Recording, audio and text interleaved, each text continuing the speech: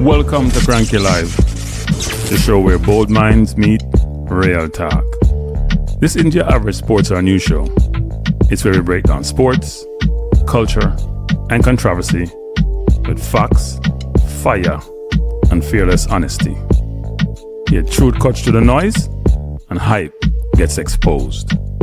From football to track and field, from world issues to local debates, we ask the tough questions, speak without fear, and go deeper than the headlines. We don't follow the crowd, we set the trend. While others recycle the same tired takes, we bring fresh insight, unfiltered analysis, and bold perspectives. No echo chambers, no puppet talk, just real conversation for people who think for themselves. Listen with your brain, not just your ears. Think critically, question boldly, and speak freely. This is Kranky Live, where reason rules the mic and truth always wins. Come on, let's get into it. Good afternoon. How you doing? So people are in the chat already. That's a good thing. It's a day before another big game. Seem like they're all big games. Welcome back to the channels. I'm on board Kranky Live and Balanced Views. If I ask a favor, if you haven't done so already, hit the like button. I like when I see you come in and like button is hit. And also, if you haven't subscribed, please do so. The main discussion today is around the press conference, which was held this morning. I think it's about 10 Jamaica time, before the Bermuda match. I deliberately did not listen to the press conference because I decided I'm going to do so with you so we can both analyze it. I have a favor of you as we're at the press conference. You give me your perspective on the questions that were posed. But in addition to that, you tell me what questions should have been asked. We both going to do this, actually. I'm going to do it before you do it. So, thanks to me, I copy your one. So, but I haven't listened to the press conference. I'm being genuine. I have listened to it. I started listening to it, and then I stopped to say, you know what? Let me listen to it with those who are going to be in the chat. And we can, because when you do things impromptu, it gives you a good perspective as to what some people feel on the spot. Now, if you go into the press conference, you should be prepared, and you should do a lot of previewing, assessing, looking at the previous press conference, the game that was played, the history of the team, the history of the coach, the history of the organization. How does that marry then to this press conference? And then allow you to ask the more insightful questions. So we should do that. Let me just recognize some people in the chat. Real Baller, Bless Up, Float Management, Eagle Republic. I'm not going to call Juras' name because Juras, really Juras?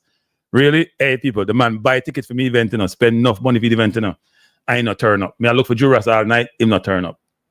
I'll me up there, give me a little speech, them. Juras didn't turn up. But Juras, let me say this. I do appreciate the support. I do appreciate the contribution. I know the ticket price may have been steep for some people. It was what, $75? But Juras, thanks for the support. But I wanted you to come to be part of that environment. But we appreciate the Juras, all right? So thanks, sir. But the event went really well, actually. We had some singers there. We had Baby Q as the head. As the DJ, we had Nick Perry there giving his speech, people getting their awards, and of course, your MC was running his mouth all night. But bless up, everyone. Thanks for being here. Appreciate you. I sent Presser. I sent an invitation out numerous times on the channel. If you I sounded like that people after the fuck you are coming and say, "How come you not invite me?" When I said $75, I realized that people recoil. So I leave it alone. But no, Presser. The invite was out. Some people chose not to take the invite, and I can understand that. No hard feelings. I had Errol there who used to run Rovers, and we were mortal enemies back in the day, but we are all brethren. We get old, we can't play ball no more. All right, Juras, big up. Appreciate it. But we're going to go to the press conference, people, without delay. And then we will talk about what was said, what the thoughts are. But also, the focus here is not to beat anyone, because obviously the game is tomorrow. It has to be a more positive vibes. You have to learn from history. And so let's see how this runs, all right? Yeah, let me play it, people. So this is the press conference today. I couldn't get the video for the press conference. I don't know what happened. They sent us the audio. I didn't see any video, so I have a fake podium because I didn't know the podium. I don't think people from overseas could call in either because I didn't see a calling number. And let me see a couple things before I say that. Since Dennis Strong left, it's been an interesting change in the JFF, which may not be very obvious to some people. I don't think that access is the same. I don't think Simon is the same. I'm going to call him out. He's not the same. Simon has become more restrictive, more corporate, more JFF focused. And yes, they employ him and he has to protect them. But he also has to be transparent and his media. So if he thinks I'm calling him out, yep, that's what I'm doing. And there are a lot of things I could say, but I'm going to leave it for now and see how things progress. The last time when they preclude YouTubers from getting access to the stadium as media, that is ridiculous. In fact, that is inappropriate. You can't just restrict one section of the media. All media is becoming archaic. They're not the people anymore. You go watch environment. You go on YouTube and look, for example, on the credits like Medias, whatever. All those people have millions of subscribers. They have as much subscribers sometimes the traditional cable companies, and sometimes much more. Now, obviously, cable companies have medium to broadcast, so they don't need all the YouTubers. But it's a different construct. So you are not supporting those YouTubers, Simon, some of the things that you're doing. And it's not okay. It's not okay.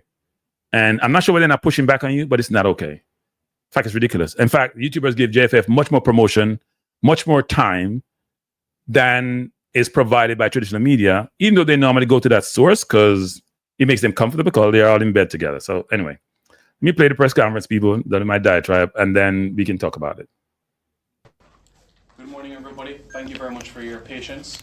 We're joined with the head coach of the Jamaica Senior Men's National Team, Coach Steve McClaren, and also captain of the Reggae Boyz, Coach Andre Blake.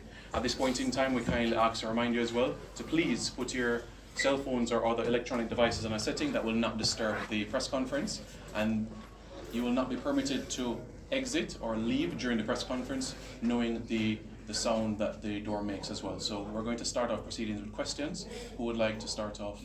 You can raise your hand, and once you're indicated, then you can be able to pose your question, whether to Coach McClaren or to Andre. By the way, people, please jot down your comments, questions you have asked, and also your perspective on the press conference and things that you see or didn't see that you'd like to have been addressed. Opening question, Dwight Fraser, IRFM. Andre, I need your assessment of the matchup last week, and in your estimation, the things that we should do heading into this one, come tomorrow.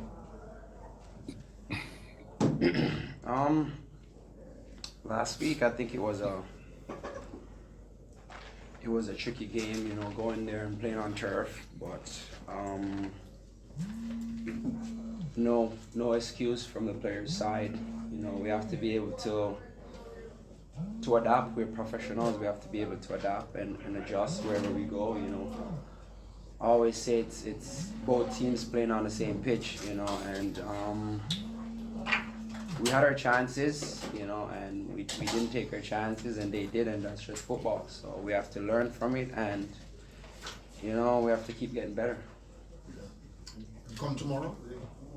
Yeah, come tomorrow. We know exactly what we have to do. You know, no game is easy. You know, you don't win games on papers anymore. You know, you have to go out there, and you have to apply yourselves. You know, and you know, whenever you show up and you're not ready to play, you know, it's going to be a difficult game. So the mindset is right. The mindset is clear. We know exactly what we have to do, and we're going to go out there and execute.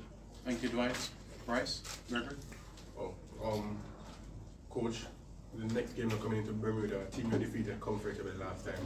How do you approach this game now coming off a defeat? Like we approach every game. We prepare well, we recover from the last game. We make sure the players get the right information. We know a little bit more about Bermuda after playing them. It's a tricky game. It's always going to be a difficult game. We need to win, so preparation is key. As long as we get that right, the recovery, we've got energy, attitude. We know what we're doing. We do our jobs, and we want the supporters also. I think we need a collective tomorrow. I think at times, during the game, it may be difficult. We say to the players we have to stick together, and we also say to the supporters, stick together. So the 12th man is going to be important, create a good atmosphere, but we have to make that. So I think the difference between most games we've played recently, we've started well the first 20 minutes. I think against Curaçao, we didn't start well in the first 20 minutes and conceded a goal. Once you do that, it's very difficult. And we make no excuses. And Andre is absolutely right. It's about adaptability and coping.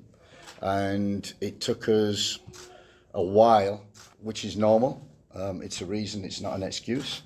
It takes a while to adjust to a new surface, a surface that was particularly soft underfoot, and many players slipping. That I think the reason they adjusted during the week, and we had to adjust in one training session. And once we did, after 20 minutes, 30 minutes, we got a grip of the game. And I think then we dominated, created enough chances, 1 to equalise and 2 to go on and win. But as Andre says, this is football. When I look at the stats, the possession we had, the amount of entries into the final third, the amount of entries into the penalty box, the amount of touches in there, 18 shots, 7 on target, some off target, which should have been on target.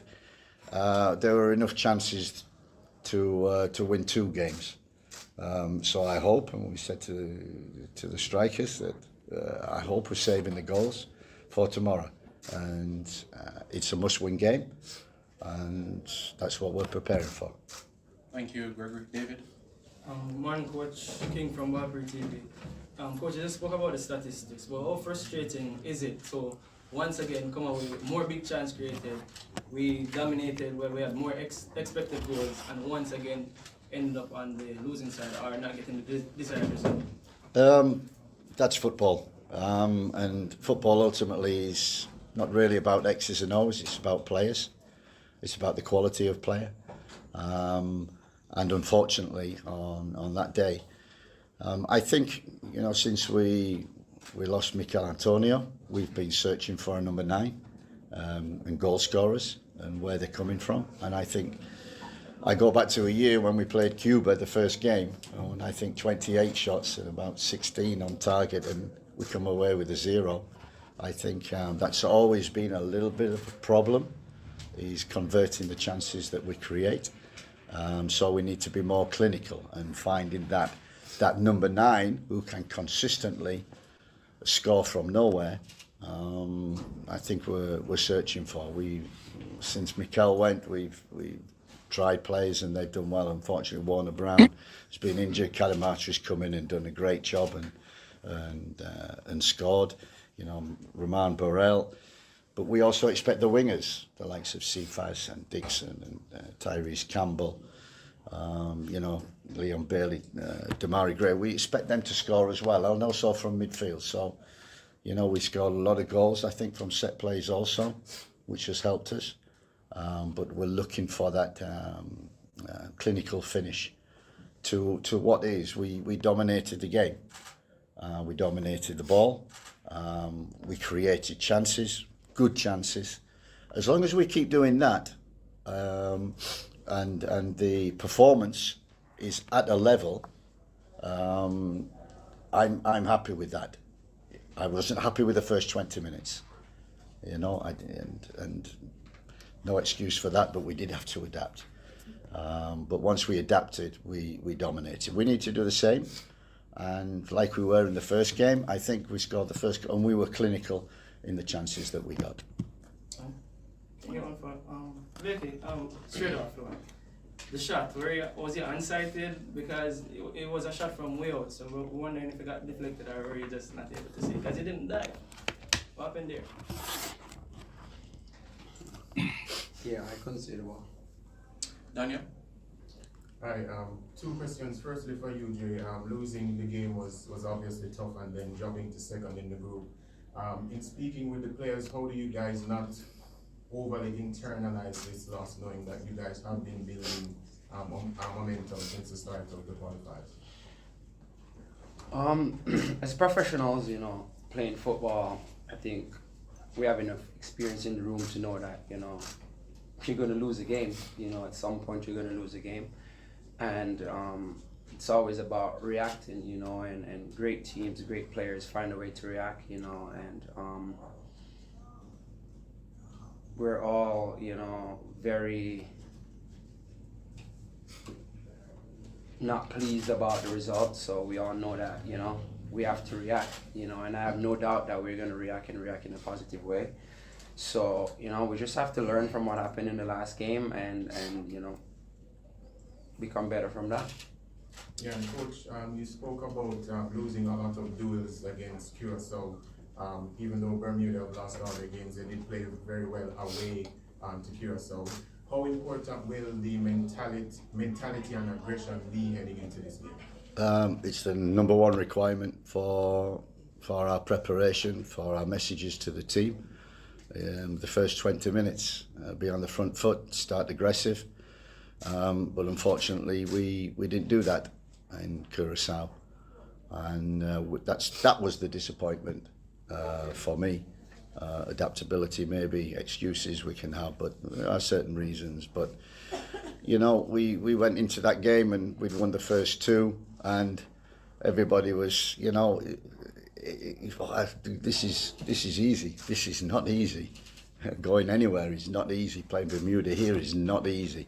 So qualifying for the World Cup, it wasn't going to be easy. It wasn't going to go flying through and winning every game. And so by the fifth game you're qualified. It doesn't work like that, especially the quality in the groups. You see that in all the groups. Everybody's drawing, everybody's beating each other, and the groups are very close and we're the same. So you never want to lose, but we have an opportunity to, as Andre says, to bounce back, which is the best. Bounce back ability is a requisite of all top teams. Chris? Yeah, Coach, you know, one of the things that was glaring in the game against Curaçao, of course, was Isaac Hayden and Casey Palmer missing. How important it is to get those players back into the squad, especially the fact that you've explained that the duels, winning the duels were the problem, and those players are integral in the midfield where that is concerned. Yeah, absolutely. You know, we need freshness. For this game, we need energy and attitude. And we're lucky and unlucky that we were missing them too. We're lucky we've got them back. And also we'll be looking maybe to change a few more, because we've learned over the past year that the second game is always difficult. And I don't think you can play the same team. So you need to bring in energy. That's why you have a squad. And so we'll be doing that. And we have two very fresh ones in Isaac and Casey coming in, who are integral to how our midfield plays. And Coach, Andre, after that loss as the captain, what was the talk like with the team, you know, to actually get them prepared mentally for this game? Because now it is very important. Of course, all games are important, but this now, you know, heightens the level of importance when it comes to World Cup qualifiers and qualifying for a second ever World Cup in history. Yeah, I mean, I don't think much was needed to be said from me. I did say a little bit, but I think we all recognize that, you know, we just lost a game, you know, a game that we probably should not have lost. So, obviously, from the captain, you know, there's a few things that you're always going to say, but we also have to ensure that we keep a positive locker room, keep a positive mindset, because, you know, we have a quick turnaround to the next game. So, as I said earlier, you just have to learn from these games and, you know, find a way to quickly put it behind you, because if you find yourself starting to carry it too long, it might affect the next game, which you don't want, because whatever happened in that game is already gone, it's already done. There's nothing you can do to change the result, you know. So, but you can't just put it away. You have to learn from it. You have to analyze it, see what went well, what didn't go so well, and you know, just find a way to quickly move on, stay positive, because the most important game is the next game. And last question from Gregory. A question for you, Andre. You're one of the, I believe you are the longest serving player in the squad right now, the captain, been here for over 10 years. Can you speak what it means for you personally to be able to represent your country for so long, as well as on the role as captain to try to lead a team to the World Cup after so long? I mean, I don't think words can actually explain, you know, what that means to me, you know, but all I'd say is, you know, the passion and the fight, you know, and all the emotion that goes into it, you know. Whenever I lose a game, you know, it hurts a lot, and I'm pretty sure that's not just me, that's the entire team. But you know, all I want right now is to do whatever I can to make my teammates proud, to make the nation proud, to make the fans proud, because I think Jamaica deserves this, and I'm not just doing it for myself, you know, I'm doing it for my teammates, I'm doing it for the country, and yeah, I mean, the goal at hand, you know, is to qualify, and I'll do everything I can. I'm pretty sure all my teammates will do the same, and we're going to go for it because we think the country deserves it. Andre, coach, thank you very much. Members of the media, official training is 3:30.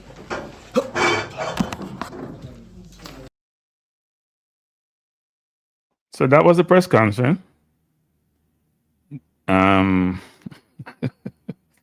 First thing I'm going to say is this. It's going to sound really bad. I'm going to get so much beaten from this. It's ridiculous. But I must say what's on my mind. First thing I'm going to say is this. When you go to press conferences, your main objective is not to try to sound smart and intelligent. It's to try to be effective in the questions you asked, which are questions which are incisive, intrusive, penetrative, thoughtful, ones which engender thought and conversation, ones which identify things in the game or how things have been working that resonates with the audience, where people are asking some of the same questions. It's not to trying to sound smart. All this, okay, let me manage my words carefully. All these questions about mentality and the player's mentality, coach. This ain't no psychiatric ward that we're in. We don't know mentality, nothing. Mentality had nothing to do with the first 20 minutes of the game. Stop the nonsense with them questioning. But mentality, what about the mentality, coach? We're trying to sound so intelligent and so perfect. We're not going directly. Why not do like how Maverick upon him show people? Why not do upon the corner question with some substance to them? Why are we so perfect in how we want to phrase the question and how we want to sound? No, ask the question them direct. They ain't that difficult to ask. The question to Blake, which Simon cut off quickly, I know Blake would have an additional question. Those are questions to ask. What the hell happened on that goal? The man kicked the ball from about 35 yards out. You didn't move. You didn't die. What happened? Tell us. We want to know. Said, I didn't see the ball. You didn't see the ball. Were you blocked? Were you shadowed? What happened? Because the angle that we have, we couldn't see. We couldn't see really well. Right? We couldn't see really well. So we don't know. So we need some clarity. The coach, so let's go back to some of these things. After a while, I may stop right down. Can we get frustrated? Game assessment. Andre, for the first one to Blake, the tricky game, surface. The surface was tricky. Yes, we agree. People are falling down. So the question would have been, Coach, do we have the right cleats on? Somebody in the chat said this, Coach, we practiced at Savannah Park. JFF had artificial surface. Why didn't we use it? Could we have gone to Curaçao earlier, knowing it's artificial surface, and start playing on the field surface? Because it's a different surface. And we know some people are concerned about it. So the game preparation, and he said we prepare well. Just like talking about tomorrow's game. Well, did we really prepare well? In fact, the evidence suggests otherwise. We weren't prepared for the surface. We didn't have the right cleats on. And we weren't prepared because in the first 20 minutes, we were at sea. Like, what are we talking about? What are we talking about? Yeah, I know he did, Drew. I know he did, Jason. What are we talking about here? Simon become the blocker. So Simon, that's not cool, Simon. You're becoming an asshole. That's what you're becoming. Let's not be cute with Christian. You're becoming an asshole, Simon. And it's not okay. It's not okay. It's not okay, Simon. You get becoming very annoying. You could block me all you want. I don't care. You're becoming annoying, Simon. You no longer are being a substantive media objective person. You become a JFF person who just trying to restrict access and restrict people to say what they want to say and ask the right questions. It's not okay, Simon. That's not your role. When Dennis Strong was here, was not the case. I know you told me something about, I'm going to say what you said when I asked about pass, which is, it's not guaranteed. When I used to convert Dennis, he would be like, Simon, Dennis said, Simon, you can get a pass. You want to block people, Simon. It's not okay. Who give you the authority and the right to be doing that? Treat people fairly. If you're going to treat your friends at TVJ and all them fairly, then treat everybody else fairly. You're getting to be annoying, my son. Real annoying. And you know, Simon, we all got forums, Simon. That's the thing about Simon. You can't block our channels. We have forums. So when you become an asshole, we're going to treat you like one on these forums. Seriously. Secondly, Blake mentioned we don't take chances. I agree wholeheartedly. I went back and looked at some of the replays at the entire game. We had 5 clear-cut chances, and I can mention all of them, maybe 6. King missed 2 header. I'm going to say 1 was clear-cut. I'm not going in sequence. King missed 2 header. I would say 1 was clear-cut. K. Roy missed a clear header. That was clear-cut. I don't know what Nicholson was doing on the shot. That didn't score. I don't know what Russell was doing. Didn't score. I don't know what I was missing. I have no idea what we're doing. I wouldn't call the Nicholson miss at the near post a miss. The ball was tricky. It bounced. I think it was from a C-first cross, but I don't know. But we missed chances. But having said that, we didn't turn up in the first part of the game. They could have been up 3-0 before the game started. Coach says we prepared well in approaching the game. No, you didn't. If we are seeing the first 20 minutes, you didn't prepare well. Neither in cleats, neither in surface, neither in anything. You didn't prepare well. Sorry, you didn't. Coach acknowledged we didn't stay well and took us a while to adjust to the surface. He mentioned the surface was a problem, but they didn't want to make an excuse about the surface. Wow, interesting. Why can't we convert chances, coach? We're looking for a number 9. Whoa. Back up, people. So what you have basically said is that Catamarti, Nicholson, Roman Burrell, we didn't give a chance, by the way. And since Antonio left, Antonio didn't score the last Gold Cup where we were destroying people. Antonio didn't score. Antonio's not a prolific goal scorer. He's not. I was calling for Antonio sometime. He left out the side for Dixon and people beat me to death because he wasn't scoring. Antonio is a brute. Physical, beat up defenders, run hard, will know how to put him in the game, a Premier League player for years. But he wasn't prolific number 9. Number 9 is not a problem. Here's a question for the coach. How many opportunities did you give Catamarti in the first half? How many balls did he touch? Where was the midfield? Like, I don't know. My head hurt me. Yeah. And that question to Blake that Simon cut off. Simon, stop being an ass. Stop being an ass. Okay? Stop it. It's not cool. And nobody likes that. How important is mentality? Who gives up what no mentality thing? Go play the football. They're professionals. We don't want even no mentality thing. They know fragile kids out there. The question is, you guys keep asking this mentality nonsense. You get a chance to ask 2 questions. Make the questions count.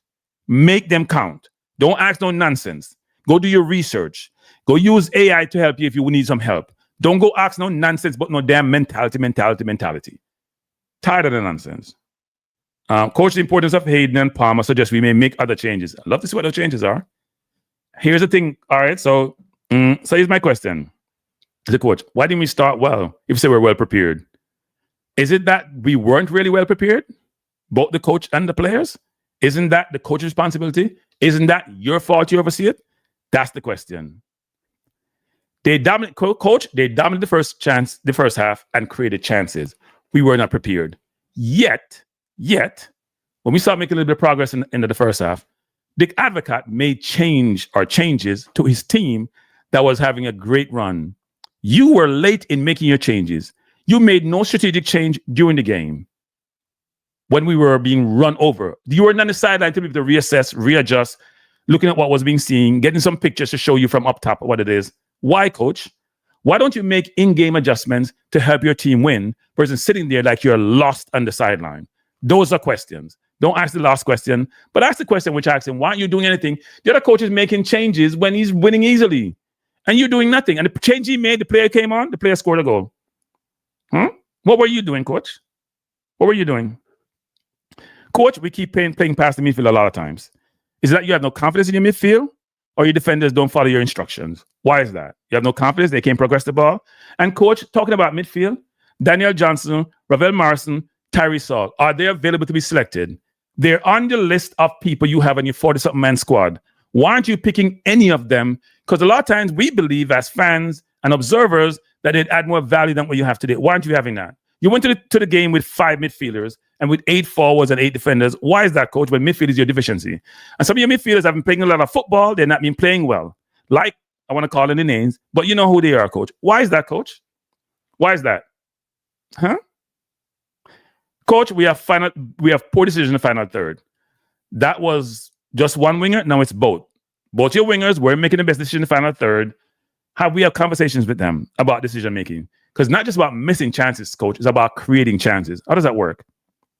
Coach, what are the major learnings you have from this last game? We were comfortable in the first round. We lost this game for a number of different reasons. What are you taking away that's going to help you, not only for this upcoming game, for the 2 most important games in the qualifiers, away against Trinidad and Curaçao? Any learnings from that, coach, are you going to take away that we can get some comfort from? Like, what the... Anyway, let me just calm my little butt down. I don't understand people. If I don't want to go to a press conference, people, I'm going to go in there and ask good questions. I'm going to stop going in and throw a snowball. Let's not have no press conference. A waste of time. This press, another thing too, you guys, a lot of guys, stop killing some in the chat. Let's talk about how toxic we are on YouTube and how toxic we are as media for Jamaica. Not the traditional media, by the way, because they don't ask nobody nothing. I will ask you people, please go watch press conferences in other countries. Please go watch Thomas Tuchel taking press conferences. When his mom says Billingham was repulsive, you know how much questions he got in that same vein in multiple press conferences? Not one, multiple press conferences about the same question. You didn't pick Billingham. He has been playing a lot of football. Why you didn't pick him? Why is he in the squad? Myriad comments subsequent to that press conference. Why don't you go watch those press conferences and come back and tell us how toxic we are? We are playing games. This ain't no fun. We haven't made World Cup in 28, 27, 28 years, whatever it is. It ain't okay. Some of us now have that long for live, for wait for another 30 more years. Some of us ain't going to be here for another 30 more years to watch for wait for no World Cup. The time is now. He was a poor hire. He was a bad hire. And it manifests itself every single day. And I said that to Rudolph from day one. This is no hindsight. This is no after the fact. This is no, oh, yeah, Kranky, you come up with this now. Been saying that for a long time. Rudolph and I argue about Spain and get a coach from Spain and playing some style of playing. Same thing, Severine. So the pressure should be on both, not just, you know what, people? We keep talking about McClaren. Why ain't nobody talking about Rudolph? Rudolph is now the technical advisor. What is the technical advisor doing? Just sitting there watching? Good afternoon. Good afternoon. Good afternoon. The floor is yours. Yeah, Kranky, blessed. Sheldon here speaking. Blessed. Yeah, how's your day going, sir? My day's not going well because every minute I get more pissed off about this whole losing to Curaçao. I'm losing my mind. I thought I was going to go to the World Cup, and I may not be going to the World Cup because I was going to go watch Jamaica and figure it out. Well, I think we're gonna win with remaining games, and if we win the remaining games, we will qualify. The toughest game is gonna be Trinidad, I think. Trinidad is smiling today, no people. I don't even realize that. No, Trinidad thought they were out of this at one point, and now they're rejoicing because they're pretty confident they can beat us at their place because they almost beat us at our place, and they drew with Curaçao and they had chances. So the biggest game is the Curaçao versus Trinidad game as to how that works out. Yeah, and if Curaçao beat Trinidad, we're gonna be in deep trouble. Yes, we will be in deep trouble because then we'll have to. Wow, we can afford to draw with Curaçao.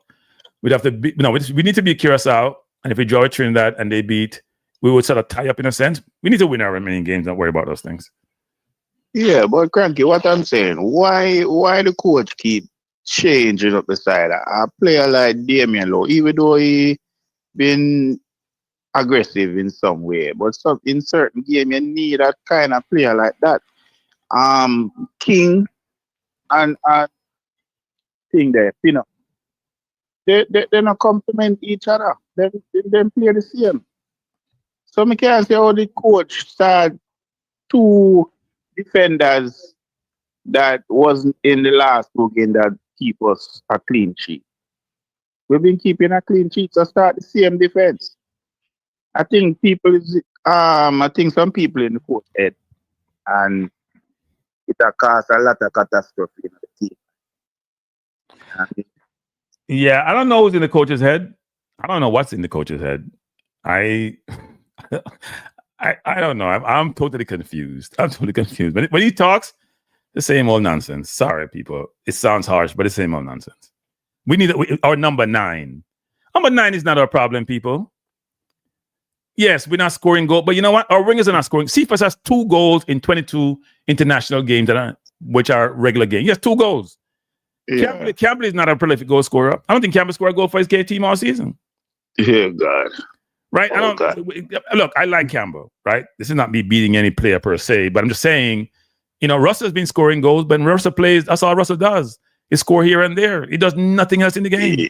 Yeah, but Russell, he had a very poor game. He's standing up on the field, walking around, not running hard enough. A lot of things I see with the team. The 2 wingers, every time them get the ball, they want to dribble. Nobody putting the ball in the space and let them put pressure on the wing back of Curaçao. The coach is not playing to the strength of the players, and Jamaica have the best team in the tournament. But the coach not good. No, the coach is lucky he got a job. That's all I'll say. He's lucky he has a job. Rudolph Speed bailed him out, give him a job. He shouldn't have a job. You should have a job, but not for my national team, your national team. No, I don't. It was a poor selection, and it's manifested itself on a continuous basis. It wasn't a good selection, and we're seeing that. You're playing a youngster that play wing back for his club team. First time he's making a debut, and you put him in the midfield. He's afraid to make a mistake. When you get the ball, he don't know what to do with it. He don't know who to pass it to. And you make him play 45 minutes and go over 45 minutes. Who are you talking about? Who are you talking about, Carla? Who? Frey.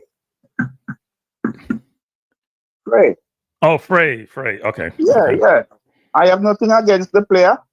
But what I'm saying, why the coach play the youngster in a pressure situation like that? That is crazy. And you have players ahead of him taking out a long time, and then they come up with the team like that. Yeah. That's crazy. And JFF, they don't want to run program. They want to give player. They want to give Greenwood how much money to come play for Jamaica. If they don't want to come play for Jamaica with a willing heart. What do you mean give Greenwood money? Where you get that from, Carla? Nobody don't give Greenwood money, man. JFF can't pay Greenwood. JFF can't pay Greenwood. They said they have it all over the media that they're trying their very best to keep an incentive to come and play. It ain't no money. I know Greenwood don't need no money.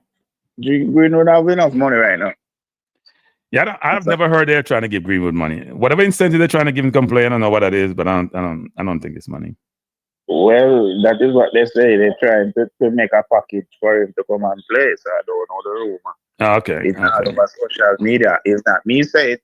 But is it? Did the JFF say it or social media saying it? People have it said the JFF president said. So I'm just asking you if you hear about it. No, and don't. So this is gonna sound really bad, me saying it. Don't always follow what JFF president say, because I know he's gonna be mad at me. But the last time he said Green was guaranteed come, Green will turn up. The president sometimes jump in and say I like the president a lot. Let me say that first. But sometimes he say some things which not really pan out. So him just leave them things alone. He's a nice man. He's a good man generally, but him leave them things alone. Not talk about them things. But how you feel on our chances progressing to the World Cup? I am not feeling good. I'm gonna be honest. I wasn't saying soup like some people, you know. Cause only soup me drink a fish soup, and I drink no other kind of soup. So I didn't say no soup. Right? I didn't say no soup thing and an easy thing, because I know that things can get difficult. And you know what? We weren't helped in the first round, and we have been helped in the second round with all the injuries. Even though you may hear me criticize some player, I think Gray and Bailey are our 2 best wingers. And they are not been available for any of these games so far, right? Because they'll create more fear in the opposition who then have to compensate for them, even if they're not producing, which give us more opportunity to play. We don't have any fear in our team. People talk about Sifa. Man, just fast and foolish. That sounds bad, but it's true. Most of the time. And so when you don't have those more mature, well-groomed wingers who have been coached the right way and who have played the right way most times, who can create situations, you're going to be challenged. And we don't have Antonio, who create havoc. Not the best goal scorer. But when we got to go back to when those three were playing with a similar midfield, we ran through the Gold Cup 2 or 3 years ago until we get to the difficult part of the program, of the tournament. Right now, we couldn't even pass the first round of the last Gold Cup, frankly. All right? No matter what anybody want to say, and you hear me criticize Bailey a lot, when Bailey and Gray are playing, even though when we played the US and Mexico, we struggled with all of them. But when we had Antonio, Gray, and Bailey playing, it was a different situation in terms of how we played and the fear we create and the opportunities we create. It's a different construct, right? You can plug other midfielders in there. I would have loved to see that team with Hayden playing the CDM for us. It would be a different situation. We haven't had the luxury of all those players at the same time. It's been a problem for us. And our deficiencies are showing up. Yeah. So, all right, caller. Thanks for the call. Appreciate it, sir. All right, have a good day. All right, bye. Yeah, people. I mean, people ask me how I feel. That confidence I have is gone. Mr. Guno, hey, Mr. Guno, you stop the YouTube? No see up on the channel, my youth. Yeah, man. Wouldn't you stop too if you could see what was going on? well, I have other. I have other avenues in the cast. Go ahead. I was gonna say, break up. Go break up. Yeah, Green on me. I lose it. Break up. Go on again, Guna. Break up. You know what I mean? Go on, what call you about? Go on, I can't hear you. Go on, I can't hear you. You don't me not hear you well, my youth. Your phone a break up. Try it. Phone a break up.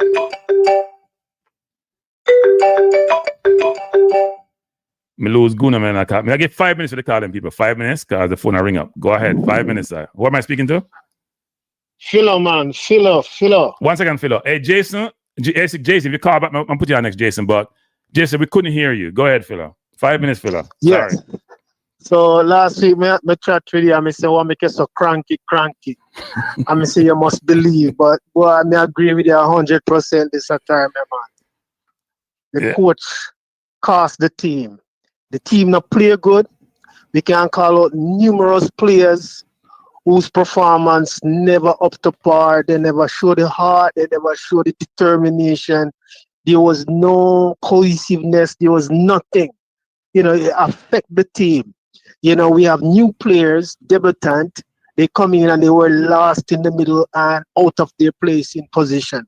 So all of that affect the team. And I heard you say something earlier with regards to the YouTubers, them at the press conference. And I'm glad that you're hitting out on the type of questions that are being asked, because it really doesn't challenge the coach or anyone who sits with him on those conferences. Because he must be pressed in a way that he can see that people are paying attention to the errors that's been made on the field. It's just a big mess. Yeah, I mean, people may think about we're going overboard, people, because we only lost one game, but it was a big game to lose since they're leading the zone, and we have better players overall in the totality of the Jamaica Football Committee. We have better players. Not in that squad per se, and even that squad is better, but we have other options we can call upon, and we want some clarity. Yeah, 100%. And then here's the thing. The coach said a thing in the conference towards a question that was asked about the players, and he's saying that I think he mentioned Mikel, Antonio, and some others. But here's the thing. That tells me that this coach, despite the last two performances and our victory, he is, as the coach, still not settled with the team. Yeah. Because if you put out a team that performs well, clean sheet, and you're saying that We are missing players who didn't play in those victories.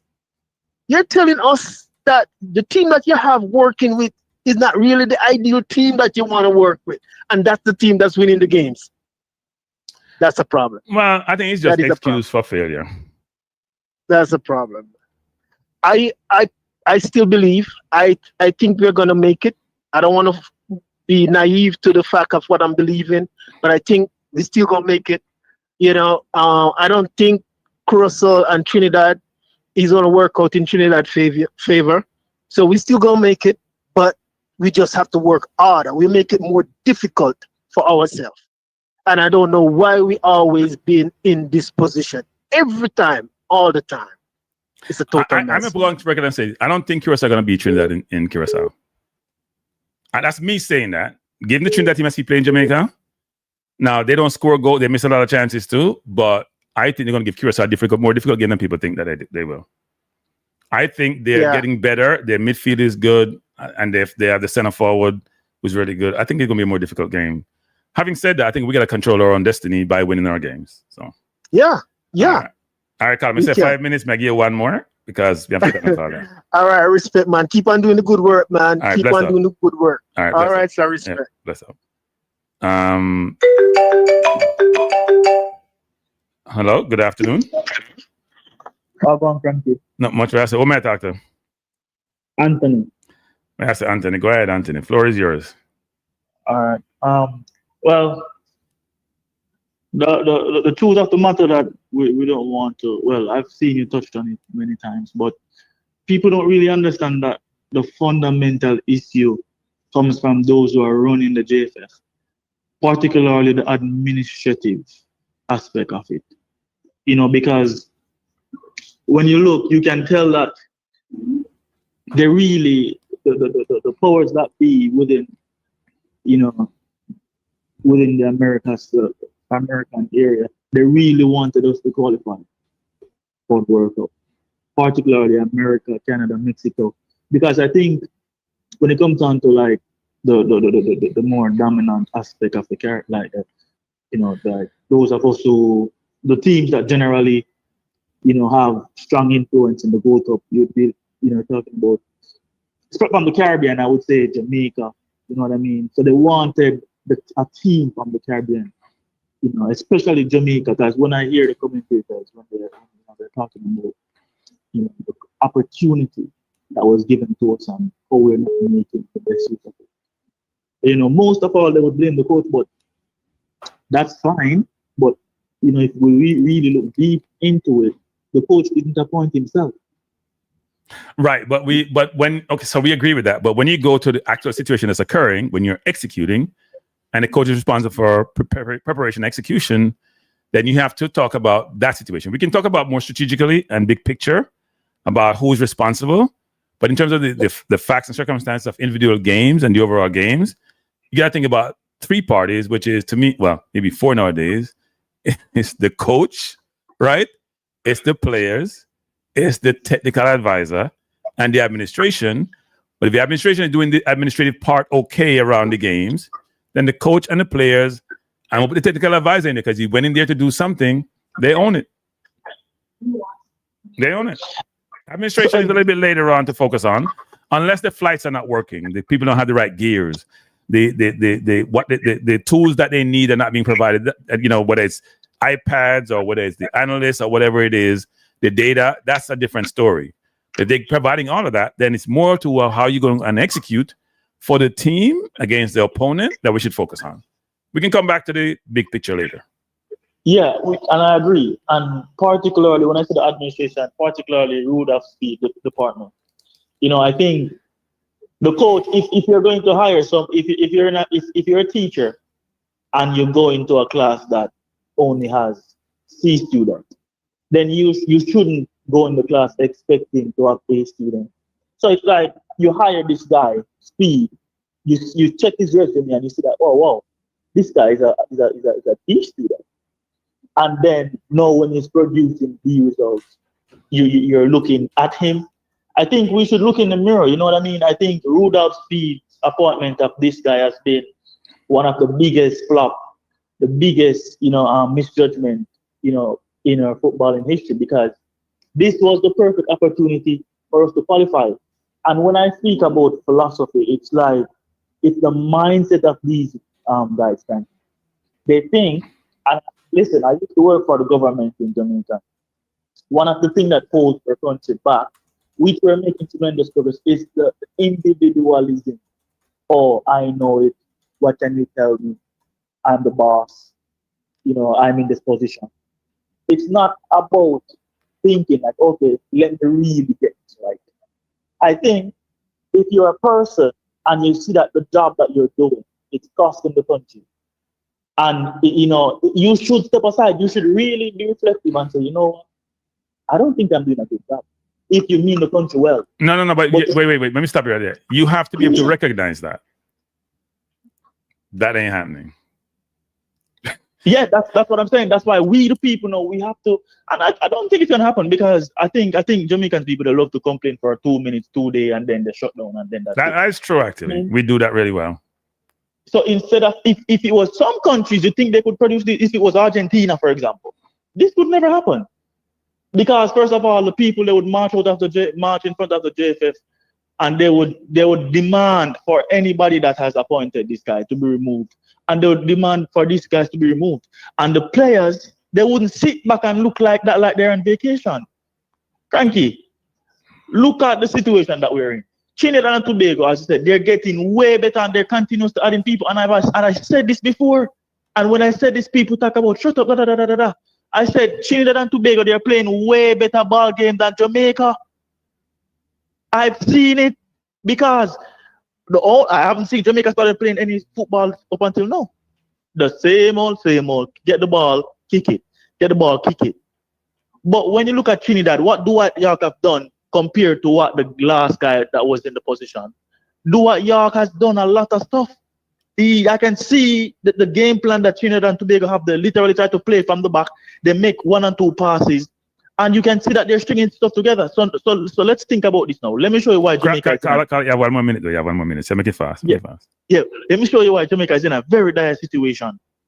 They have to play Trinidad and Tobago at Trinidad and Tobago.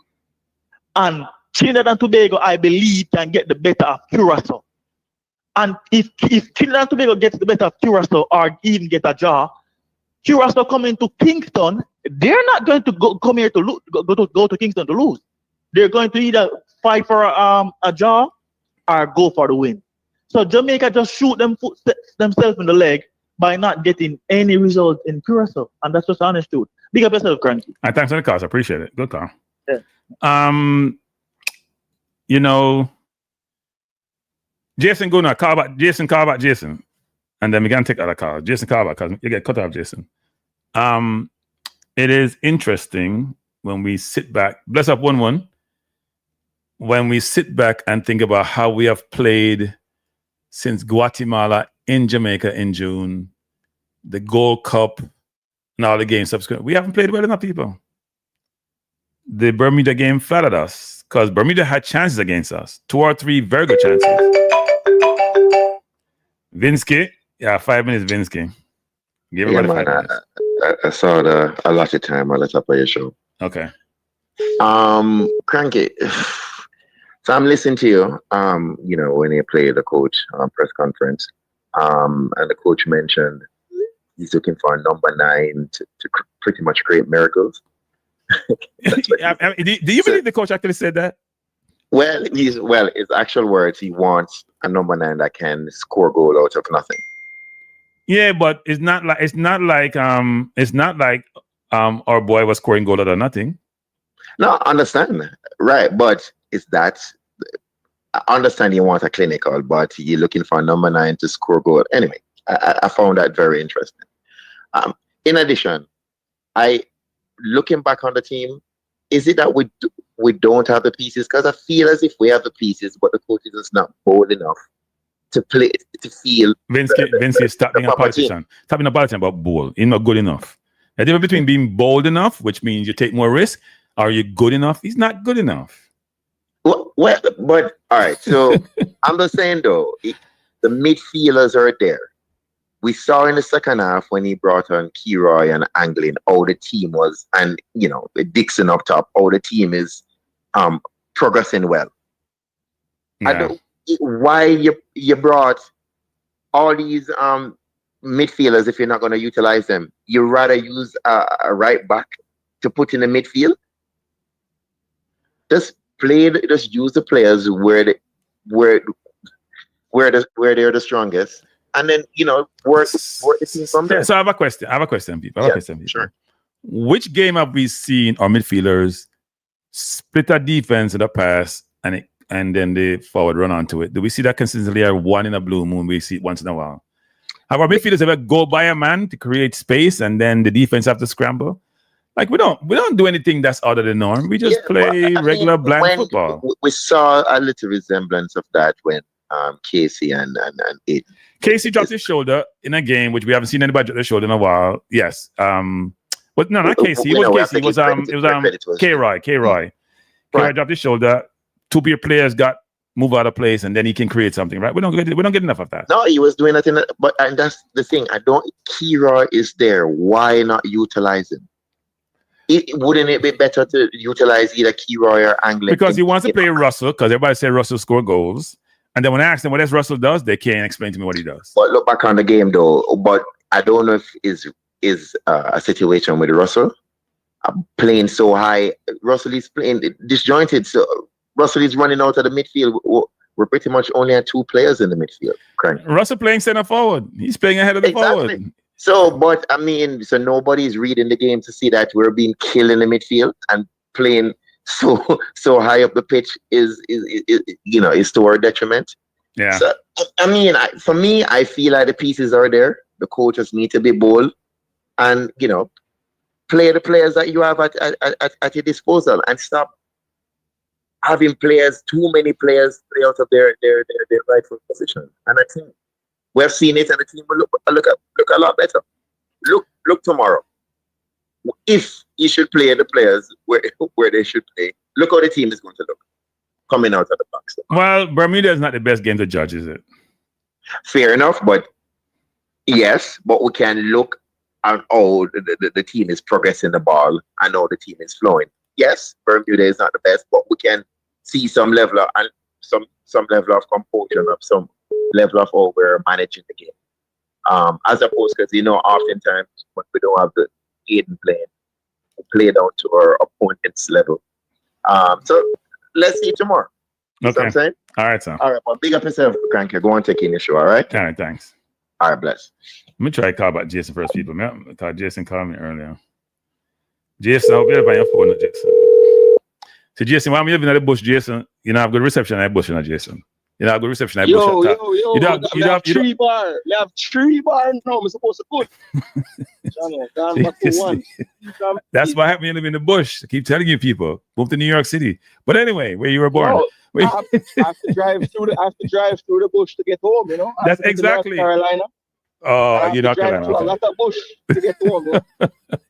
Down south is all bush to me. But I do love some of the bush. What else, Jason? Boy, I'm there, man. I try to keep my calm and composure. I think it's actually a blessing. It's actually a blessing that I wasn't at home for the weekend. Right. So that I didn't have to, put out some of my feelings on the YouTube airwaves. But of course, the press conference comes out today, and it's like when the game just ended. All right, first things first. I want some clarity. What exactly did Simon stop from being asked? No, the question that was asked was about why didn't Blake do better on the goal? So okay, so and he did said he couldn't from finishing? No, he finished, but he asked the question, and then Blake says, "I couldn't see the ball," and then Simon went to the next question. Right? I thought he would allow him to elaborate on what it was. Maybe that was the final answer. I don't know, but he said it was quick. It seemed like a cutoff, actually. Yeah. Yeah. Well, to me, it seemed as if Andre Blake did not like the question, because the initial response was to look down and play with his tape on his glove and laugh a little bit, and then he said, "I couldn't see it." No, I don't Andre Blake. Watched football. Yeah, go ahead. Sorry. For a long time, Kranky, a long time, and there are instances when a shot is going to be taken, and a defender such as Richard King would run to try to block the shot.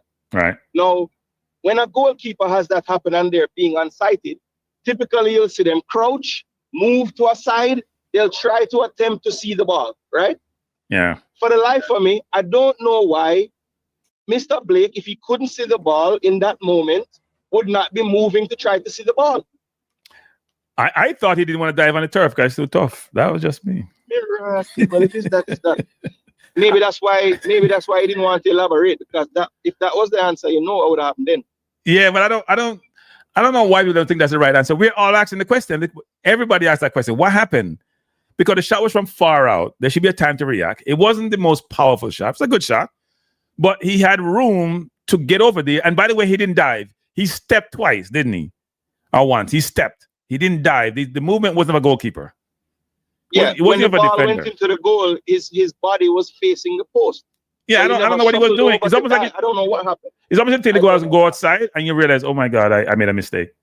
I think it did have a little like out to in swerve on it. So maybe he just, because a goalkeeper, I asked a goalkeeper, I said, listen, what do you think happened there? They said, well, he thinks that Blake thought he was going wide. Okay. Yeah, that's what based on what his action, he thought that Blake thought it was going wide and it didn't go wide. And I mean, to me, that makes sense, because that's the only way I would say a goalkeeper not reacting to try to stop it if they thought it was going in the goal. Yeah. Yeah, it was a fair question. It was a fair question. And Simon sort of moved on quickly, right? Maybe he realized the player wasn't comfortable with the question. I'm sorry, Blake, but you're in the public domain. You're playing for the national team. You probably made a mistake. Nobody's killing you because you've been a savior for years, right? But the question needs to be asked. It's asked. Get over it. Absolutely. Yeah. Absolutely. The other comment that I thought was crazy, and some people have called in and touched on it already, is the number 9 comment. What I would like to ask Mr. McClaren, right? Because he mentioned that we had chances, which we did. Did any of the chances fall to any of the number 9s we had on the field? That is the question. That's the question. Yeah, one did to Nicholson. But I'm saying that's the question, right? It's almost like the number 9s are the one missing the chance against Cuba. And here, that wasn't the case. Jamal Lowe did miss a sitter against Cuba, but some of the chances were spread out to different players. Jamal Lowe wasn't even playing number 9 that game. No, I know, but I'm saying he missed a sitter, right? He was playing wide, but he missed a sitter. For sure. But you're right. Sure. You're right. Four of them would have missed that day. Who are the number 9 who missed those chances? Why you think the 9 is a problem? That's the question. Now the number 9 did miss 3 chances against Bermuda, but we won 4-0. Yes. Right? Yeah. Yes. And I think that's something that we need to work on as a collective, as a team. Yeah. How do we provide more chances for the number 9? Yeah. I think you touched on it as well. Sometimes the decisions of our wingers can be much better, right? Because it's clear that the game plan is to get them the ball in space and let them do the damage. Yeah. Right? Because if you look at the touches and everything, the wingers touch the ball more than anybody on our team. Apart from the CDM a lot of times, but yeah. But here's the CDM, really? Yeah, if the you look at center backs, maybe the 2 center backs. No, backs, I didn't say the stuff at this game, but the previous game, Cephas touched it 28 times, Campbell 30 times, Hayden 50-something times. So they do touch it more by nature, right? If you're gonna play from the back, you give Hayden, give it back to you. The defenders and the CDM should touch the ball more than anybody else on the field, and the center forward should touch it at least. Just given how the defense will be playing you, and you won't have enough space the closer you get to the opponent's goal. But the fact of the matter is that, I'm going to give you an example, Jason, which is important. Cephas get the ball on the left, right? Him go down my box and beat the man fell. He took 3 touches. He didn't need to touch it, Jason. Russell was on the edge of the box. He needed to look up and see who is open. He didn't do that. By the time he take the 3rd touch, the angle them closed down, him try a back heel thing. Those are the type of things which you get frustrated at. He's in the box, Jason. It's not like he's not in the box now where the defense is scrambling. So when you miss those opportunities, those are not quick thought about chances, but it could have been easy chance. And I think honestly, some of those decisions rubbed off on Campbell in this last game too, because it's almost I wonder, like, because we looked at the performance from Trinidad, the home game, and most people said that Campbell should have been more effective and Cephas was the danger, right? Right. So maybe Campbell is looking at that and saying, well, maybe I shouldn't pass him because that's what people like. People think that he's better than I played. And I was trying to just do the right things, and he was just going for it all his own. And they say he played better than I did. So Jason, Jason, you know that game? Cephas touched you about 28 times. You only made 8 passes, Granted, it was 8 of 8. Campbell touched the ball 30 times. He made 14 of 15 passes. So you got to think about Campbell is trying to play a team game. Ask a question That's on the Jason. Trinidad game, right? Yeah, the Trinidad game. Ask the question on Jason. Here's this question. How many times has CFAS player 1-2? If you're that quick, Jason, you want to freeze it, the man want mark, you know. Him come to you, you play it and you turn and you're gone. You will hopefully get it back. We don't have no 1-2 with our wingers them. Give him CFAS. CFAS was enough 1-2 as a speed, you know. If you play that wing position, you go and get the ball, you get your left back, you hope him get to the midfield and get back, or you get a 1-2 with the midfielder. You should be going behind the defense. You shouldn't try to beat them all the time to get behind them. There's other ways to do so. So I don't know. I don't know. Yep. And then you know, to the mentality point, right? I don't think that we lost the game because we didn't try as hard as Curaçao. I don't think that's why we lost. I think you can pretty much put it down to what I think. Sometimes when we are defending, our team shape is not good enough, and it typically stems from one of our wingers typically not doing the work that's required to help out our defense. The reason why I say that is this. No. Jason, don't be political. Don't say one of the winger, the left winger. But go ahead. Yes, go ahead. Our left winger, fine, Cephas, right? No, but the reason why I say one of is because sometimes it's our right winger, but he hasn't been playing. You know Exactly. But anyway. I'm saying in these games, it's because Campbell come back and help Dexter when he can, actually. Right. Go ahead. So on the first goal, right, the shot. A lot of people I hear analyzing that goal, they're saying Russell was late, which he was, right? He should have been further back on the play. But the reason why Bobby Reid is not there to help Frey in the middle is because Bobby Reid has gone to play left back because Amari Bell has 2 people over there and he has to go help over there. And if you look at the second goal as well, the same thing happens. Amari Bell can't close down the right back that's coming with the ball. Bobby Reid is trying to stay central but still trying to cover that guy. I want someone to tell me where Cephas is when the ball is crossed. You know, Jason, that's too analytical. That's the problem we face, Jason. We are focused on the immediacy of where the problem occur. We're not focused on how we got to the problem in the first place. It's like people trying to solve crime, and I try to focus on just the guns and the killings, and not focus on the poverty that drives it. It's how we think. We're not thinking about what engenders it, what starts it. Where's the origination point? Where's the inception point? Yes, because it's very easy to say, well, the goal was scored in the midfield, the first goal. Yeah. So where was our midfield? Well, if you analyze why our midfield wasn't there, you will see that other parts of the team is why the midfield wasn't there. Yep. The second goal, I will beat Dexter for not being more aware of Kenji, where he was. But again, that number 2 from right back runs 30 yards from his half line, unchecked, unstopped, and nothing, to just whip the ball into the box. How can we have 10 outfield players and the man can run 30 yards with a ball? Yeah. I mean, Jason, that's the questions that sometimes should come up in those press conferences, Jason, which is people, as you just alluded to, the overall defensive scheme and people having accountability and taking responsibility for their roles, which is not just playing forward, but you have to defend. Do the coaches address those things? Do they go through the tapes and say, you know what? Here's where the play starts. Here's where we had a breakdown, and it led to a goal. Or if not a goal, sometimes a chance being created or breakdown the field. Because a lot of times, as you know, in the midfield, Russell is missing. So you only have 2 midfielders. Yeah. When you play with 3 against 2, you're in trouble. Yep. And you know, to be honest, Russell is that way when he plays there. But I would venture to say that most players that we play in that attacking midfield role would have been late on that play. Like, it's just a deficiency that we have. And the problem is when one of those 2 central players who are there have to cover for one of our wingers not tracking or whatever the case is, then there's a big gap there. So what is the contingency plan? If Bobby Reid is supposed to be the one to go cover the wing, who then covers his role?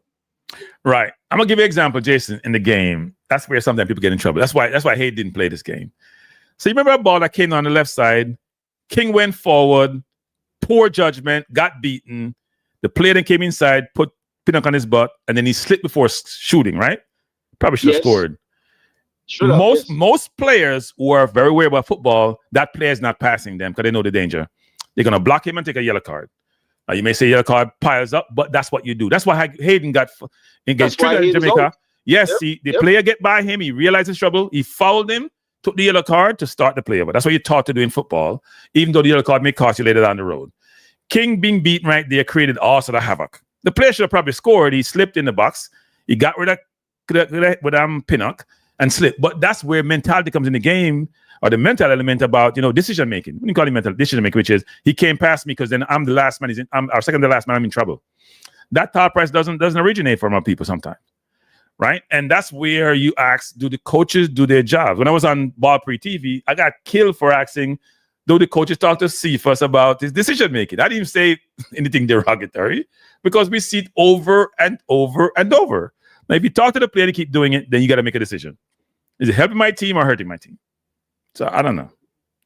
Yeah, and look, I know we're on a 5 minute, and I've probably gone way over. You got 12.4 yet, but because you're a YouTuber, wait a minute, because you're a YouTuber, you get more time. You get 12.52. Go on. Yeah, man. We're not gonna take advantage or whatever you call it. Listen, I'll just say one last thing. I think what this kind of is showing us, or it should show people, is some of the folks that were, a bit more wary of our opposition in this competition that we have. I hope that they give us some credit, because a lot of times people were saying that I'm not a real fan, or I don't have no cojones and all these things, because I'm saying we need to be careful with these opponents that we have. And to me, when you look at the players that Curaçao used, the players that we used, there is not no big difference between them. No, the main difference is true. We know our players more than we know theirs. That's the only difference. Well, no, we don't know theirs. That's the problem. That's what I'm saying. That's the difference. That's why we think we're better than them, but we don't know them. Yeah, we don't know them. We don't know them. Because the 11 that started by Curaçao, all born outside Curaçao, right? Chung was all there. of them. Yeah. All of them. And look, I've never been, I don't care about none of that stuff. All I'm saying is, coaching staff, admin staff, everybody, please pick the right players, please, because we're still kind of leaving ourselves open in too many areas. And even when we pick the right players, we decide not to play them. So we still need to do a better job of that. But people just know that Jamaica is not no leaps and bounds ahead of these people. And the group was always going to be like this. I didn't expect us to lose. I thought we would maybe drop points and draw. But it's always was going to be a possibility, because I don't think that we are leaps and bounds ahead of any of these teams. Maybe Bermuda, yes, I would say we are better than them. But Trinidad and Curaçao and us, it's really not that big of a difference between our teams, man. I'm telling you. Yeah, and I agree. I agree with Jason. Anyway, all right, Jason. Appreciate the call, sir. Appreciate the call, sir. Yeah, man. Bless him.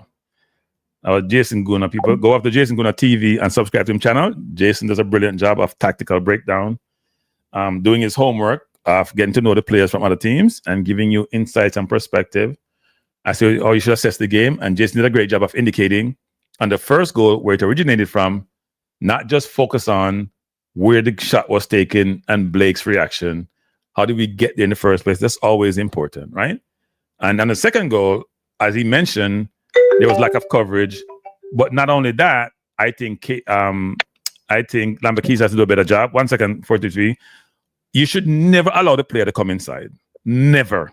They did sideline be a friend. The touchline be a friend along with the post and the keeper. If him dip left, don't care when one dip. You force him down the line. And King didn't step up quick enough. Had his hand behind his back. And I think Blake had no chance. Go ahead. 433. Yeah, Jason, I call McClaren give preferential treatment to the English ball them without the club. No, Jason, not quality. But go ahead. Big up the Arsenal man them still.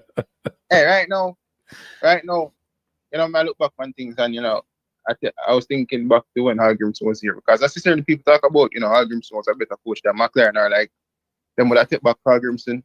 Right. Now, I am not here to say that I would take back Hal Grimson, because I kind of, in some sense, I stomach Jamaica playing with McClaren in comparison to Hal Grimson, because I think Hal Grimson was a bit too defensive, And as a fan, when you watch a team that is too defensive, it becomes frustrating in terms of the entertainment level.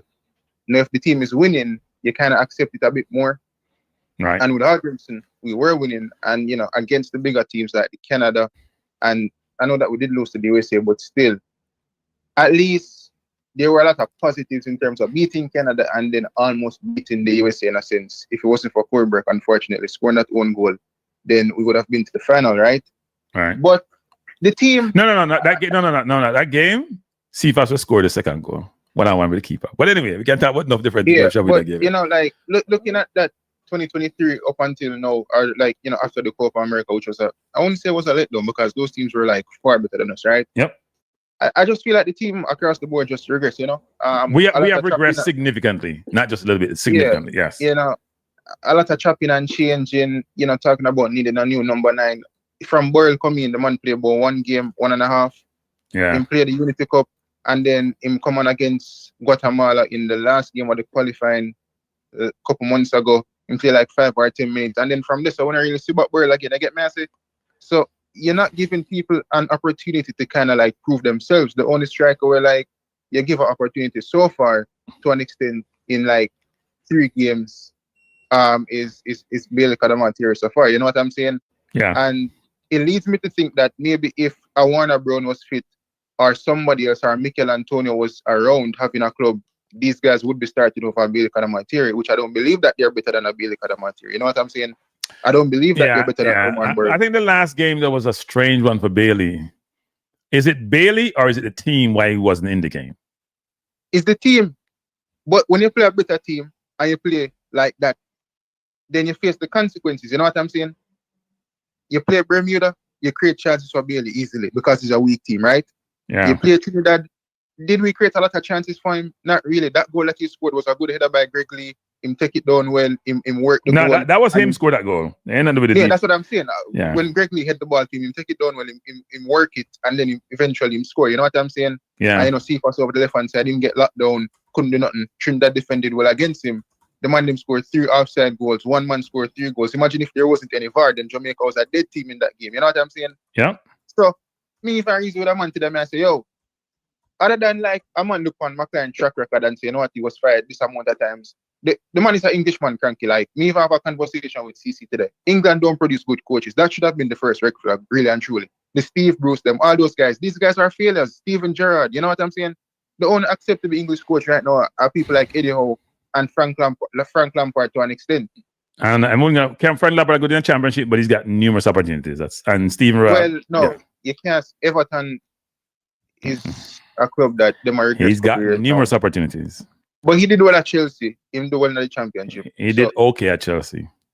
Okay, but you get me. But he might do brilliantly now. So good for you. I think he's a good coach alongside Eddie Howe. But listen, it's a serious ball game in terms of like the games coming up in terms of in November. You know what I'm saying? But I'm not gonna lie, I have to say this publicly. The YouTuber them not really better than the mainstream media. I'm sorry. I used to like in terms of what? Just the questioning, man. Like no man. No. We're not saying no. Wait. We're not saying better. Because I wasn't talking about YouTubers versus mainstream on today's press conference, right? I just made general statements. I wasn't talking about who was better. No, but my opinion is that I don't think any of them is better than any. So you don't think none of them because, no. Because that's really, damning. One, YouTubers aren't professionally trained as journalists. That's true. Mainstream media in Jamaica is like, maybe it's like a friend thing, so they're not really ask the tough question them, right? I'm expecting to hear about, as I say, intrusive questions,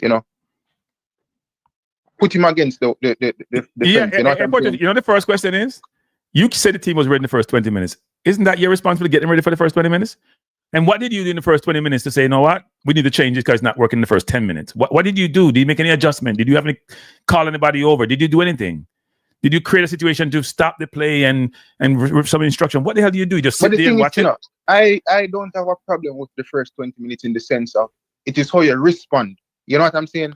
But you can't. I'm going to tell you something. No, Press, I disagree with you. No, listen, man. Go ahead. Listen, no human being is perfect. These are human beings at the end of the day, right? You can get it wrong. A coach can get it wrong. Players can get it wrong. Them not follow instructions, right? No, the first 20 minutes was bad. Did we respond after that? Well, we never respond in terms of scoring a goal, but we responded in terms of playing better, right? But he said we lost the game in the first 20 minutes. He said we lost the game in the first 20 minutes.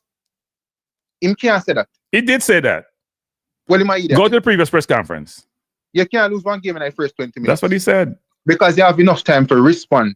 In which we had time to respond. We played better. We played better in the second half, but we just never take the chances. That's true. So even if you criticize him, striker them, and criticize the winger them, we not take the chances. But you can't say, oh, we lose the game in the first 20 minutes. That means, say, if a man score 1-0 against you in the first 10 minutes, I got him say you lose the game in the Come on, first 10 minutes. you take it too literal, Portuguese. You take it too literal. You take it too literal.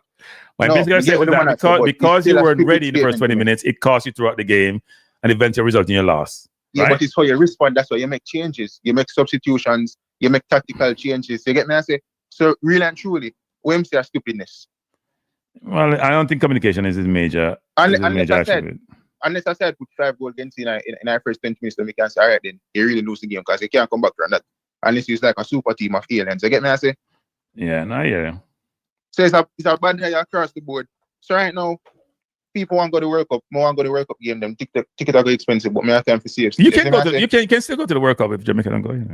Well, if Messi reach final, we go to the final. They get me? I say? We don't know you get to think we go final if Messi reach final.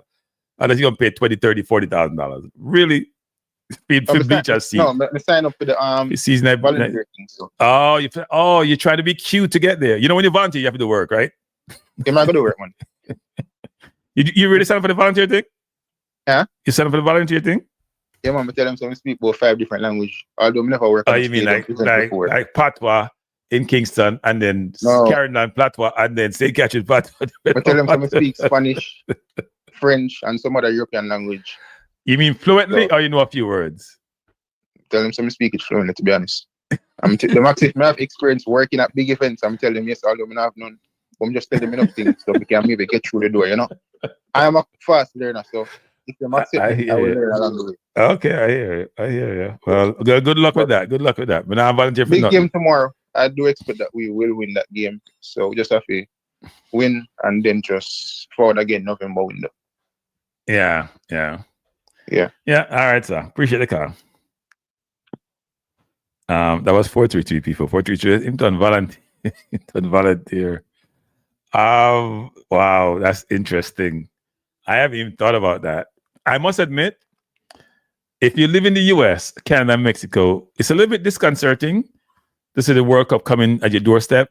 And when you saw the prices, you're like, what are you guys catering to? I know it's a World Cup, so tickets should be able to play people all over the world. But local, just like how you hear people talk about local fans and local jurisdiction, should get preferential treatment. Right? Because not every day comes. So when he goes to Europe, the Europeans should get it, or the people in those countries. It's kind of difficult to see tickets. And I must admit, even if I can afford it, I ain't paying no $4,000, $5,000 for no tickets for one event for 90 minutes. I understand. Yeah, much more conveniently. It's great being in the stadium. It's great being in the environment. It's great to say you're there. I know that you have meta glasses. You can, if people get some meta glasses, boy, I'm saying content should improve. You can just record things. You can put it on your face. Put on your eyeglass and just record things. And buy me one for my birthday, which is what? My birthday Wednesday. Hopefully we can celebrate my birthday after me still have birthday, people. Me still have birthday. After we win tomorrow. Hopefully we win tomorrow. We're not come back and cry. But that should be interesting. Because the tickets in Europe are a scam. It's not a scam, it's just, it's money. Omar said I watch it on TV. I don't disagree, Omar. I'm watching it on TV. But I'm not gonna stay how much longer, people. The main thing was to come on, speak about the press conference, speak about the coach and his perspective. Tactically, I think we made quite a bit of mistakes. Someone just tried to call me a while ago. 1 second, people. I'm not sure why the phone didn't ring. That's weird. Let me try calling back. Let me see what try to call people and we just close out the program. Yeah. Hello. Yes, hello. Who am I speaking to? Yes, thank you. Rowan. Go ahead, Rowan. The floor is yours. Yeah, see, I feel like the coach now think well in him. Because he makes so much changes in a winning team. You're not thinking well as a coach. You understand? Because the team is winning on a 2 clear sheets. And one person get a yellow card that's causing him not to play in the other game. That's the only player should be replaced. You get what I'm saying? Yeah. It's the only player I feel like should be replaced on the field. Well, And I mean, then again, you had to replace Hayden, right? Because he's yeah, no longer playing. You yeah. had to replace Palmer because he was no longer there. Both were missing yellow cards. The three changes that other changes were made, which is the goalkeeper, which Blake gonna be the keeper, and then do you play Low instead of Pinnock or King instead of Low instead of Pinnock? Basically, that's it. Or do you play Bell instead of Greg Lee? That was it. So I feel like in put on Dixon, in put on Kyle Dixon too late in my Richards. Okay. Because these guys have the potential to change the game. Because them young and them have the speed and the mentality to play the game. Why him keep on putting on them such a little time?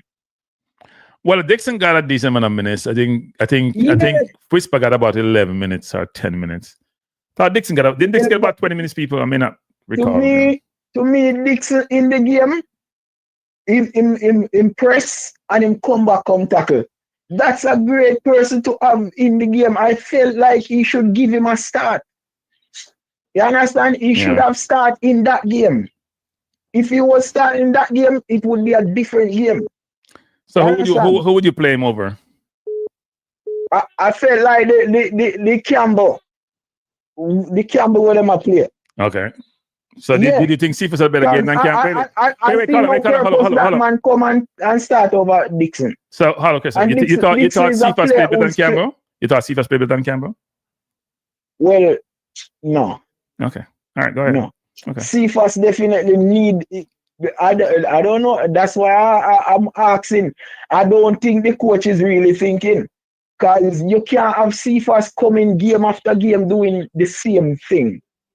You understand? Yeah. Not passing the ball, not creating chances. But what if the coach plays Dixon instead of Russell and play Dixon the 10 and have that speed and almost a hybrid, which is you're playing him as a 10 but a 9.5. Would that also work? And he may play a double pivot. Yes. With Johnson. It could have worked. Yeah. It could have worked because time Dixon can is actually, if you check on his playing, he's actually full in a 2-man space, because he have the speed to go and come back, to tackle. You understand? Yeah. So he's actually playing a 2-man space. So I felt like you should give him that chance, give him that opportunity to show himself. Well, the coach did indicate that he's going to make more changes in addition to bringing in Palmer and Hayden. That's what I heard from him. You guys can tell me if I'm wrong. What I heard from him today is that we're going to have more changes than the 2 that you saw. I would assume that he's going to probably bring in a Dixon and a Low in the team and drop a few people. Yes, and he needs to give Richards a chance to. He needs to give him some time. Well, he just came back, right? He just came back from a long injury. So if you can't play him, overplay him. You can't. But he played well. He played well. Yeah, he played well. That's what I'm saying. Give him some more time. Yeah, that's. But they couldn't start him though. They couldn't start him. It would not have been good to start him when he just came off a long injury, and that's a tough game. But he did, and it's AstroTurf too. I'm surprised they put him on AstroTurf coming off an ACL injury, but they probably think he's fully fit. Yeah, but remember they are Jamaicans, They are not overseas players. I thought all the players were Jamaicans. Right, but actually still, Richards and Dixon, them used to them tough turf business. Okay. You understand? So you have to choose to play these players who are used to those kind of conditions. You cannot. Well, I think they may get a chance going forward. I think they'll get more chances. So we'll see if they produce. Man, I would love to see them. All right. Them have the potential. All right, bless us, myself. Yeah, man. Thanks for the call. Good evening. Or good afternoon. Who am I speaking to? Yes, Kranky. You're speaking to Mark. Go ahead, Mark. The floor is yours. Yeah, Kranky. If you look, Jamaica have the midfielder them, but the coach, they now select the player then. When you look at a Barcelona team, when you used to have a Xavi, a Iniesta, and a Messi in midfield, those 3 players used to complement each other. And Iniesta and Xavi, them a good ball handler. We have a Ravel, we could have play a number 10. You see, Anderson, is a good ball angler. If when you used to play the game, you can just look on a player and watch a player, and you know a good player.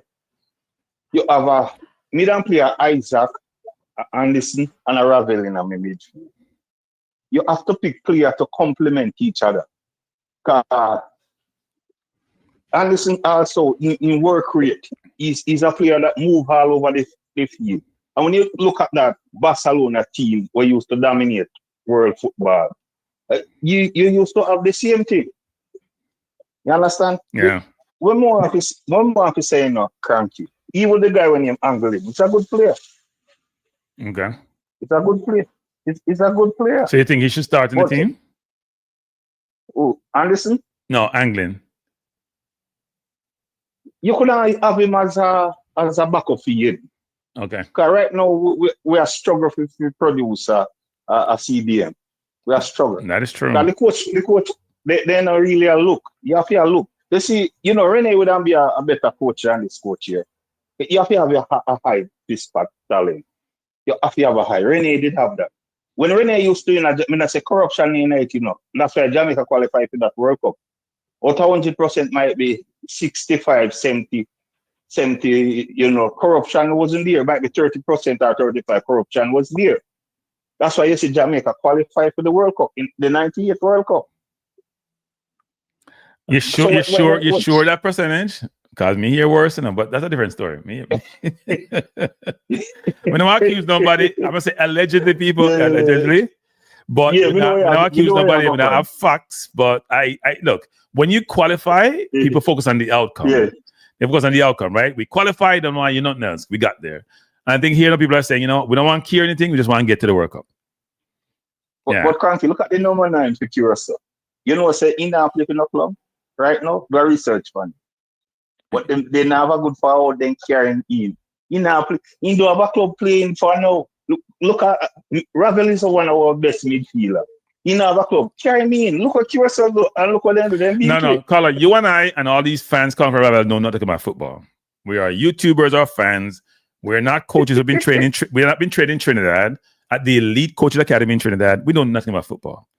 The coaches, or we don't have you have a pro license. We don't know about football, so we can't say you should be the team because we don't know about football. Look at Yak. Yak get Trinidad for a shot here that time. Look how Trinidad play. Well, I think Trinidad was down on New York after the Jamaica game, even though they're not looking at the big picture, which is Trinidad played away from home. We're the better team. Scored 3 goals, didn't get one. One was close, and could have easily won that game like how we won it. The goals we scored weren't really goals where we broke them down and scored. We didn't. All right? So they walk away saying, okay, we lost, and they beat New York. Now they have 4 points. If they go to Curaçao and get a good outcome, they will be thinking, you know what? We're going to play Bermuda again, and we're going to play Jamaica at home. We have a good chance as anybody to make the World Cup.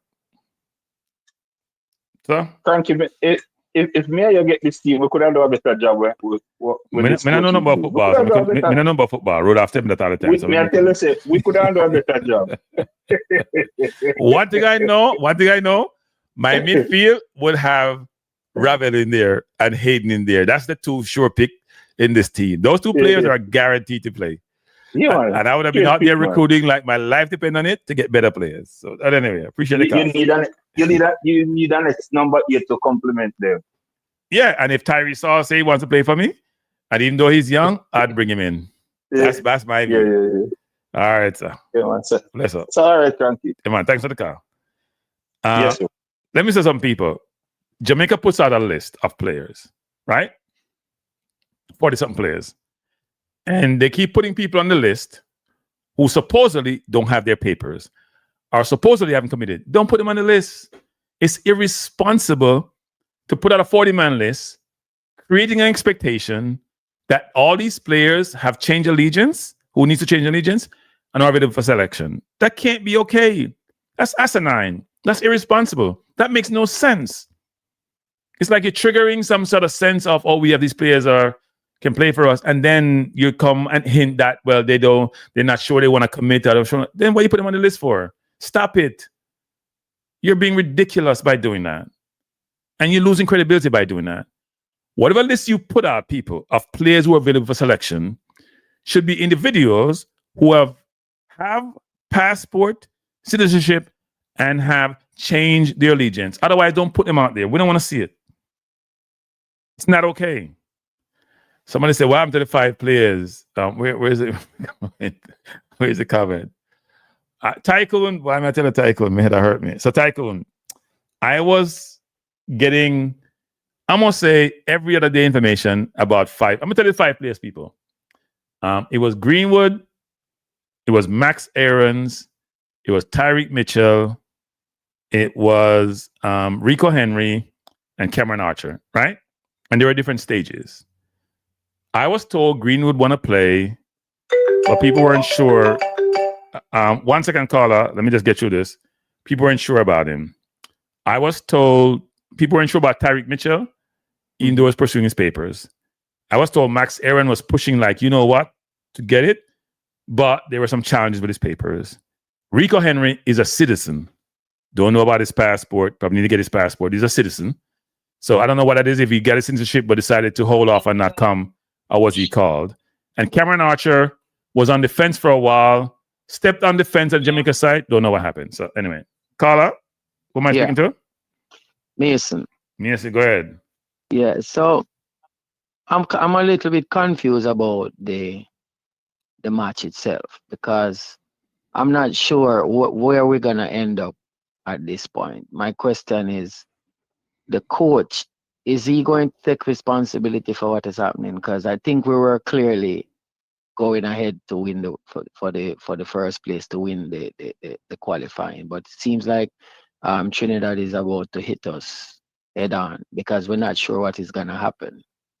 Well, I mean, we what we should do is just we beat Bermuda, and then we make sure we have the best teams with the best players available and the best setup for the last window, because the last window is the toughest window. We have the toughest window in the last window.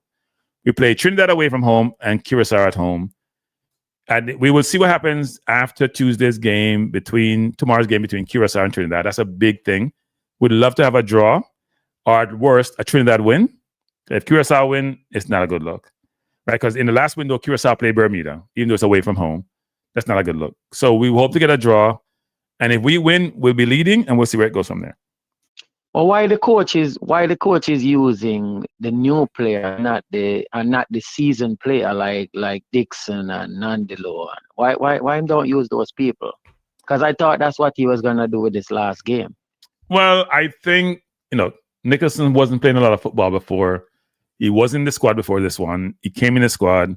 Katamarti did well in the last window, so it would seem harsh not to have him play in this window. And then the other player he would probably, Dixon, you say, which play over would be Campbell. But Campbell, frankly, is playing at a higher level than Dixon, was in the same team as Dixon, played continuously. Dixon didn't get game.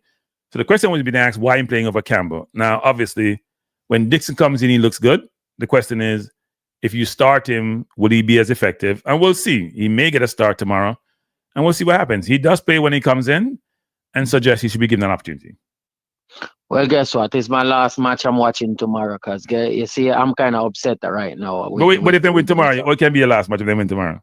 If them win tomorrow, it's all right. But if they, the reason why I'm saying that is, I bet my money on them for the game against Curaçao. When I lost my money, I got mad at them. Because when I saw that the first you can't use your personal situation for this. Yeah, but it's my country. Listen, it's my country. I care Jamaica no matter what, right? Right. But when I see a little known, because to me, Curaçao is a known team, they laugh off of me for. Because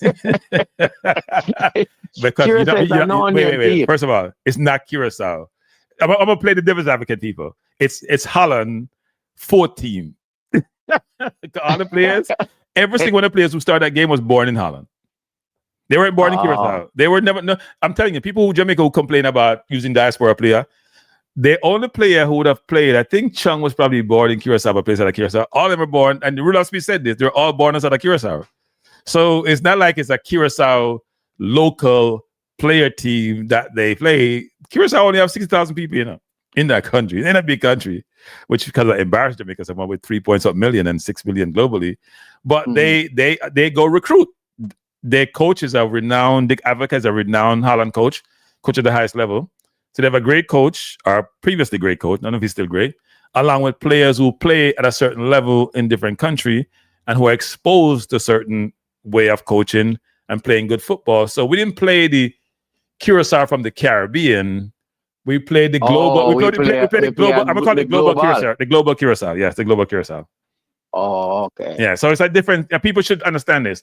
People, do you know the Haiti team is all from the diaspora? I just read an article today that the Haiti team that's playing brilliant football is all from the diaspora. They just recruit somebody else from Brighton. They recruit from France. They recruit from the US. They recruit from all over because nobody not care where you come from when in a country they just want to go to the World Cup. Yeah, they don't care where you come from. I agree with you. Yeah. But let's see what happened, man. Yeah, man. Thank you, man. Yeah, Let's see what happened. All right. All right. Thanks. Yeah. Yes. Good afternoon. Hello. Hey, Kranky. Good afternoon, man. Good afternoon. How you doing? Who am I speaking to? Yeah, this is Robert. How you doing, Robert? A number of things. When Speed come to the Jamaican public that listen to YouTube and say Jamaica players didn't learn to play tiki-taka football between the age of 7 to 14. Yeah? When we have a selection process that we are supposed to choose players from that can play a certain way or a certain style of football. How does he think that sounds and look for the Jamaican people though? Well, I think what people don't do is actually think about what somebody's saying and then press them. So somebody should ask Speed, what are you doing to teach people how to play football? Because your team play, let's be nice, counter-attacking football, transition football. They don't learn to keep the football. And secondly, Rudolph, you keep saying Jamaica don't produce great midfielders, which you heard from other people saying it. Have you ever produced a great midfielder? And to me, if you can't produce a great midfielder, you can't coach. That's my philosophy. You can't coach. Anybody can kick the ball on the field and run it down. So, yeah. Secondly, Kranky, we are playing a game. Our stadium is out. Right. But you put a right back to play a stadium role and expected that going to work. I believe Frey should be in the team, but not as a CDM, because he is better than our right back and left back that we are presently in that position. Okay. When you naturally have two persons who have played midfield for season and top of season, yes, they are not starting for their team. One is local and one is overseas. Every time you put an angling and what's the other one named that plays for Coventry? Latibird, yeah. No, man. The other midfielder that came on. You're talking about K-Roy, but it's not Coventry plays for him. Yeah, well, K-Roy Anderson. Every time you start to bring an angling or a K-Roy Anderson, they add value to our midfield. Yeah, that's true. They add value. Why not in that previous game? It's already passed and gone and we are all upset. But why not give one of those guys that role and let Bobby Reed play the role that he's comfortable playing? Yeah. Secondly, you're sitting there as a coach telling us that we lost the game in the first 20 minutes. That means you conceded before halftime that you cannot win the game. When you have a naturally gifted left side player playing better than the person that is going down the right, you didn't even call out for a switch to switch CFAS for even 5 minutes to the right and let the player go down the left side. Even a tactical on the field switch wasn't done before halftime or in that 20 minutes that you say we lost the game. I don't think this coach has this is gonna sound really bad. I don't think he has I'm gonna be very careful of my words. I don't think he makes good in-game adjustment. And I'm gonna tell you why. The perfect example of where that manifests itself and was very alarming, which people don't focus on, was when we played the USA in St. Louis, because I was at the game and I said this numerous times. I could not believe, I was cussing, seriously. I was more cranky than I am most times. I was in the stands with a bunch of US people watching the game. I'm on the side of the field where Robinson's playing, and McGee was on that area. You know, McGee was playing the 10, and Pulisic, and I think Weah was over there. And they're playing the inverted, and they're killing us. And we made no adjustment. They're running by. Robinson just running while going, getting 1-2. We made zero. And I sit there saying this coach should not be the coach. I've been saying that before anyway, but he should not be the coach. He don't know what he's doing. He makes no adjustment. His in-game management it's beyond him.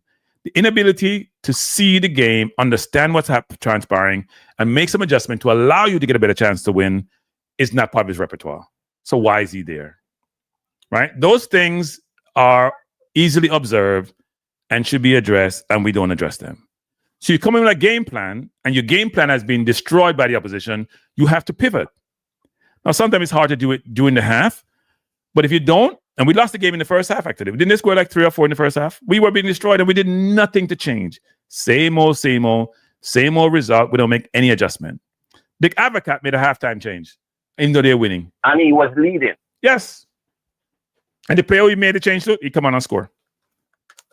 Yeah. And you never made a change. With every game, he has this thing where he sits down and he doesn't make a change till after 70 minutes. Why is that? Yeah. And to this effect, yeah, I love the John Whisper. But the guy did not train. He was coming off an injury, and you played him on an Oscar turf. Yeah. You played the player on a turf that was not suited for his injury and what he was coming back from. Even though on the ball, he looked like the best player Jamaica have on the day. I think that's a brilliant observation, actually. And even I did say it before, not to say I'm brilliant, but I wouldn't have played. I probably wouldn't have called him, to be honest, even though he's good. Pete came out and told us that he came after the last training. Pete said that. Yeah, he did say that, actually. Pete said that. Yeah. That means he hasn't. Yeah, I mean, look, they must have talked with Chelsea, and Chelsea may have said it's okay for him to come, it's okay for him to play, and he's fit enough. So I'm sure I would assume that they have had those conversations. And I can assure you, if you have another 10 minutes to sit down and select a starting 11, I can tell you, I will gamble that he's going to make some changes that the Jamaican people is going to say, wow, tomorrow afternoon. Well, I think he's hinted at more changes, right? He not only mentioned Palmer and Hayden, he hinted at more changes. I would love to see what those changes are, and we'll see what happens. Right? He said he's hinted at more changes, because I think he has asked the question about midfield and Palmer and Hayden being out. He sort of suggested there'd be additional changes in addition to those changes. So we'll see what happens. One of the worst changes he's going to make tomorrow is he's going to sit down Bailey Kadamati, and he's going to start Christopher Nicholas. Yeah, I mean, Nicholson may start. I could see that happening, actually. Kadamati wasn't in the last game, not because of his fault, but he wasn't part of the whole. He wasn't getting any service. Yeah, that is true. And you taking off one of our most promising looking and best striker we have in a long time for your first change, I did not like that, because you are bringing on players that plays with a lot of energy. You could have given this guy another 10 minutes. That's a good observation, actually, because what you're saying is that the Dixon CFAF type changes, which then allow, and King was also playing further up the field, a lot more penetration behind the defense, may have given Kadamati more opportunities. But to be fair, that Russell got, Kadamati would have gotten it and scored it. But to be fair, though, he wasn't in the game at all. So he was not. But sometimes you have to gamble, because he's your best striker at the moment. Yeah. One more observation, Kranky. A guy scores 2 goals for Jamaica, and Speed is going to say this person scores a lot of goals. What? I think he scored about 4. No, I think he scored about 4. Actually. No, I'm talking about Russell now. That's what I'm saying. I think he scored about 4. It's more than 2. So because we don't score a lot, that's a lot of goals. Well, I mean, people don't realize Cephas only scored 2 goals for Jamaican people. Not 24 games. There you go. 2 goals in 24 games. And he's got his God gift. And his God gift. His God gift, as far as I'm hearing, he's great. I hear Maverick talk about it. I mean, not saying about Maverick, but anyway. Yeah. Stick up in, Kranky. I think one thing was said the other day on Ball 3's channel, maybe to rattle your feathers and you let it go over your head. When Ball 3 mentioned Martinelli in comparison with FIFA. Right. I did not like that. Well, I think what he was trying to say is that Martinelli has been accused of holding his head down, not making good decision, and so is Cephas. That's what he was saying. But every time Martinelli get an assist, he takes the pass and receive the ball back. Yeah. Well, Cephas just hold on his head and run. He doesn't even know to lay off and to get that little lead. Which in our game the other day, they double team Cephas and Kadamarti every time they get the ball. And it was effective because our midfielders were not playing close to these two players at all. Right. So the other coach tactically did a better job than our coach. Yeah, we all agree that, yes. And this will beat us going forward. Because our coach is one time his feathers was ruffled when he threw a water bottle down. So I've seen him coach in Jamaica.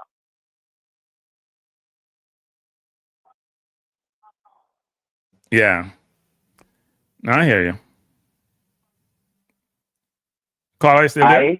Yeah, go ahead. Yes, I understand and I expect Jamaica to win the game comfortably tomorrow.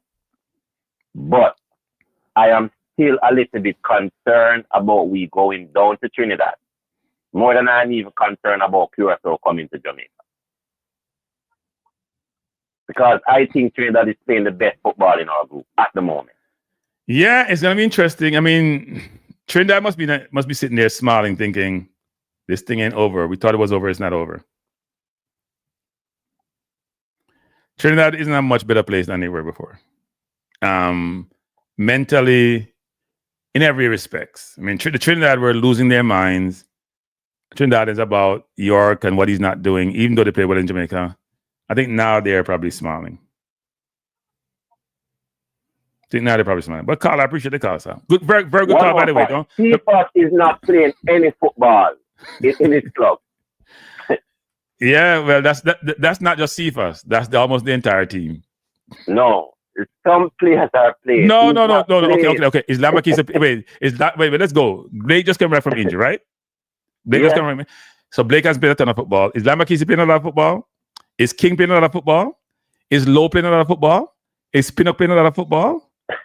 No, let me keep going. No. Is Russell playing a lot of football? Is Cephas playing a lot of football? They're not playing a lot of football. That's a question I asked Speed on Ball Tree Channel, which is, are you guys concerned? I listened all of it. Yeah, not playing a lot of football. That's part of the problem. Repetition is important. Continuity is important. Fitness is important.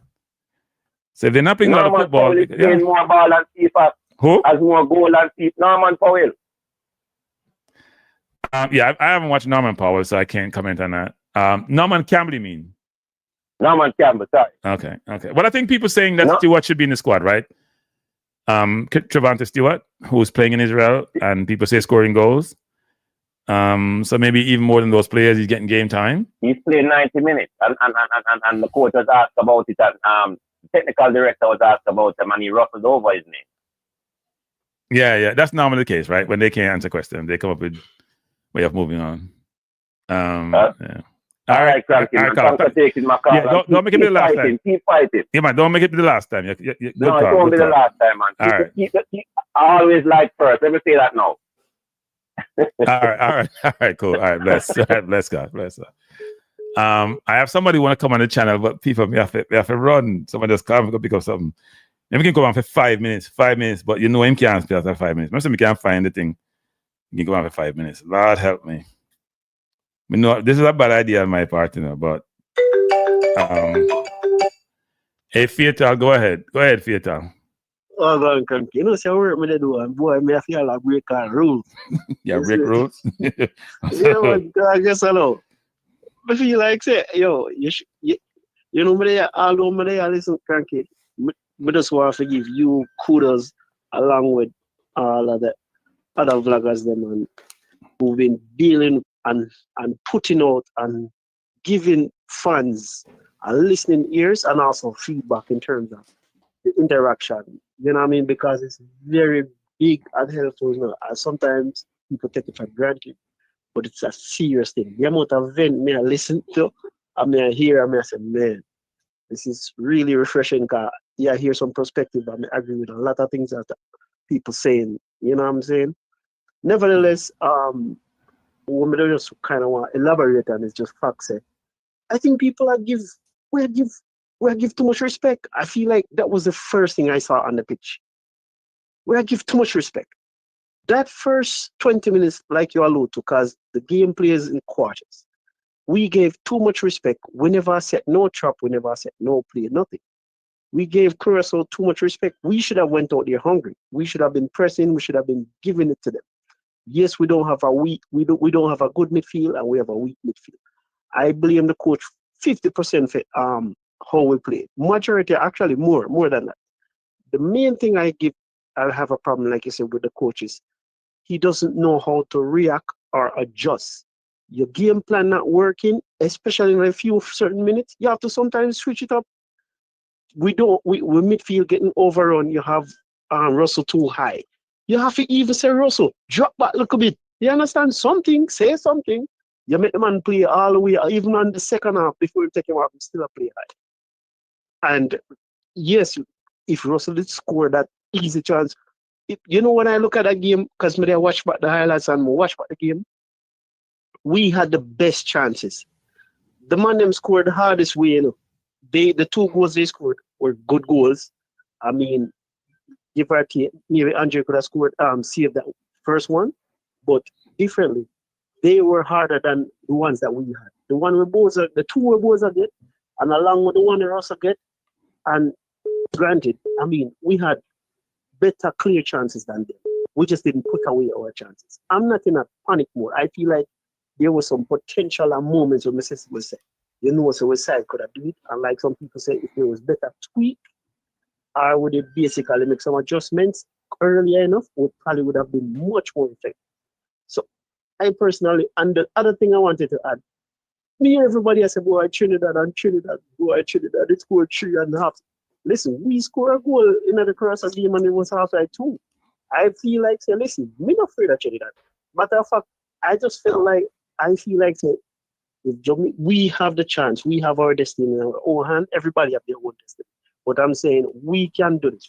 I 100% feel say Jamaica can, if the coach get out time ego, get out time senses and do some work, really can carry this team through by winning the rest of the games then.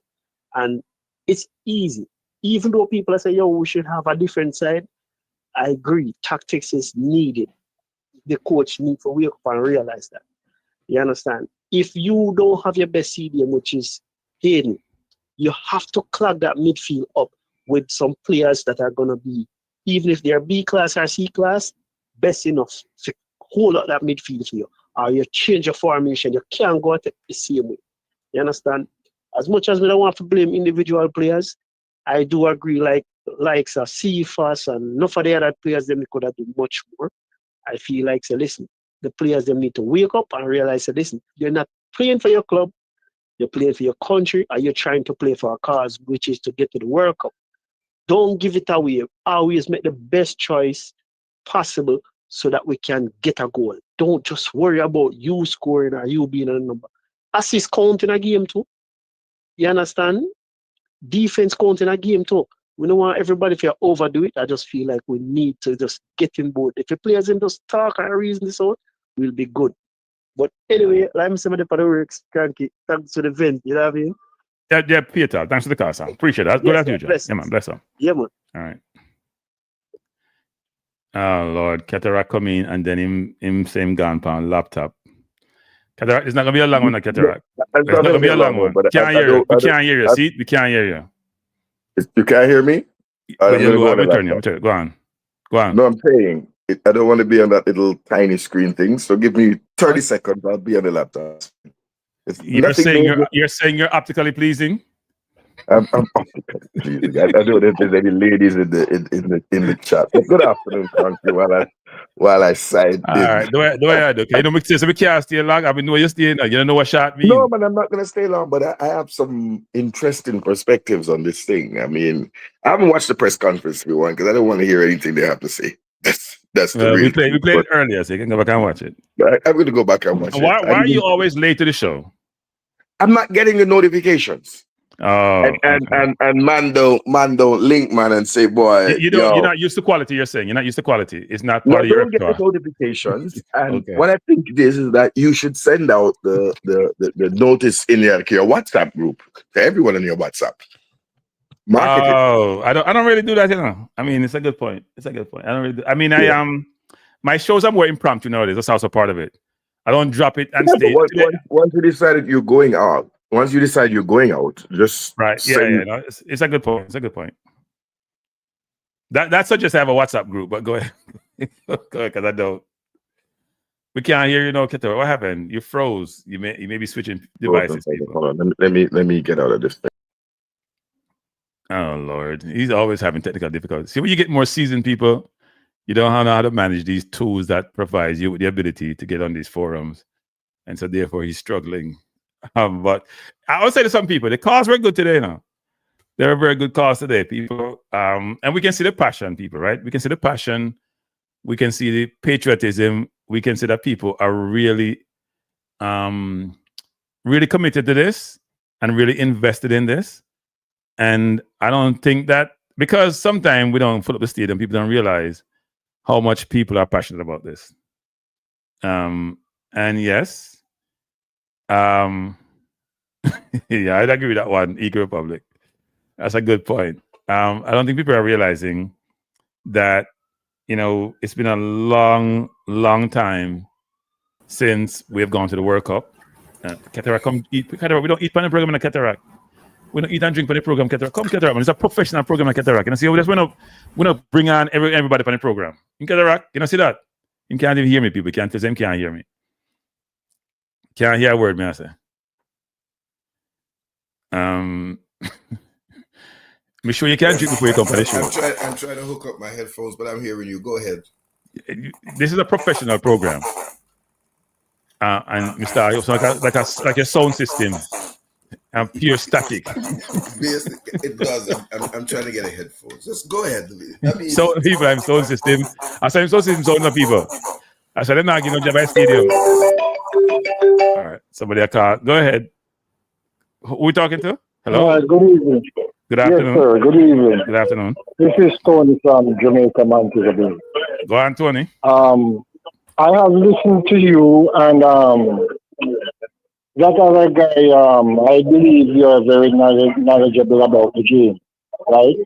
And I just want to say something about the game against Curaçao. One of the biggest... Hey, Tony, you're getting no background feedback. Yeah. Turn on the thing in the background. Can turn it down. Yeah. The biggest mistake and the biggest error that the coach made was to bring in a brilliant player to play in a position that he's not used to, right? They bring in a right back to play midfield, and we have two midfielders on the bench. One of them has played in the last two games and proved that he came on and changed the game.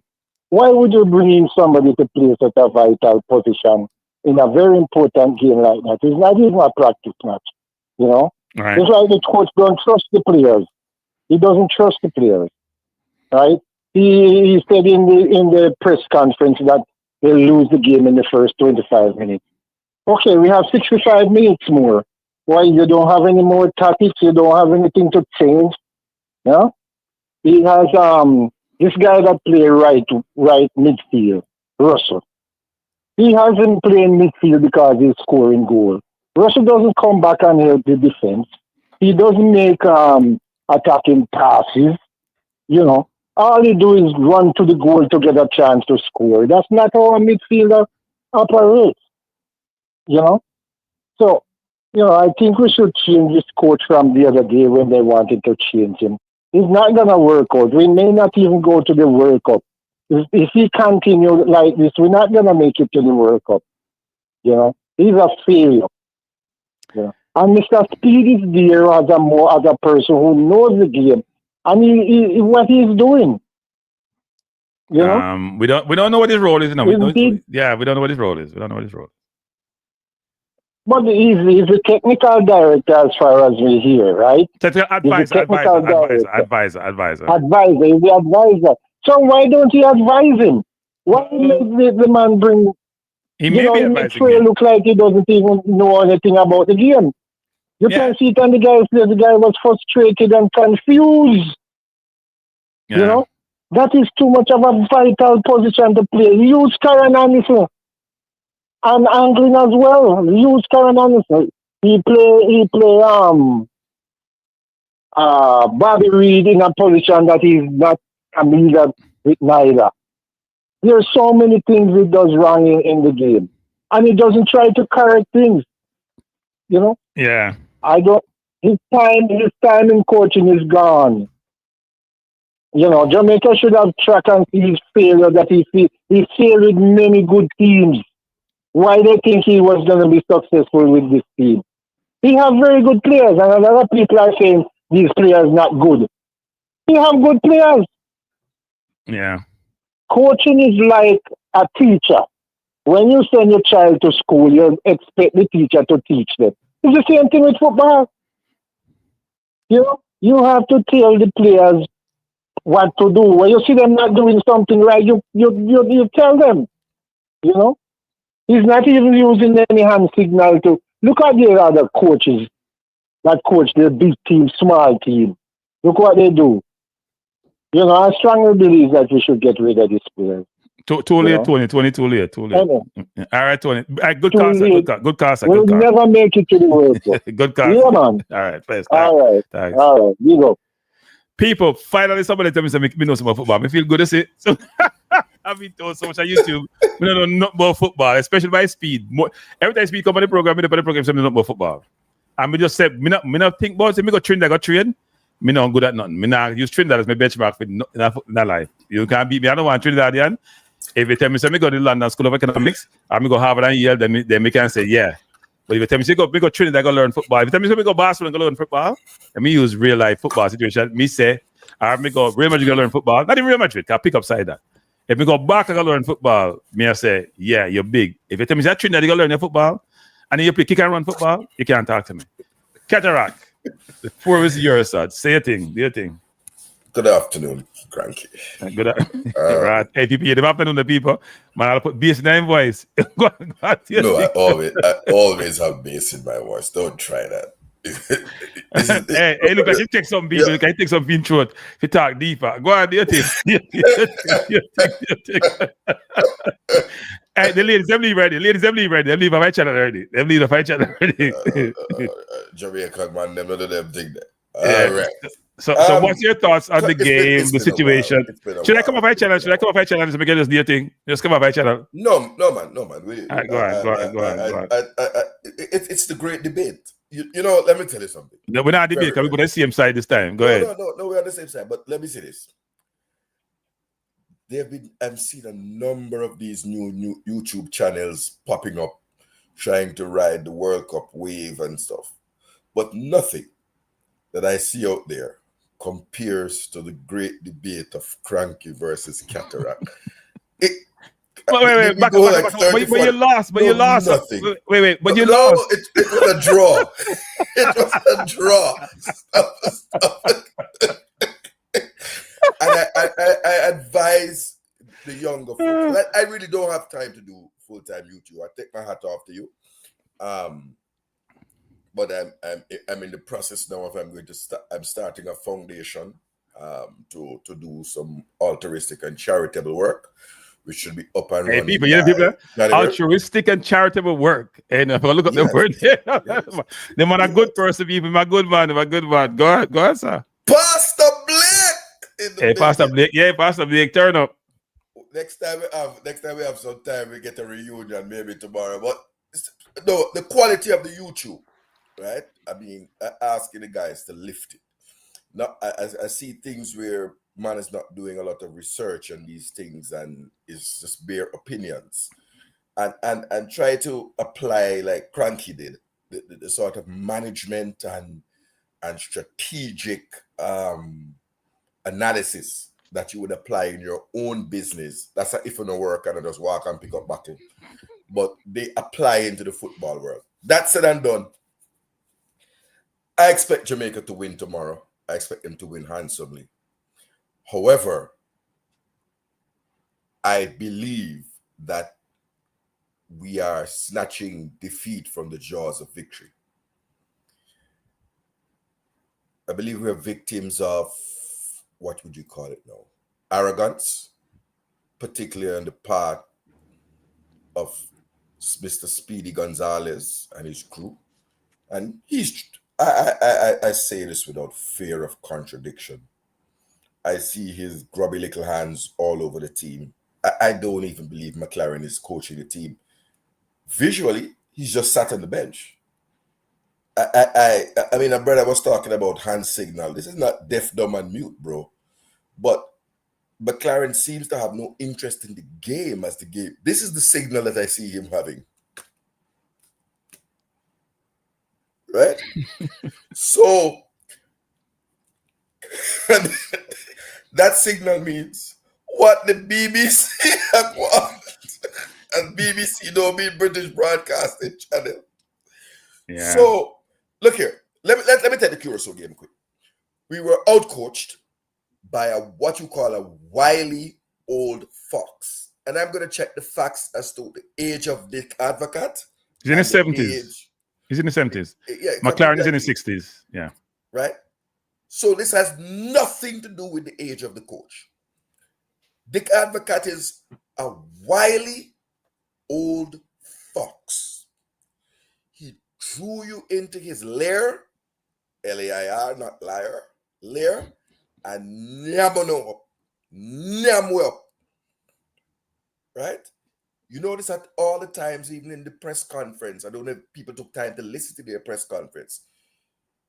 No hype, no anything. He played possum, if that's correct. He played possum. A lot of respect to Jamaica. Jamaica's a good team.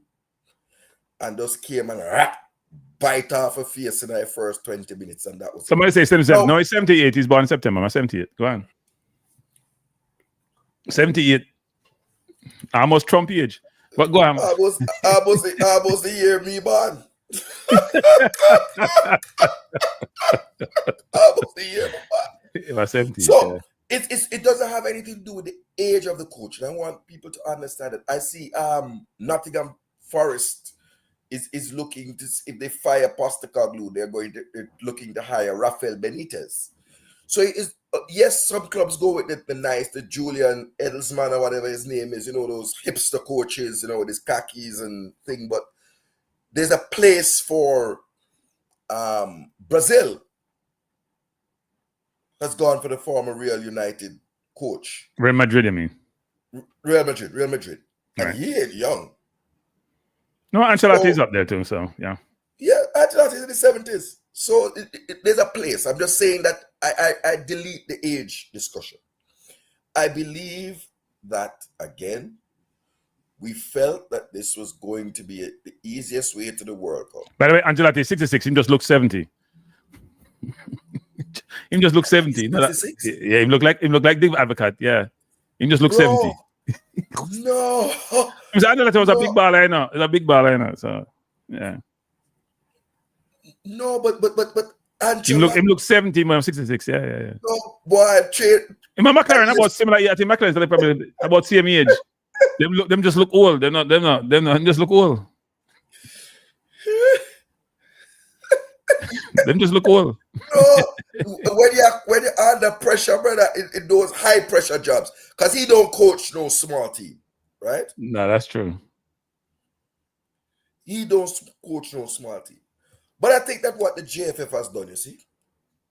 Let me tell you the Curaçao game. And this time was the administration and Simon, pressman. How could you have a national qualifier and it was not available on any of the television networks in Jamaica? None. But Flow Sports and Rush Sports that show was the Trinidad match. And when we got to a place, I got on a rock, up a rock hotel at the bar, the people that want to beat me, but the little YouTube, them want to watch college football. Wait, was it mainly visitors? Could be Jamaican. No, But 50, Jamaican not 50, watching. 50, 50, 50, I was gonna say 50. Jamaican don't watch no college football. They ain't watch NFL, but not the college football. Yes, I think Alabama was played. I think no, I'm not sure. Maybe it's a repeat or whatever. But Alabama game was there. Okay. People talking about Roll Tide. Okay. Yeah, it must be foreigners. Alabama fans. I could have been Jamaicans who are from overseas. Possible. Right? Could have been, right? So in the Curaçao game, I watched what you watch, and I'm saying to you that before we even had our first sniff of goal, before we woke up, JFF, management, team manager, walk with Blue Mountain, Coffee Bradman. It don't look good for your team start playing asleep in the first 20 minutes. But man a nod off, man a doze off, man get ball play to them to score a goal. We even get a chance to score a goal. But before we woke up, this Jamaican team is like typical Jamaicans at work. When we come to work, we go in at the break room and I talk to a friend them about one for the weekend, and then we go upstairs to work. But by that time, we were 2-0 down. And the point I'm making, Kranky, is that they should have scored. They got a clean-cut chance where the Umbre slipped and Mufti shot and it trickled to Blake. Oh, you mean that should have been what? It was a 2-0 or 3-0 on that play. 3. That should have been 3-0. That's where King ran into open space and got beat and didn't foul the man. Pinnock came over and got left on his butt. He was clearing on goal to shoot, and then he slipped and passed the ball to Blake. Yes. That's an interesting sequence of play, yes. So one guilty man there is a Juras. Juras did not watch the college football. Alabama versus Missouri. Juras, we catch you. We catch you, Juras. Juras never watched the performance. Somebody said Jurash played the game. They played the game after Suriname game, but go ahead. Right, but I guess the build up and stuff, right? Look here.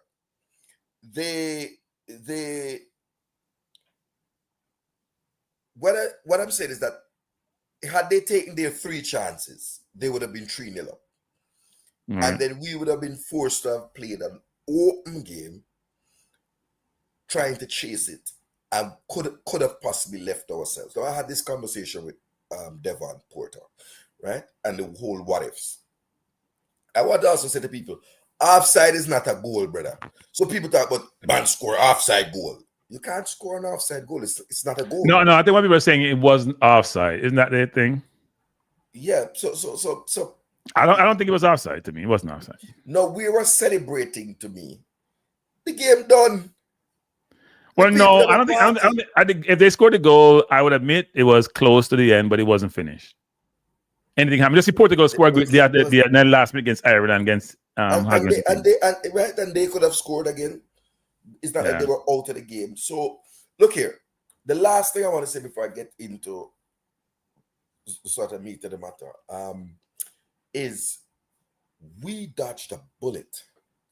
Because all the time I was watching the game thinking, Kranky, what if T.I. Chong, one of the only players actually born in Curaçao, what if he was there pulling the strings? We'd have been dead. Because John Russell, that means I'm gonna play devil's advocate. Maybe somebody else wouldn't have played. No. John Russell, Ian Frey, K-Roy Anderson didn't do too bad. Bobby Reed, none of them showed that they had any ability to handle defensively the likes of a playmaker like K-Roy Anderson. Overall, the game was lost in Mr. Speed's technical committee and their advisor and all in picking the team. JFF, if you can, send a private jet for Ravel to land tomorrow. If you can. Ravel will never be in this team again. Ravel is not going to be in this team, Cataract. No, I listen. I am not in the Ravel church. You know that very well. I'm the preacher and the coach. You've gone to the theological college, but Yes. I know I'm not religious. I know I'm not religious, but I'm no, preaching. no, I used to throw your offering them every time. That was one of the contentions. But I have to say to you, I have come around, sir. I'm an out. I watch the church online. I watch the church online. But we have no one who can unlock defenses. And before anybody jump in the comment and talk about Tyreek McGee, don't let me send you up. There's no space in the graveyards in Jamaica. They might close them down. Don't let me send you up near your grandmother. Ravel is the only natural playmaker that we have. We screwed the pooch when we did not recruit Emile Smith-Rowe, although he's at least comes out and gets some minutes for his club. And we somehow managed to screw up the recruitment of Morgan Gibbs-White, a man who has a big tattoo of a Jamaica map on him hand. I don't know how you do that. Someday they'll tell us how, right? But they know natural playmakers. And even them man there, I mean, Smith-Rowe is a better passer of the ball. I don't think Smith-Rowe can unlock defenses with his movement. No, man, he can unlock defense, man. No, he can unlock defense. Can unlock? Okay. Yeah. You know him better. You know him better. Yeah, he can unlock. And he's not going to play time at Fulham nowadays, but he can unlock defenses. And he scored goals too. Right, he scores goals. And by the way, he's still eligible, I was told. I was told by somebody in the JFF he wasn't. That person came back after being pushed by somebody else and said, yes, he's still eligible. So there was a lot of conflict about whether he's eligible or not. Did he play 4 games or not? Did he exceed the time between 21 and 22? My understanding is that he's still eligible, and we should have pursued him, but I don't think we pursued him. I probably think he wasn't. I'm comfortable now that Isaac Hayden will be back, and I think with Hayden, you have the stability. I'm going to take a few minutes afterwards after we talk. Should we play Hayden in this game though? Of course. I think we gotta treat Hayden. Wait. Listen to me. We gotta treat Hayden with kids' gloves. We came for Hayden to get no more yellow cards in no game. So if we think we can beat Bermuda easily, I'm not saying we can because anything is possible. It's football, but Hayden seemed to get a yellow card that game, you know. No, and Hayden gets a yellow. You want to talk about cards again because somebody's I was very concerned about Hayden getting a yellow card last game, and that he did. Yes, because the other players in the midfield leave him exposed. Yeah, still getting yellow card, still being out. Hold on. Hayden has lost a tiny step. Not as much as... No, he's lost a step, but it's not big enough. Pinnock has lost 3 steps. Hayden has lost half a step. He's lost a step. He's lost a step. Right? But he's using the footballing brain to kind of compensate for that. He is a good CDM. Yeah, he is. And by the way, I heard Rudolph said that. We used to get beaten about this, you know. People who don't understand football about Hayden. When I used to praise Hayden and them, I talk about him play sideways and play backwards. I'm like, you don't know about what play CDM role is. You don't understand the CDM role. And if you look at his stats every game, he give the ball away like 4 or 5 times. Everybody give it away 10, 11, 12, sometimes 19 times. You don't give the ball away. Well, my boy gave it away 12 times, I think. Who? Free. Yeah, I'm gonna go into the stats in a minute. In a minute. I don't want to say lies on him, but I'm gonna go into the stats. Jamaica, I know Jamaica and been following Jamaica, we have always created chances, but fail to tuck them away.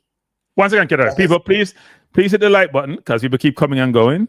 And if you haven't subscribed to the channel or to Balance View channel, which I'm getting closer to that $1,000 magic number, please do so. Go ahead, Cataract. $1,000. No, 1,000. No, we don't get no $1,000. 1,000 subscribers to Balance View, so I can do a lot of programs on there versus just doing on both channels. But go ahead. Lee Young, I don't know that Jacob Ramsey. Yes, Jacob Ramsey would look nice alongside as a box-to-box alongside Isaac Hayden. Yeah. I mean, the ideal team would be Smith Rowe in the 10, Jacob Ramsey in the 8, and Hayden in the 6. That's the ideal team.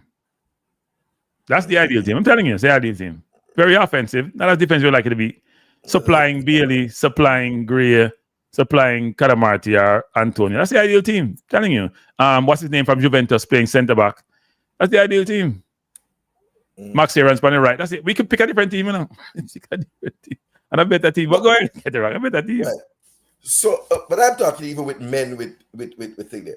Daniel Johnson would be better alongside Isaac Hayden. Daniel Johnson, not Ramsey. Let me just say that right now. No, I'm just saying, I'm talking about man with Jamaican passport because I'm going to know the next question. You know them have passport. Yes, that's true. But even with what we are doing there, we are taking.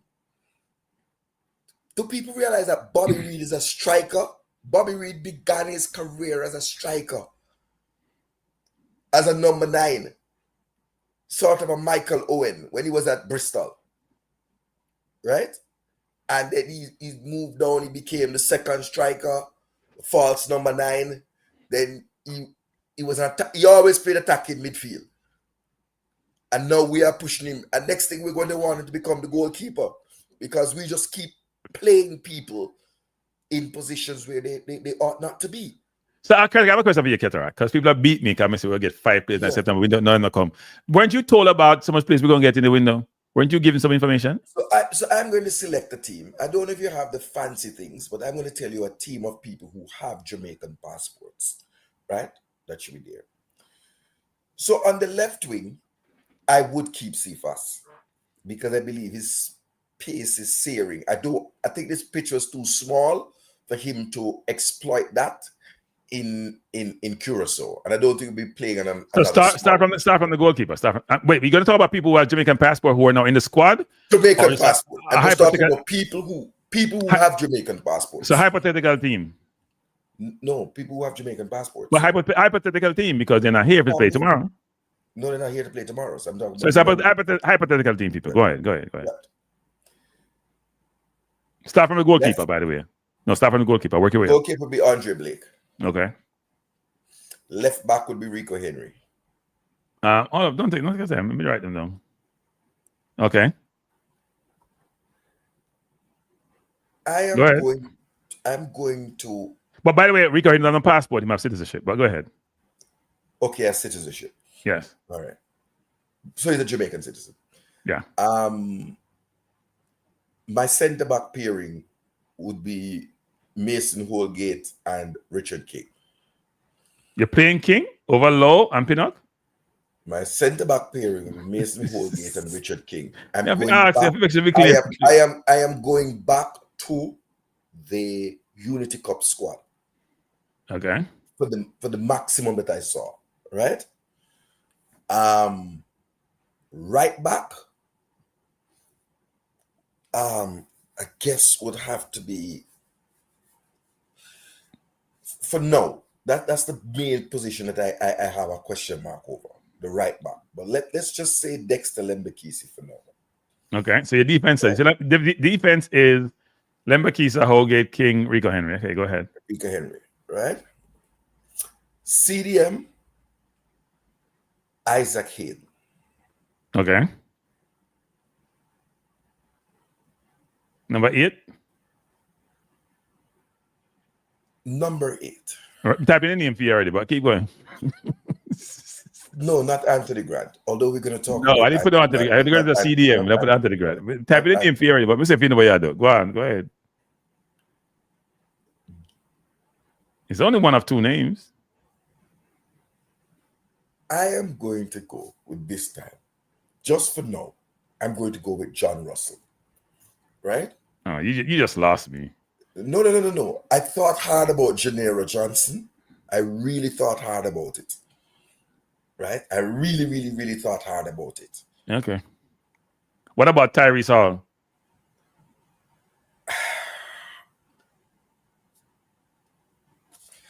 I'm just throwing things out there for you to consider. Would it be my first cheat? Okay, go on. Go on. At the number 10 is Ravel Morrison. Okay. At the number 10, I thought you were going to play Ravel in the 8, but go ahead. No, I don't like Ravel in the 8. I like Ravel in the 10, where he's Okay. right behind to spin the chances. Okay. Right wing would be. Oh, you mentioned Cephas, you know. So you put Cephas over great Cephas people. in the left wing. Cephas in the left wing over. I'm sorry. Yeah. Left. So you're not playing Bailey then? That you tell me now. Yeah. If you put Cephas in your team, that means Bailey are great now play. Because you put Ravel at 10 already. Can't change it. Say me what you have to say. Go ahead. Mason Holgate on the right wing. No, you mean not Mason Holgate. Not Mason Holgate. Mason Greenwood. Mason Greenwood on the right wing. Oh. But okay, this is hypothetical. Roman Borrell at the number 9. And Cephas on the left? Cephas on the left. No, no Bailey. No Bailey, no Gray. That's what you're saying. If Cephas, if Holgate doesn't come, here are the people that I'll be sending out. SOSs to and everything. All right, you want me to. Jamaica needs to call, and I think it needs to be a Zoom call, like a video call where everybody I watch. Omari Hutchinson, Jonathan Rowe, Duffus, former Brighton winger, who is in France now, right? Yeah. I certainly believe those 3 players who have Jamaican passports. And of course, I was told Roe's not interested because Roe tried to get his passport through the organization. When Roe tried to play a while back, they didn't want him, and then he tried to get his passport through the organization, and didn't. And he went on his own and got it. So I was told. Right. No, but I'm just talking about people who have passports. I don't want to pop up in. Right. He has a passport. Now, for me, that team wins 6 points in the next round. Right? For me, that team wins 6 points in the next round. They all have passports. They all have citizenship. Rico doesn't have passport, but they all have citizenship. So yeah. Right. So I'll tell you who is going to be recalled to my team. So I'm saying to you, I'm calling those 4 outcast players. Who else will be recalled to my team would be Daniel Johnson and Andre Gray. You know, I have a respect for Andre Gray as a striker, and I don't see Andre Gray dashing away the chances that Boza throws away. Right? Locally, the midfielder, the guy who played midfield that got the assist against Trinidad, I can't remember his name. Lord, I think it's. No, that's not Madison. I'm trying to think about. No man. Oh God. Watson? I don't remember what. Oh, against Trinidad. Oh, wasn't the left back? No. Assist against Trinidad. I don't remember who that was actually. Okay. I'll soon tell you. And the kid from. Somebody said Dufus, and Cataract know this by the way. What? Dufus. It's a way what you do with Dufus. Because Dufus has his papers, doesn't he? Yes, he does. I said I call him in the team. But he's not starting. He's in the squad.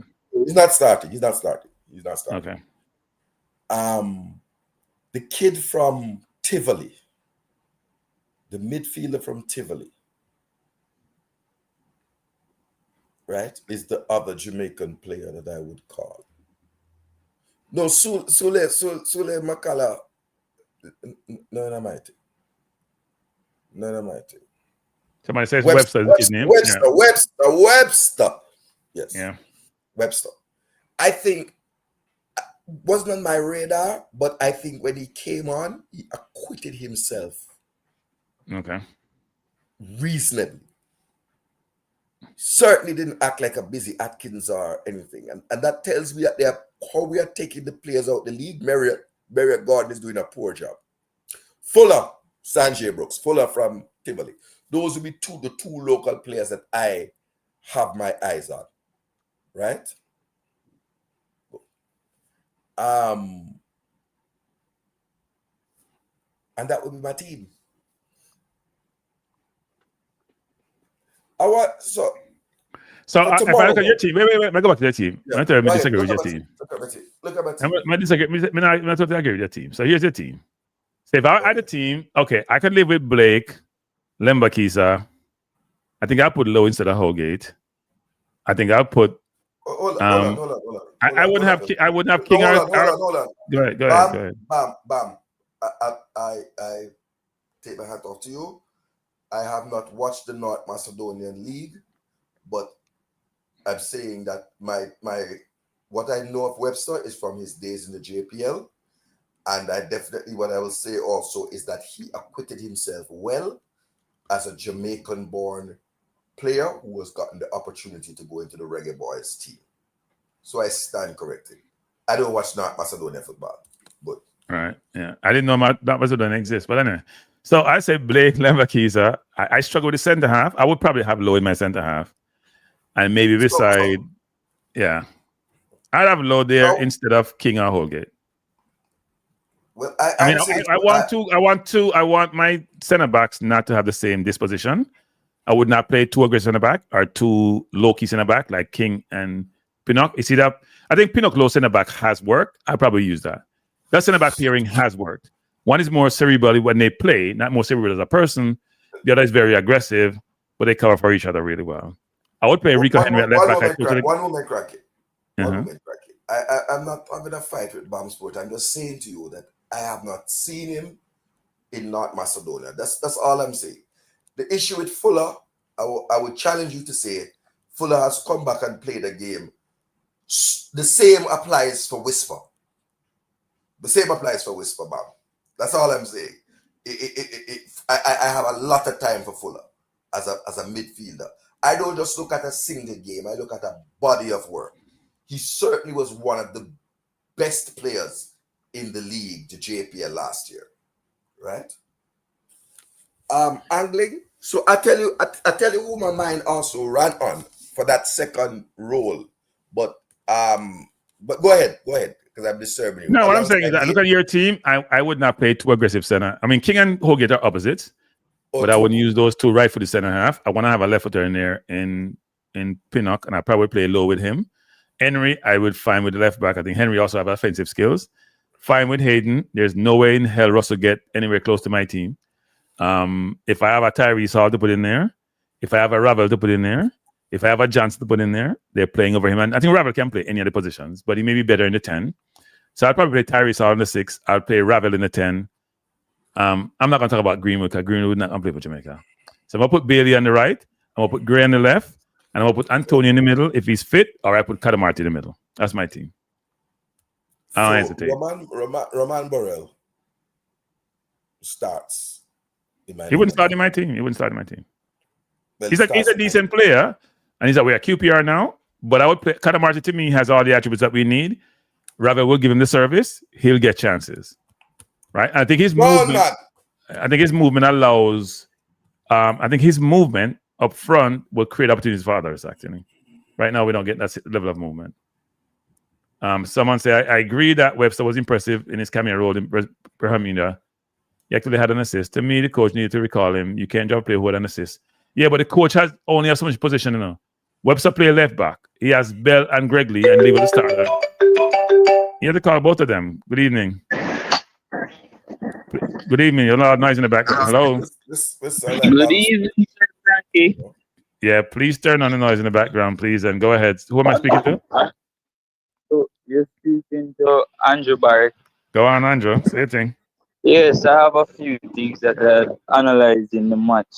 I think that there are two major things that affect Jamaica from winning that match.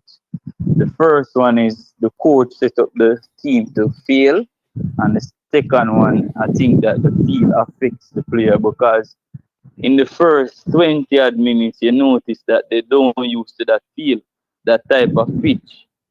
And why I said that the coach set up the team to fail, you start a Pinnock, a center. He's sitting on the bench at Brentford just coming off injury. There's nowhere no way he could affect the game defensively when he's not fit.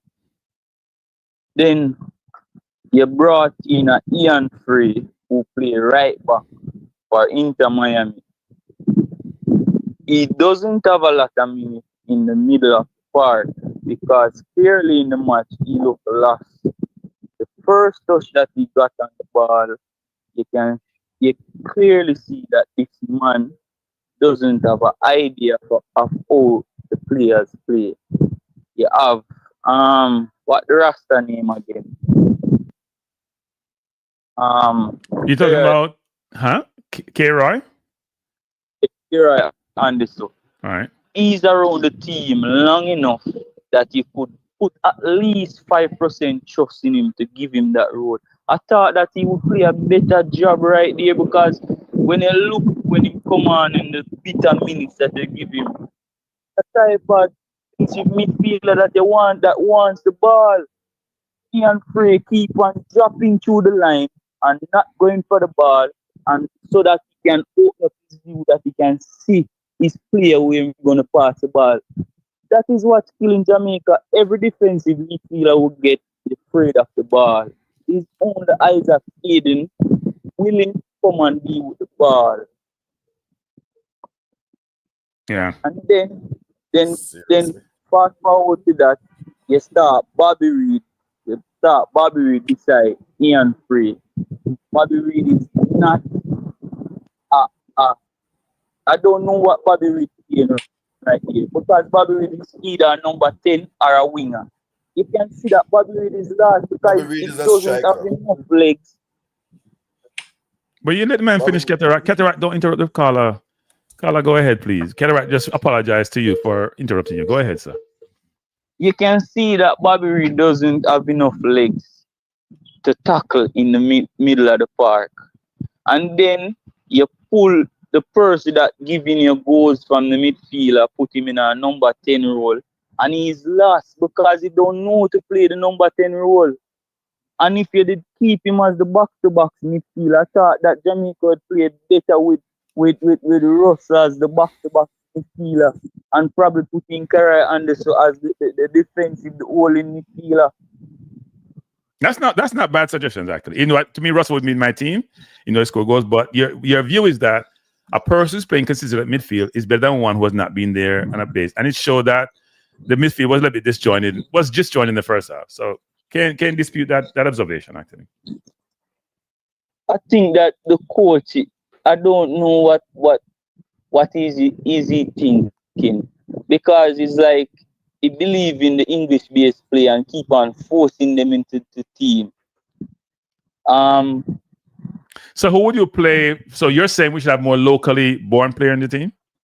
No, we shouldn't have more locally based player in the team. I'm not saying that, but you have a lot of injuries and person didn't turn up to the last camp, like Amari Bell, and you're slotting someone there for that person, right? And you didn't try to play back that person who you slot for Amari Bell. You fling Amari Bell straight back into the fire. There's no way you're gonna get the optimum out of Amari Bell and he missed the last jump. There's no way. Well, suppose he caught up during that interim period with his club and he's been the regular starter. Is it fair to bench him? Yes, I think that's fair to bench him because you have missed out on a lot of quality information that would be passed on in the previous camp. Okay. So I thought probably he could keep him on the bench, and at the halftime or probably in the 70th minute, they introduce him onto the field because you keep him as a mainstay. But he missed that camp, so there's no way he could catch up back with all of that information that he had passed on unless he was there in the camp. Yeah. But he, to keep on forcing in the players, that is not. I could remember the last World Cup qualifiers in 2022 when it was Tapper Whitmore, and the same thing Tapper Tapper Whitmore did with the Panama game. Tapper Whitmore get a lot of English-based player and he forcing the same English-based player. And at Ismail, first half, 2-love. Why we keep on doing those things? Play what you know who come at the last camp and who is fit, who is playing for the club. Why you keep on forcing players that is not getting game time? But isn't that throughout the squad though? I mean, it's not just the starters, right? Because Russell not getting another playing. If you go through the squad, Blake came back from an injury. Lambakisa doesn't get a ton of playing time. I've said this before. Neither does King. King start last game. Lambakisa start for a club body and get a brilliant assist. Right, but I'm saying he hasn't started. If you look at the inception of the year with all the players, some are playing more recently, but most of them haven't played a lot of consistent football. Bobby Reed hasn't played a ton of football. No. You just him start for Leicester, one of the more recent games. He hasn't played a lot of football. Neither has Russell. Neither has Lowe hasn't played in football for Houston. Neither has King and St. Mirren. You can go through the entire squad. And apart from the forward line in some respects, even that forward line, Cephas not getting a ton of playing time for his club. I mean, Dixon not getting a ton of play. Dixon plays, but not every. I mean, it's throughout the entire team. I bet if you go on the bench, it's the same way. I haven't gone to the bench and checked, but Cephas just came up from a long-term injury. It's true. I mean, Campbell plays a lot of game for his team. Campbell may be the only one, but Campbell hasn't really been scoring either. So the entire team, in terms of continuity of play with their club, to then say they're match fit and their muscle memory and how they play, it permeates the team. So sometimes that's not the coach, that sometimes it's just players not having playing time, which then materializes when they go on the field to play for us. I understand what you said, but the coach keep on chopping and changing. Stop keep on chopping and changing.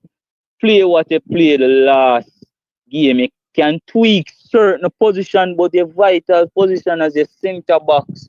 Stop chopping and changing because the pair with Damien Lowe and King, nothing wrong with that pair. Why you chop and change and forcing someone that just come off an injury and they even get 5 minutes for him club up till this time and play him full 90 minutes. Yeah. And then Ian Free is not very good in the defensive midfield. You're playing for 90 minutes. And I'm wondering what the coach is thinking. Because from the first half, I pulled Ian Free because he clearly do not know his players, where the players, the first touch him get off of the ball is a Curaçao playing big ball. The second touch, him holding on the ball, I saw it where he got a ball down on the left hand flank. He's shielding the player and Bobby Reed in front time. Bobby Reed calling for the ball. Keep on holding on the ball, turn, and you lose the ball again, and you're not tackling like how you should be tackling. You know, Carla, that play, I actually recall that play. I think he dribbled about 10 to 15 yards, and he gave the ball to the opposition, that gave you some indication as to what's happening there. It's one play, but it was early in the game, and it may have shown that he wasn't totally there early. But it goes also going back to, as you said, even though he may have ability to play in the CDM, it wasn't something he's been doing regular for his club. So, yeah. I understand when you say giving player a chance to prove themselves, but you give him 45 minutes, full 45 minutes. That is enough to prove yourself to me. That would show me that you need to play the right back. You need to fight for your right back spot. All right, Carla, me give 1 more minute because you got on 10 already. Me give one. Me have to check time like religiously. Like how the coach don't check strategy. Me check time. So yeah, 1 more minute, Carla. 1 minute. Because Keteraka distracted him. Start up on him iPad. Go on. 1 minute, Carla. And Cephas. Kranky, could you get someone to work with Cephas, please? I don't know what Cephas is doing. No. Carla Rudolph. No. Carla, the technical advisor says they have spoken to the player. He told us they have spoken to the player about the questions I asked. He said it indirectly, but I asked the question about his decision making, and they said it was a wrong question to ask, but he also inferred that conversation had been had. So maybe just Cephas just doesn't change his ways. Maybe that's it. Because I understand that speed is something that you're born with speed. But you got to have a bit of football IQ, if I'm using the right word to use, speed, because I doesn't see Vinicius Junior, those speedy wingers do what that Cephas does. Cephas, only thing Cephas wants to get is the ball in a bit of space, and he's down doing like a very headless chicken. I don't know what he's doing. Yeah, I mean, he has to make better decisions. I agree. He has to make better decisions. And then we keep on come when we play the lesser teams. He score a goal and make an assist. We say, oh, so Cephas is this type of person. But we're not really looking at what the best wingers in world football does when they have speed. Is not what Cephas do. No way Vinicius Junior gets the ball and a midfielder inside for the ball and he wants to touch down the line same time. And then have the audacity to want to carry the ball to goal, and there's a lot of bodies in the box where you can square the ball and get a goal.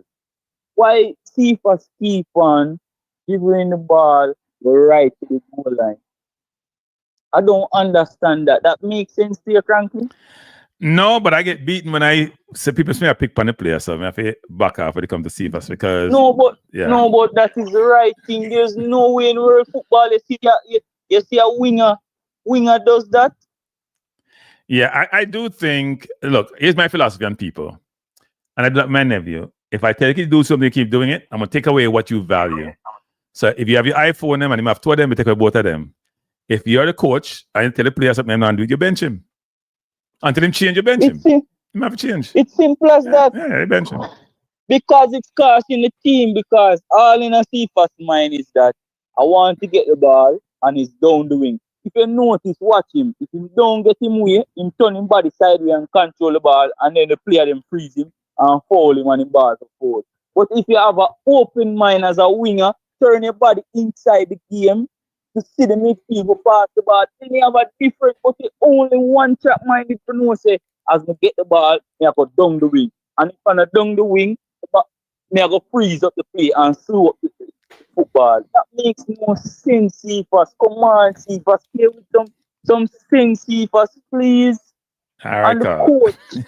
Let me say one more thing. All right. This coach was to get sacked, and I'm calling for him to get sacked. Too late. Gone long time. Too late. Because this coach keep on doing stupidness. It's like he don't know the players up to this time. Oh, we make all of those stupid decisions. Bobby Reed should not start in that. Is the number 10 and Russell play as the number. That is my final thought. Hey, caller, brilliant call. Thanks for calling. Don't make it be the last one. All right, sir? Yes, I'll be calling back. All right, bless. Actually, that was a very good call, people. I don't think people realize that the caller said it now.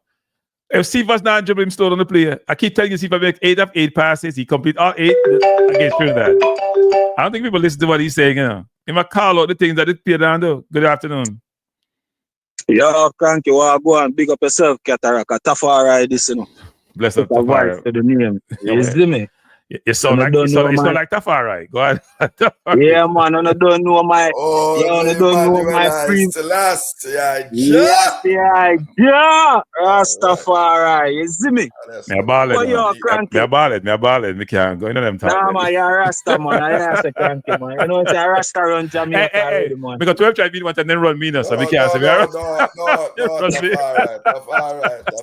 to ballad, but go ahead, Tafari. Go ahead. But yo, big man, team, not much to say still, my brother, because at the end of the day, I already give up on the whole team and everything. No, but you can't do that, man. You can't. You have to give up on the time when things over. You can't give up. Watch out, Kranky. Me and me, you know, you are you, everybody are themselves, you know. True. But me, I said, for me, brother, because me don't give up on the team long time, and because I own the social media, when I draw me back to the team, and I say, all right, give them a chance again, but brother, all of who I blame the coach and I call out the player, them underneath to find the tallest cliff, bro, and go jump off if you not call out the federation, bro.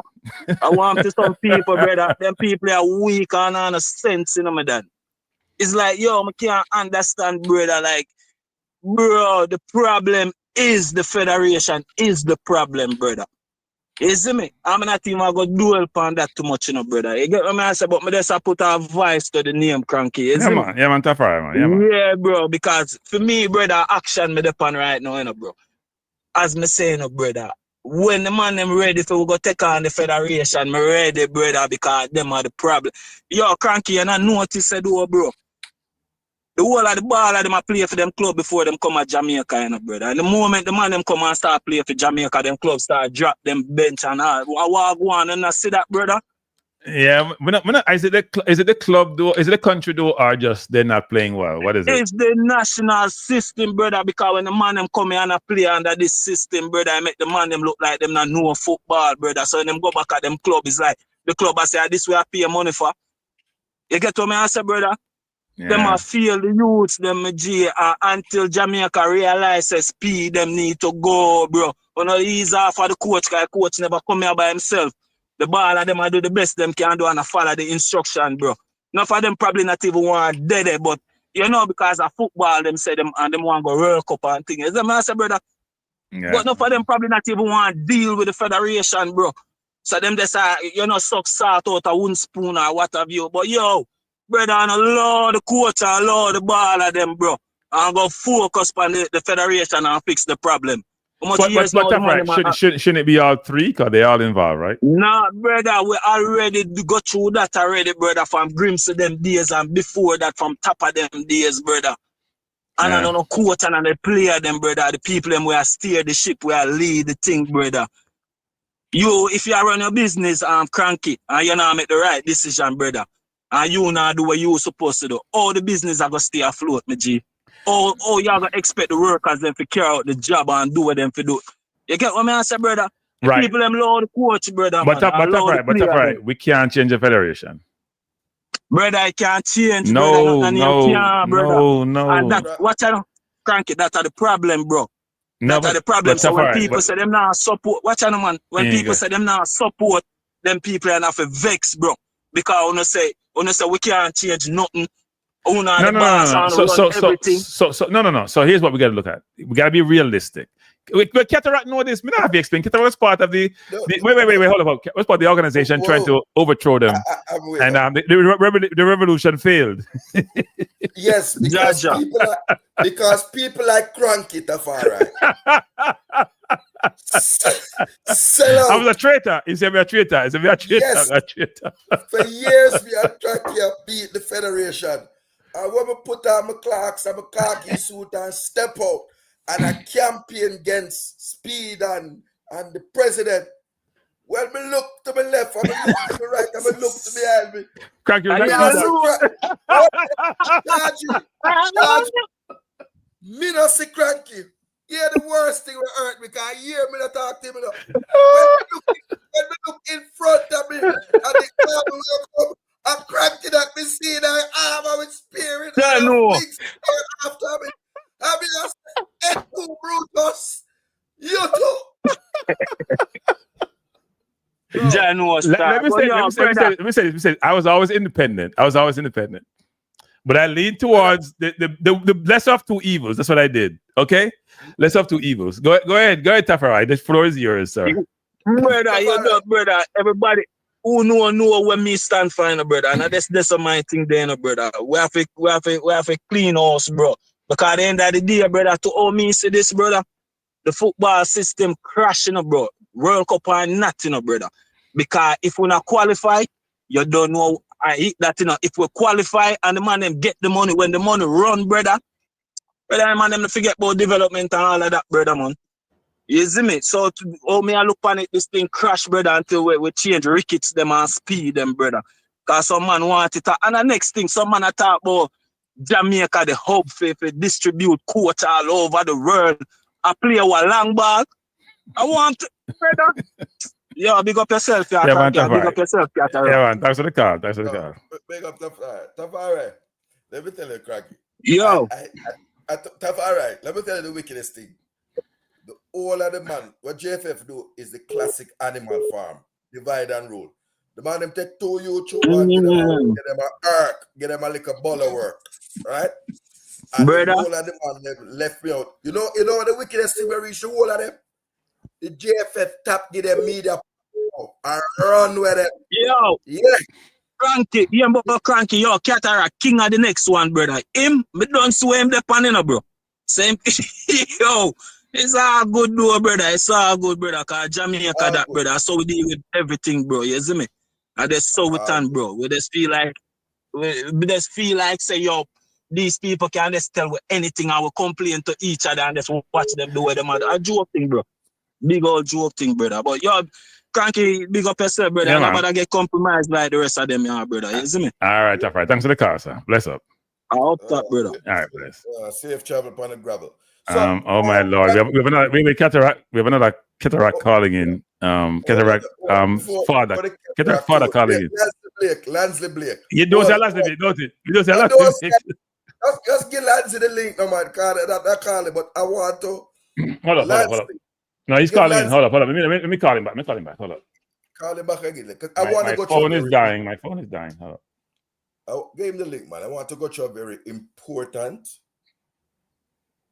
I want to get that. I'm trying to find Langsley's. But I'm gonna tape your girl. About bad for tape, but do that, man. We don't use such language here. He's calling in. I call him back. Oh, tape your girl. Okay. No, we're not taping anybody, Cataract. Hello? Good afternoon. Lord have mercy, man. Let's start talk lower. You start lower, Cataract coming with him deep voice. Thinks a woman up on the chat. Go ahead, Pastor. Go ahead. Good afternoon. Good afternoon. Should I lead the program for you and Cataract take over? Because I'm not going to get much of a word in. No, sir. No, sir. Pastor Blake. Pastor. No, sir. Pastor. Yes, Mr. Blake. I have a special request. I'm asking Kranky to send you the link so that we may speak. His phone is dying. Wait, no, I just tried my phone. First responder is calling when Langs is on the line. First responder, I say you don't but first responder, you don't know when him Langs live there. When him come on, all of we just sit down and listen. We don't get chance to talk. Go ahead, Langsley. The floor is yours. So Lansley, I ask you to take the link, but I'm also asking to be John the Baptist. I'd like to come before the good man of the cloth because I have a very important 3 minutes. That's all I'm going to do. But I don't want you to go anywhere because I want you to be here. I want to talk about CDM. Lansley, I beg you. I want to talk about CDM. And I'm glad you're here. So he will send me the link and I'll come on. Send him the link. Send him the link and let's talk the first responder. Because the show gets spicy. This is like a jerk seasoning rub just go up on the show, people. Yes. Like a scotchy, like a pimento. Yes. Like a scallion. Yeah. Yes. And a chili pepper, scotch bonnet pepper. The show just go and get spicy. Kranky, I'm going to beat you like a slave. Right here. This is one debate. I'm going to deal with you like Dick Advocate. We can't find Lansley Blake, my man. No, because I have two phones. I'm going to my regular phone. I can't find his number. I mean, Kranky coming like Kevin Gates. I got two phones. One for the plug and one for the. That's true though. No, I'm trying to find his number. Tafari just called. First responder call. I think he must have called me on a regular line actually. Because check the regular. Oh, yeah, he did. He called me on a regular line. All right, so let me just do this.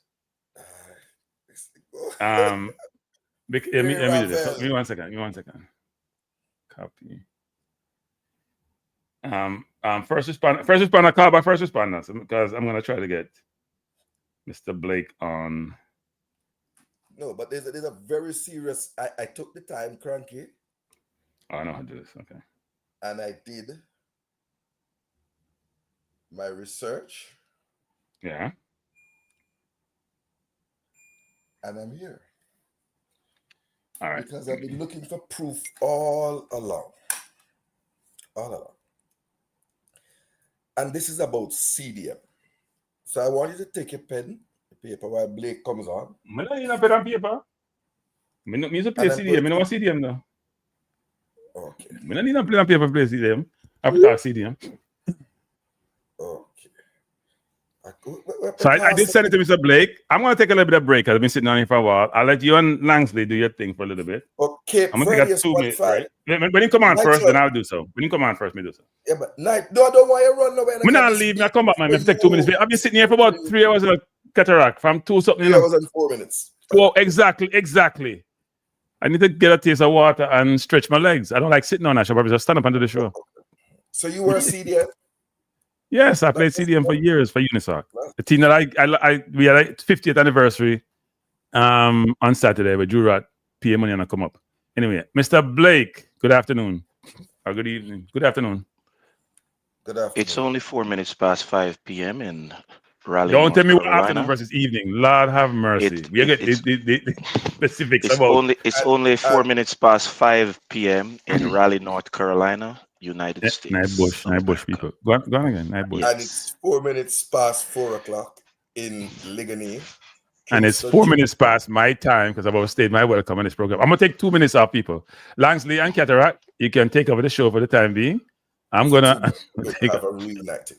This is not a good practice by Kranky, but no, I have to do something for 2 seconds. I'll be back. Okay. So Lansley Blake, in the sound world, I'll give it both in the sound world and in your ecumenical world. In your ecumenical world, it says the wicked have to run away. The wicked have to run away. And in my world, them said jump and sound lock off with big sound tunnel. You know the big sound tunnel? I am. Leave on the phone now for disturb me. So we can't have a conversation because the phone ring.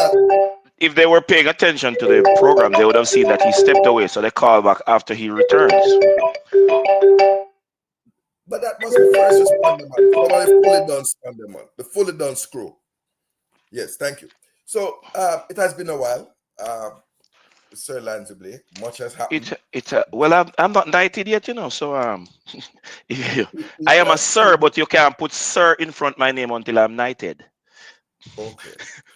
So you know the people have chosen Jamaica, but the green shirt is because I was supporting Jamaica for the away match, and I had my green jersey on. That's all. Still a comrade. Well, my green shirt is just because this is the one I had on when I joined the program. Okay. It is not a display of my political affiliation, despite the country being governed at this time by the party of green. Okay. You know, I had one of the most beautiful girls I ever have and lost in my life, man. Was from Raleigh, North Carolina. Arika Lemech. I must make you get to a private detective to find that young girl. A girl gave me her number. A nice one-night stand. And then the number, I put the number in my pocket, then time the paper. I'm going to wash the thing in the laundry at the hotel. I wash the number. Oh, God. Oh, always remember. So I was about to say I would pray This is for a football show, which is now degraded into something else. No. I am not party to any degrading of your program. I am here talking only what concerns the Jamaica National Football Program and our progress or lack thereof, as there are those of us who still harbor hopes of making it to World Cup 2026. But aren't you an ordained pastor? But I'm about to go see Brazil or Argentina. But I think if it's Brazil or Argentina. Aren't you an ordained pastor? Because I just came and made a confession. What you should have done is said, son, and you do absolution. And that. I am going to give you the reason I sidestepped it. Wait. Let me Pastor. Let me say this, Pastor. You can't save certain people, Pastor. Don't waste your energy. All right, there. Kranky, move on. Kranky. I sidestepped it for two reasons. The first one being him making a confession to me does not save his sinful soul. I am not the Pope. nor can the Pope absolve you of wrongdoing. You are to confess to Jesus Christ, no earthly man. And even if I pray for you as a minister, you are left with the responsibility of repenting and forsaking your sinful ways. So I can pray for you. The second reason being is that Hold on. Remember the prayer, Remember when we went ahead and we prayed for that under 20. Remember, Pastor? Yeah. Let me say this. People, no, beat them. Don't beat them. Wait. People, prayer don't work. I'm not going to get 15 love, people. Prayer don't work. No, but we qualified. We qualified. Kranky. We made it to the next round. Kranky. Mm-hmm. You see, you made that statement. I haven't called you to dissect the program that we had on Balanced View because of the footballing upheaval that happened. Hold on. I understood the football upheaval that happened and how we were going. So I did not do that. However, last Tuesday, I was asked to do a week of prayer sermon. Not a week, a night of prayer. The speaker for the night had an emergency and they needed somebody to replace him. And I was asked. And I happened to have spoken under the subject, the only time prayer don't make sense. The title was, When the Effectual Fervent Prayer of a Righteous Man Availeth Not. And Kranky, the only time prayer don't avail much is when the person, the soul being prayed for, choose to be unrepentant. That U20 team was destined to get any number that you could dream up above double figures because of the unrepentance of those selecting the team. That is the only time prayer don't avail much, Kranky. Okay. All right. Wait, one second. Never call. Go ahead, sir. First responder say I'm offended. Hey, good afternoon, Kranky. How you doing? I'm doing well. I have two guests with me. You gotta say good afternoon to the panelists. Man, good afternoon, guests. Good afternoon. Floor is yours. Yes, man. Kranky, last time we have a talk about the whole Jamaica football system and but we don't want to get into this. We want to get into is what's happening currently. And the press conference, I don't know if Jamaica football lovers, if they listen to the press conference or not, and don't feel worried and alarmed. Well, I think we have been alarmed before the press conference. What the words and everything come out of this coach mouth. Because first and foremost, you're going to come in our press conference and say that in the first 25 minutes, Jamaica lose the game. So the last time checking, the football game consists of 90 minutes, So I never know say you can lose a game in 25 minutes. So if you lose, you see that the team is losing the game in 25 minutes. You don't make some tactical changes and make a change. This is a World Cup final, No, when we World Cup final, World Cup qualifiers to go to the World Cup, And then you're going to make a statement like that. So what you say about the coach? Yeah. But caller, if I may, that statement should tell you that the team lost the game from the coach was hired. I have been pointing out the deficiency of the coach in the first press conference that he had, and Kranky and Jason Guna took me on and said I should give him slacks. I should literally allow the coach to get him free. And from the very first press conference, I'm pointing out that this coach did not come to secure us a place in World Cup 2026. Yeah, because Steve McClaren don't come across as a coach, He more come across as an administrator. And first and foremost, when he was talking about when he was in CONCACAF and thing, he was just like administrator scouting out CONCACAF and see the development of the whole nation of the CONCACAF region. He wasn't like a in and out coach. So Jamaica just get administrator and thing and just luckily getting some group of players from England and putting them on the field and thing with no tactical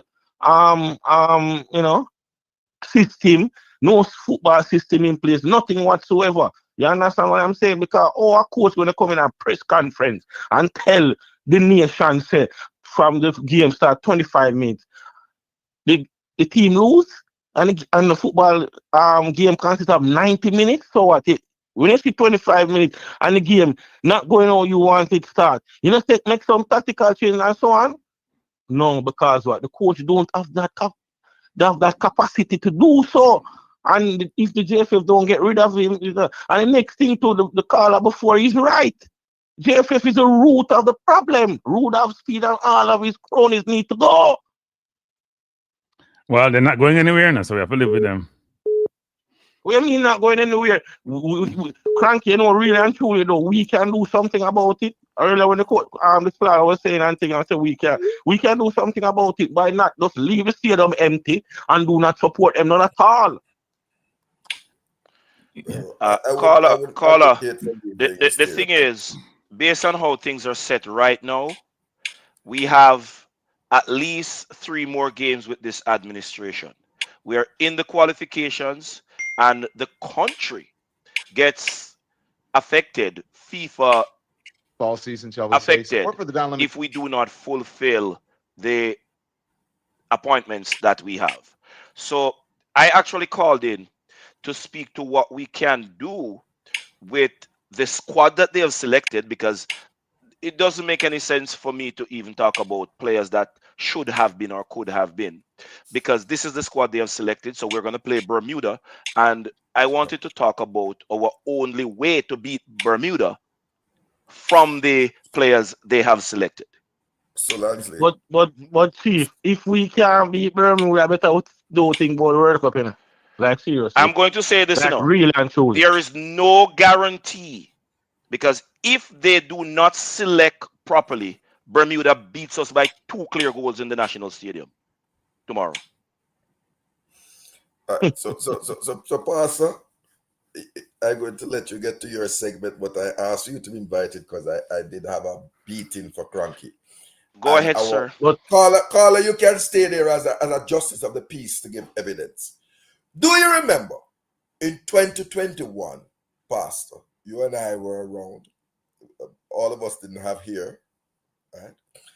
A certain player came from Swindon Town to Jamaica via Chelsea via Swindon Town to the Azteca in Mexico. Put on the number 6 jersey at the CDM for Jamaica. All in the height of COVID, along with Adrian Mariappa. Only 2 of them took the flight. And his name is Anthony Grant. Now I want to go and look at debut statistics. Ian Frey at the match that we had. Ian Frey against, can you tell me the ranking of Curaçao? I can't count so high. What's the ranking of Curaçao? Doesn't matter, they beat Jamaica. No, man. It doesn't matter, they beat Jamaica. Why does ranking matter? They beat Jamaica. Yeah, Curaçao rank around what? 80 something? Doesn't matter, they beat Jamaica. Why are we going back to this Cataract? Why are we going back to history? Come on. No, you are not getting away. No, but Cataract, I've been on the tour for 3 hours. Hold on. Not staying on more than half an hour more. Why are we going there with Anthony Grant again? Hold on. Please, I urge you. Ian Frey touched the ball 45 times at the CDM. Tycoon, I got to call you back. He had 1 unsuccessful touch. He had, what is this thing doing this? He was fouled 1 time. He tried to dribble twice and was unsuccessful. And he lost possession 12 times. Yeah. Touched the ball 45 times, 1 unsuccessful touch. Out of the 45, he lost the ball. Ian Fraser right back. Please, sir. Please. But Ian Fraser right back. It's an emergency situation. Sir, please, sir. Please. he was playing at the CDM position, Pastor Blake, right? Out of the myriad of players.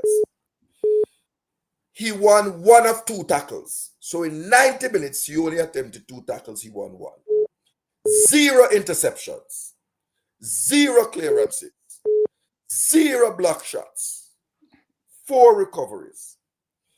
He attempted 10 ground duels and only won 3.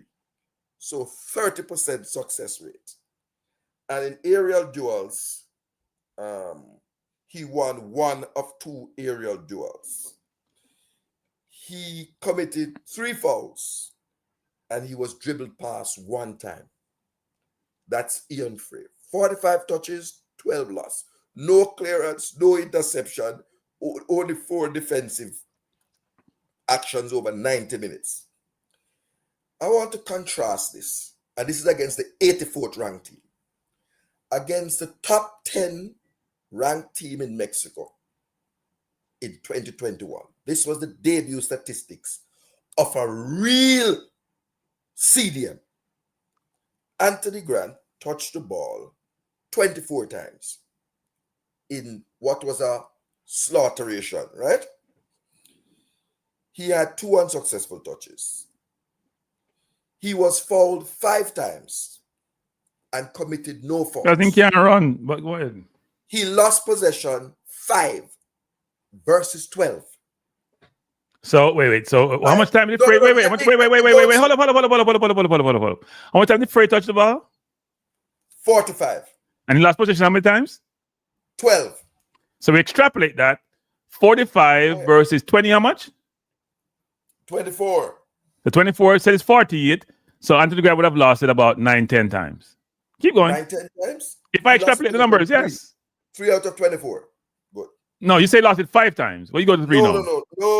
Was fouled 5 times. Oh, he lost it 3 times. 3 times. So he lost it, say 6 times then. Okay. He had no assists. He had 1 key pass. Yeah. His passing accuracy was 11 out of 12. 92% against Mexico. People, let me just say this again, people. A CDM make it 12 passes an hour entire 90-minute game. And we are talking about a CDM there? What are you talking about? No. This is a joke. Hold on, man. Hold on. This is against Mexico. I'm going to give you the possession. That I don't care if it's against God's team. That's bad. Against God's team. Oh, wow. Can we not go there? Cataract, don't kill the program, man. Don't go back. Don't go back. If you say Hayden, who had 54 touches, I'm losing about 5 times. That's a comparison. Let's not. We don't. Ian Frey played right back, people, from Inter Miami. He's an emergency game. Where we going? The coach make a real bad. You must put a right back man in a right. But he has played center half. No, but he has played CDM and he has played center half, and that's why they put him there. And the coach probably get instructions. In and out. I know, but the coach probably get instructions from his support staff about leveraging the player. I mean, boss. But you know what happened to Kranky? Oh, you know, Kevin Lambert, no game in the first September window. You drop him, which is a real CDM. And now we are fiddle for a CDM. Well, they don't rate Kevin Lambert. It's a fact. People, let's get to the real facts. They don't rate Kevin Lambert. They don't like Ravel. There are people in the JFF who believe Ravel should never be in the team. He's not fit. He's not the right muscle mass. All sort of nonsense, right? They don't rate certain players, so we gotta go with what we have or what they provide to us. And I can understand someone say, why don't we try K. Roy someplace else? Maybe more box to box, but he's playing more football than some of them are playing. He's been with the national team almost every single window. Why are we bringing a new player to play there instead of him? Because Frey had a difficult game. Away game on the turf with somebody who has 2 ACL injuries in the past. That may not have been the best decision.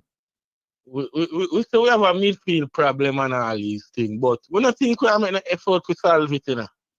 Yeah, I mean, yeah. Because look here now, you call all a ball and name Brando Cover in the Unity Cup. Me not see him back up here again. What happened?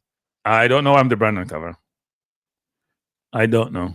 Very promising you to play for Leicester and that's when you're coming in the ranking where Jamaica could have bring in for mold him for this campaign and for the future. Because if we are struggling now, man, Lord have mercy, dog, if we suffer the next campaign, I hate you, and all of them country the way they had that group. You know, No. There's no more campaign. This is the campaign to get to the World Cup. There's not a campaign. Yeah, we know that, but I have to look to the future to Kranky.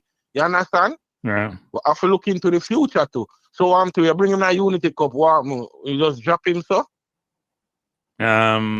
Yeah, well, it happens, right? The JFF. We know we're really not serious about solving this midfield problem. You have a youth who are playing a first league competition in Turkey, Daniel Jamaica does not have a midfield and you know problem. call him. We're serious about the midfield thing. You have Junior Flemings who are play good and thing.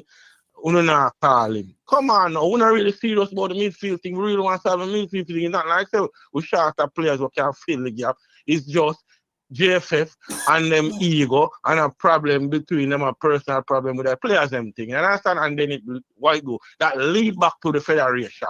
So we need to get rid of certain person at federation who are all back the team and want to try bring for them club style of football in Jamaica because this long ball thing now gonna work.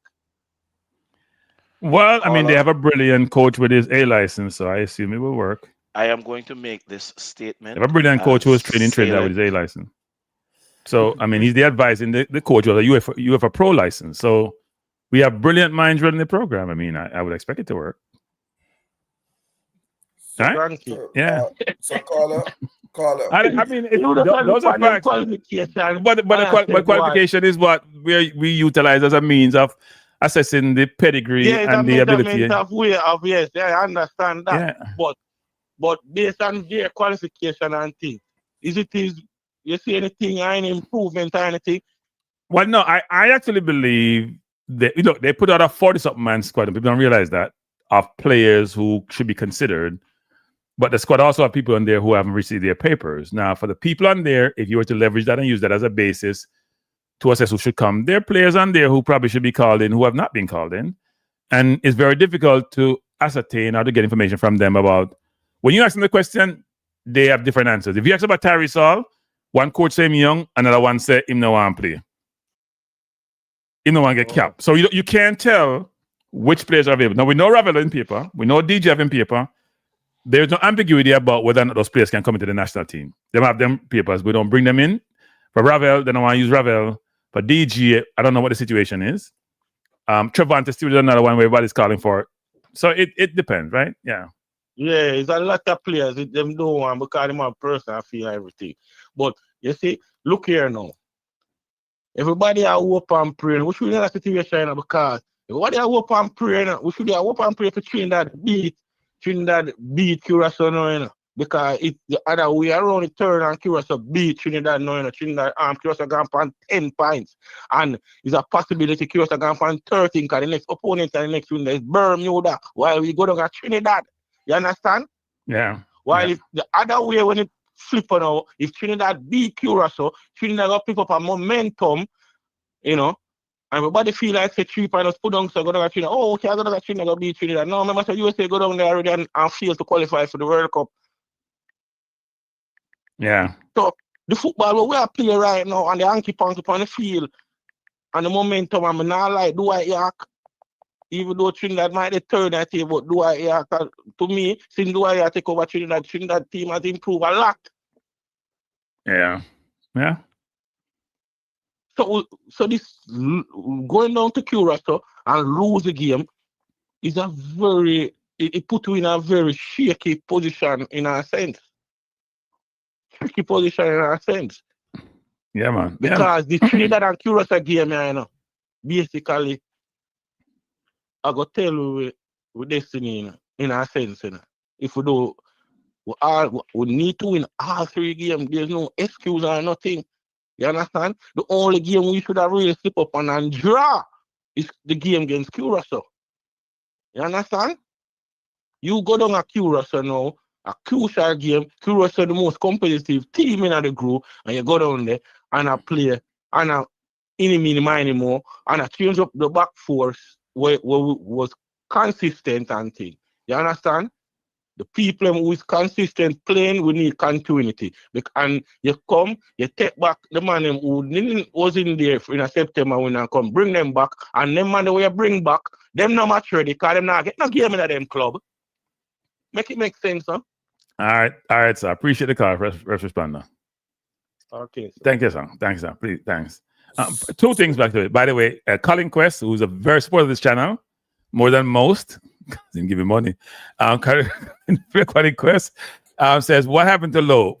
No, Colin dropped $20 almost every time he come on the channel. I'm telling you the truth. I'll call back this person when we're done. Colin Quest in time in the sun, time deserve him time. What happened to Low? King should not play over Lati. Holgate, it should be last on the list. I don't know. I think Low is not getting any game time at Houston, so that makes it difficult. And King should not play over Lati. I mean, I think Lati is our best defender. You know? I've been saying that for the longest. But to be fair, I don't know what somebody just dropped me a question. To be fair, actually, Lati hasn't played a lot of football. He's been injured for almost the entire season. He hasn't played any game for Coventry as far as I know. Right? So, yeah. And then there was another super chat. This is 1-1. 1-1. Give me 1-1. Thanks for the super chat. Appreciate it. I know how this I don't know. I'll put him on. Go ahead, sir. Thanks for taking my call. Go ahead. This is like cataract and past, you know. Not a long caller. Go ahead. Okay. Does Jamaica deserve to qualify for the World Cup? What does that mean? I don't understand that question. When we look at the mismanagement, when we look at the unwillingness to choose the best players, is he hearing me? And Kranky? all of the surrounding factors. These are traits that should cause a team not to qualify for the World Cup. No, I think you should qualify. You should not qualify for the World Cup if you don't play well enough to get into the World Cup. That's the only thing. Regardless of your administrative, hold up, caller. Without administrative problems you may have, or selection criteria, if you don't play well enough, you shouldn't get there. If you play well enough, you should get there. We can't say, because a lot of countries have bad administration. Canada was in bankruptcy at one point, right? So we shouldn't use the administrative challenges that we see or that we don't align with as the basis for getting to the World Cup. We should say, if you don't pick the right team, if you don't play well, and the results don't marry what you expect it to be or it should be, then you go home. Are you hearing me? Pastor want to say something. Pastor want to say something. Go ahead, Pastor. Then the caller can talk. Caller, you need to frame the question different. Every country that has football administration or football recognized by FIFA deserve to be at the World Cup. Every single football nation deserve to be at the World Cup. They deserve to have an opportunity to be at the World Cup. No, they deserve to have the opportunity to play at the World Cup. Yes. I would go further to say they deserve to be there. But you deserving to be there is premised on what you do. It is your work that you get rewarded for. So if you do the right things, if you do the right thing plus your best, then that's how you get there. So, caller, you need to frame the question differently. Does somebody who continue to do the wrong thing deserve any reward at all? Wait, one thing by the way, people, when we give me £5, not dollars, it's pound is stronger than the dollar. So one, thank you. So to make sure we understand that this is not a dollar thing, it's a pound thing. But go ahead. You know, my point is, I mean, I phrase it correctly. My point is, the play on the field is directly connected to administrative issues. Correct. So if administrative issues are flawed, then struggles will exist to get to a particular point. And like I have said before, and I said it last night on the program, and I'm going to say it again, because for more than 10 years, I've been saying it and not getting anywhere, but repetition is the mother of skill. Jamaica and JFF does not have money problems. Nor midfield problem. Haiti's performance disprove all of these reasons why the team is not succeeding. Haiti is worse than Jamaica in every way, and Haiti as a team performing better in a tougher group. So all of the reasons that have been put forth over the years are now proven false. It is time for us to admit the truth. Jamaica has the second highest brain drain rate in the world. This fact has consequences. And we must ask ourselves, what are the consequences of this dynamic? What does this do to Jamaica's intellectual capacity?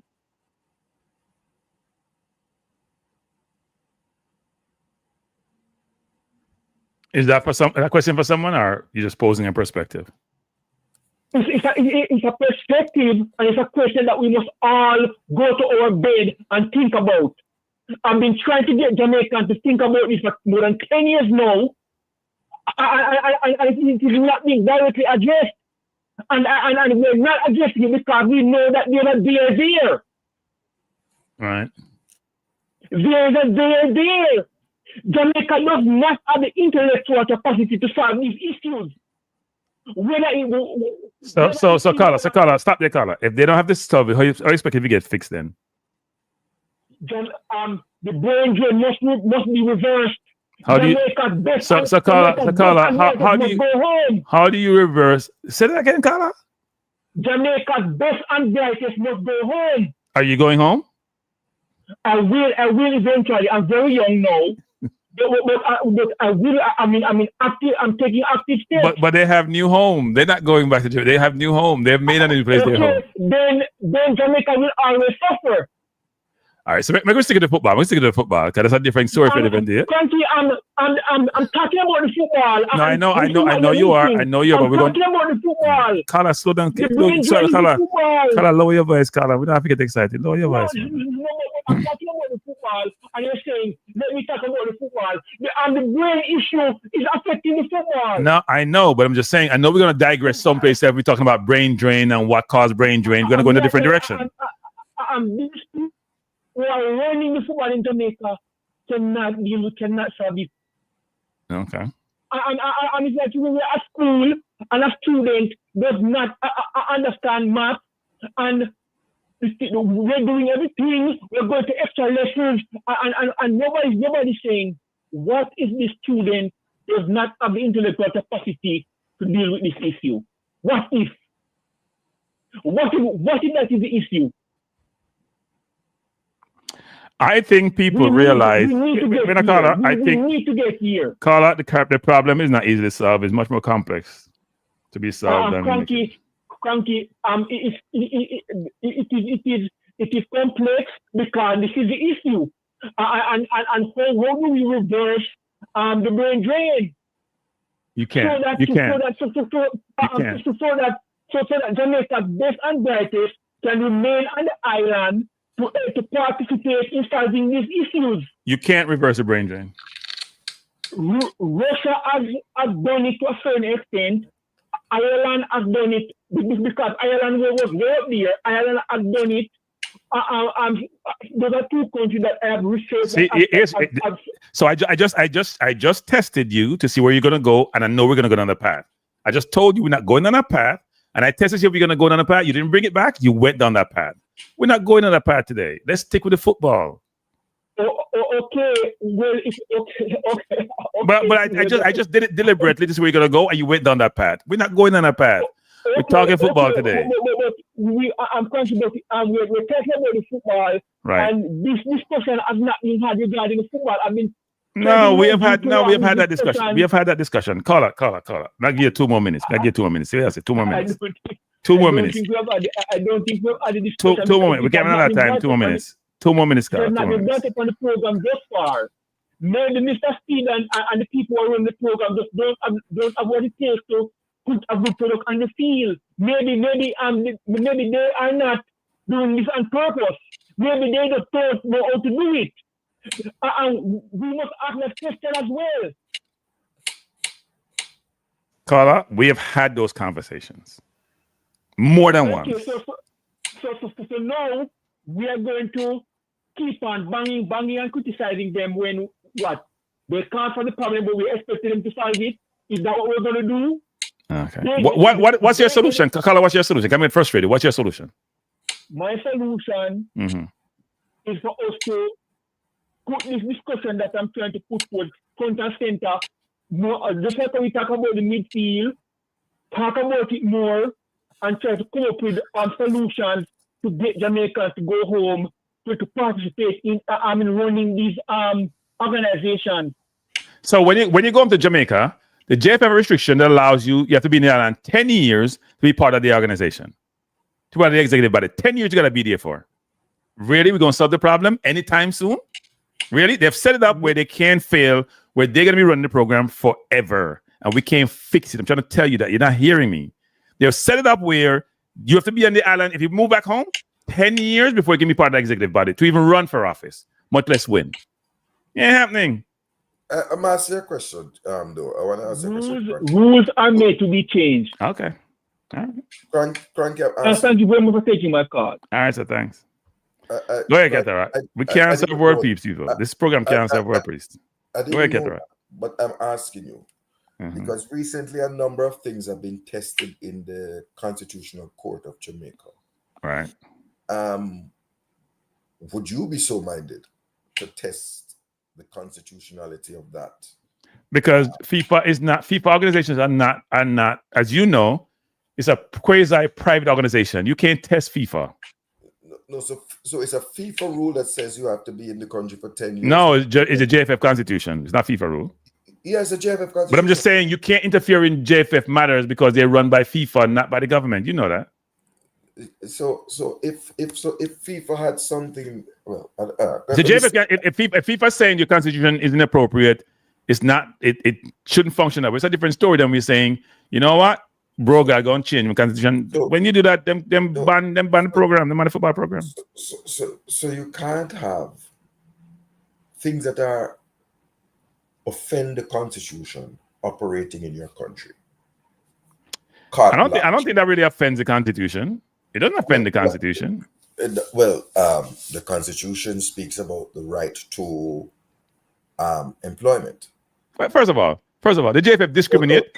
You know, the JFF discriminate. The constitution does about discrimination, which I've read out numerous times on this program, and they still discriminate. Go ahead, Tycoon. Still discriminate. Blessed Kranky. Bless up. Blessed Cataract. Bless up. And bless up all in the chat. Like and subscribe. You know the thing, all right? Thank you. Yes, I respect. Big up to all the fans. May I say Kranky to all the fans. Let's get behind the team. True. Let's support the team. Let's all with myself go to the game and support the players. All right. We know what's at stake and the importance of this game right here. So make we all join hand in hand and go out and support the boys tomorrow. Good talk, sir. Good talk. All the players, if you are listening, come and know someone are listening. You are supposed to want it more than the fans. Right? And my next point before I run Kranky, I have one more point up. Big up Andre Blake over the years. You have been a dominant force playing for Jamaica, and I respect you. But I think now is the time for you to give somebody else the captaincy that playing inside the game more to set the tone. I really don't think when you come on to setting the tone, you have that value, even to speaking to players have inside the field playing. I don't think you have the value for that. And I think you should let somebody else do that job. I don't know who is it. If it's Isaac Caden or Amari Bell or Damian Lowe, one of the senior players, but I think it's captaincy. With all respect, Andre Blake. Saying, no, to be honest, Cataract. Wow. I respect Andre Blake, but I think I want my captain inside the game more. It's a fair talk, Cataract. I mean, people want him to be on the field. We can affect the play more, being so far away from the forward line. There have been many captains, including those who have won World Cups, who have been the goalkeeper. The goalkeeper, right? I mean, captain is overrated in football sometimes. Yeah. Wasn't Taffarel the captain of Brazil? Well, Cataract, I must say, right? I understand what you're saying, but watching Andre Blake body language, right? I don't think he has the effect on players demonstrating where to go, what to do on the field. I just don't think he has that over the years. A coach, a captain is not a no, coach. But I think Bobby Reed is the captain on the field actually when I watch him play. See, all right, I understand where you're coming from, the coach. I'm gonna give you a scenario, Cataract. You as a captain see that 20 minutes gone in the game, and you see that you are being outplayed. Act like you're injured. I don't see no one on the Jamaican team even act like they're injured to say, all right, listen, we have to make a tactical change right here. If you are being outplayed, it's just like the NBA. If you are being outplayed, I've called timeout. Yeah, but football not having a timeout.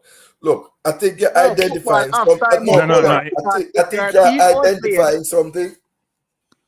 You're identifying something, but I don't think the solution is the right thing. You're saying on field, you're not seeing leadership, but you also have a vice captain. The vice captain is on the bench. But the vice captain was on the bench. He's on the bench, yeah. Exactly. So I'm saying to you, you get a point, my friend. You identify something, but I don't know. Your vice captain has to be on the field if your captain is more of a sober. No pun intended. Let me tell you something, Cataract. I respect the Damian Lowe, my G that. One rap foot, right?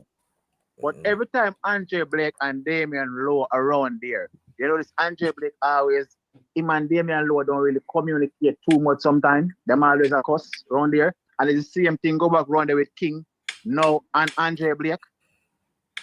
So there is something really bothering in that defensive line that I don't think a lot of us, we don't really see it, but it's there. That defensive line, there is something really troubling and bothering around there. And if I check the Trinidad game, really, if VAR was included in that game, we might be thinking we would have been out of the World Cup. So we have to get the defensive right, and we have to get the goalkeeper department right. As like I said, I want Andre Blake at this moment to have somebody else inside of the game more to captain the Jamaican team and set the tone. Give me 1 second. Give me 1 second, Tycoon. Moses just dropped a super chat. Thank you, Moses. Appreciate it. Says no goalkeeper captains have won the World Cup in 50 years. I haven't checked that stat, but that's what Moses is saying. And then SM Security has also dropped a super chat. Thank you, SM Security. Go ahead, Tycoon. Yeah, so to me, Kranky, what I say, the coach and some of the media personnel, I think they underestimate the teams that are in this group. And we're not really we're not fail yet, but we are going down that road, and I still believe in the boys. We get it over the line, but them have to want it more than the fans. And I don't think the federation know the importance of going to the World Cup. I don't think them know, because we keep hearing 5 players for over a year now, and we still don't see one of those players playing for Jamaica. Did the JFF do everything they're supposed to do to get these 5 players in, like they do for one player that he didn't have to come here to look at his paperwork? The JFF has done everything possible to stop players from joining the Reggae Boyz team. So the And that is question, for example, disgraceful and distasteful if they are doing that while other teams that don't even have nothing near a football culture looking like they're going to make the World Cup. so the question I'm asking, for these players that we call name from now till the morning, Virgin, the JFF, I think they underestimate the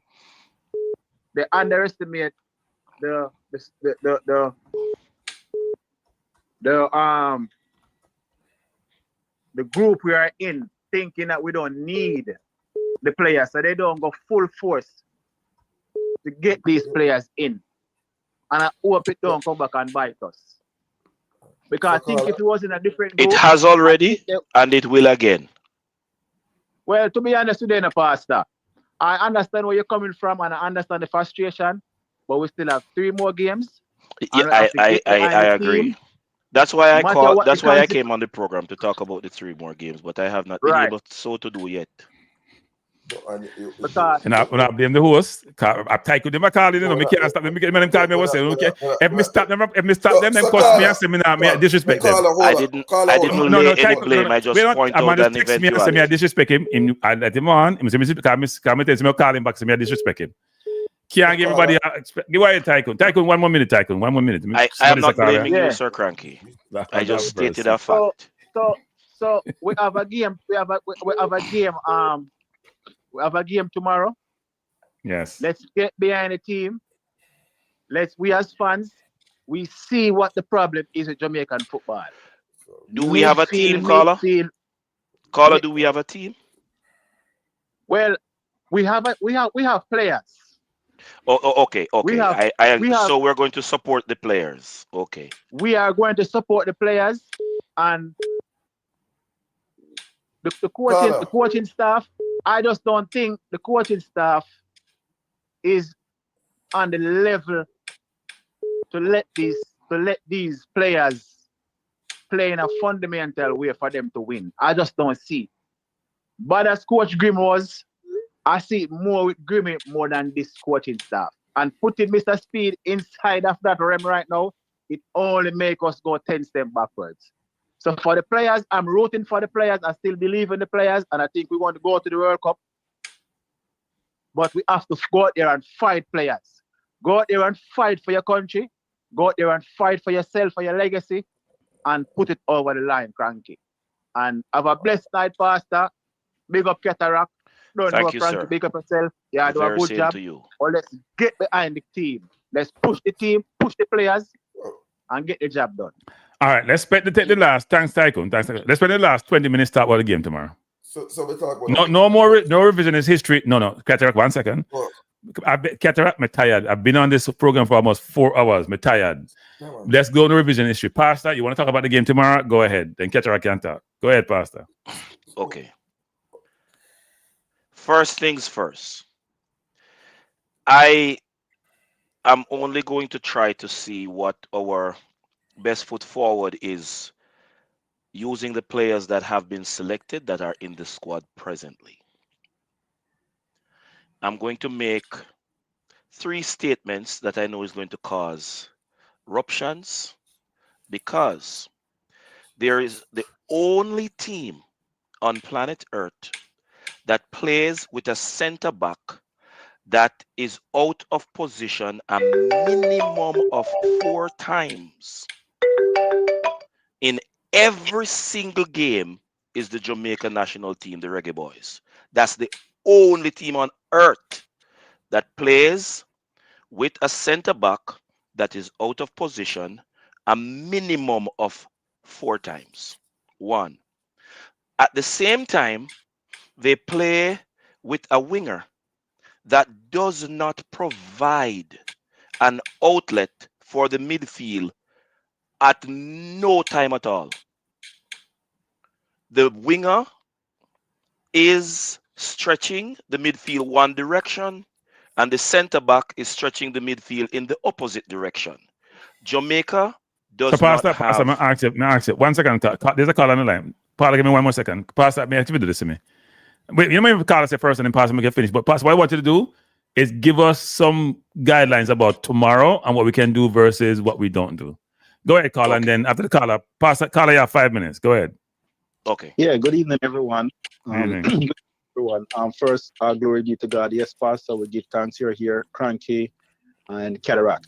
I have a question for you guys. If we recognize that we have a problem with the midfield for a long period of time, right?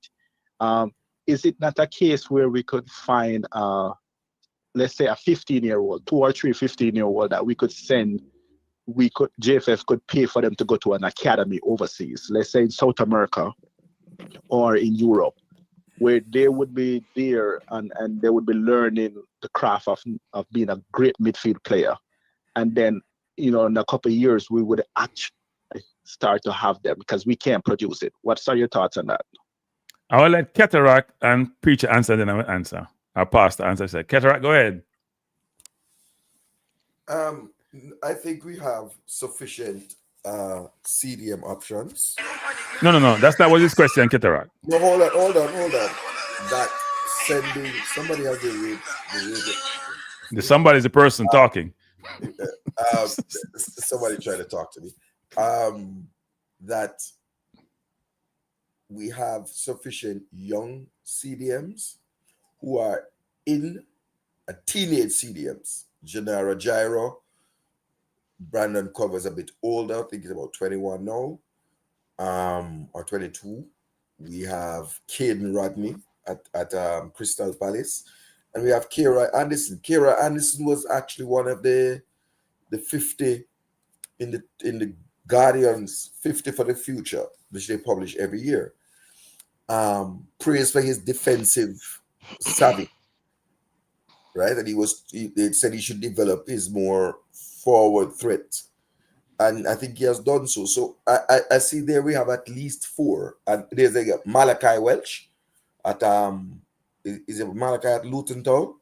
He was in the under 17 or the under 20, the under 20 as a CDM, and was one of our better players. So they have 5-6 players. So I believe that in there you have to develop. Kranky doesn't like history. In 2023, or during Halgren's time, Halgren came in 2023.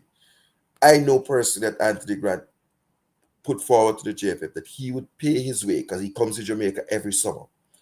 And that if they had selected a group of CDMs, he would have dedicated time in the 1-month vacation he had and held a camp with them up at Horace Burrell Center. Dog, I'm surprised if they got any reply to that. I know he tried mentoring what's the kid whose father owns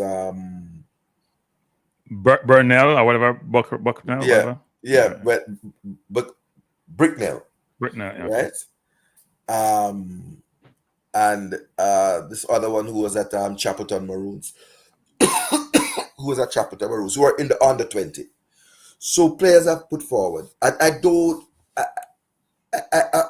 There's a midfield problem in Jamaica because we like people who can dribble the ball and block the ball, right? That's who we cheer for. We don't cheer for the man that steps up and intercepts the football. So let me rephrase the question, caller. 1 second. Here's the question, Cataract, which you haven't answered yet. Mm.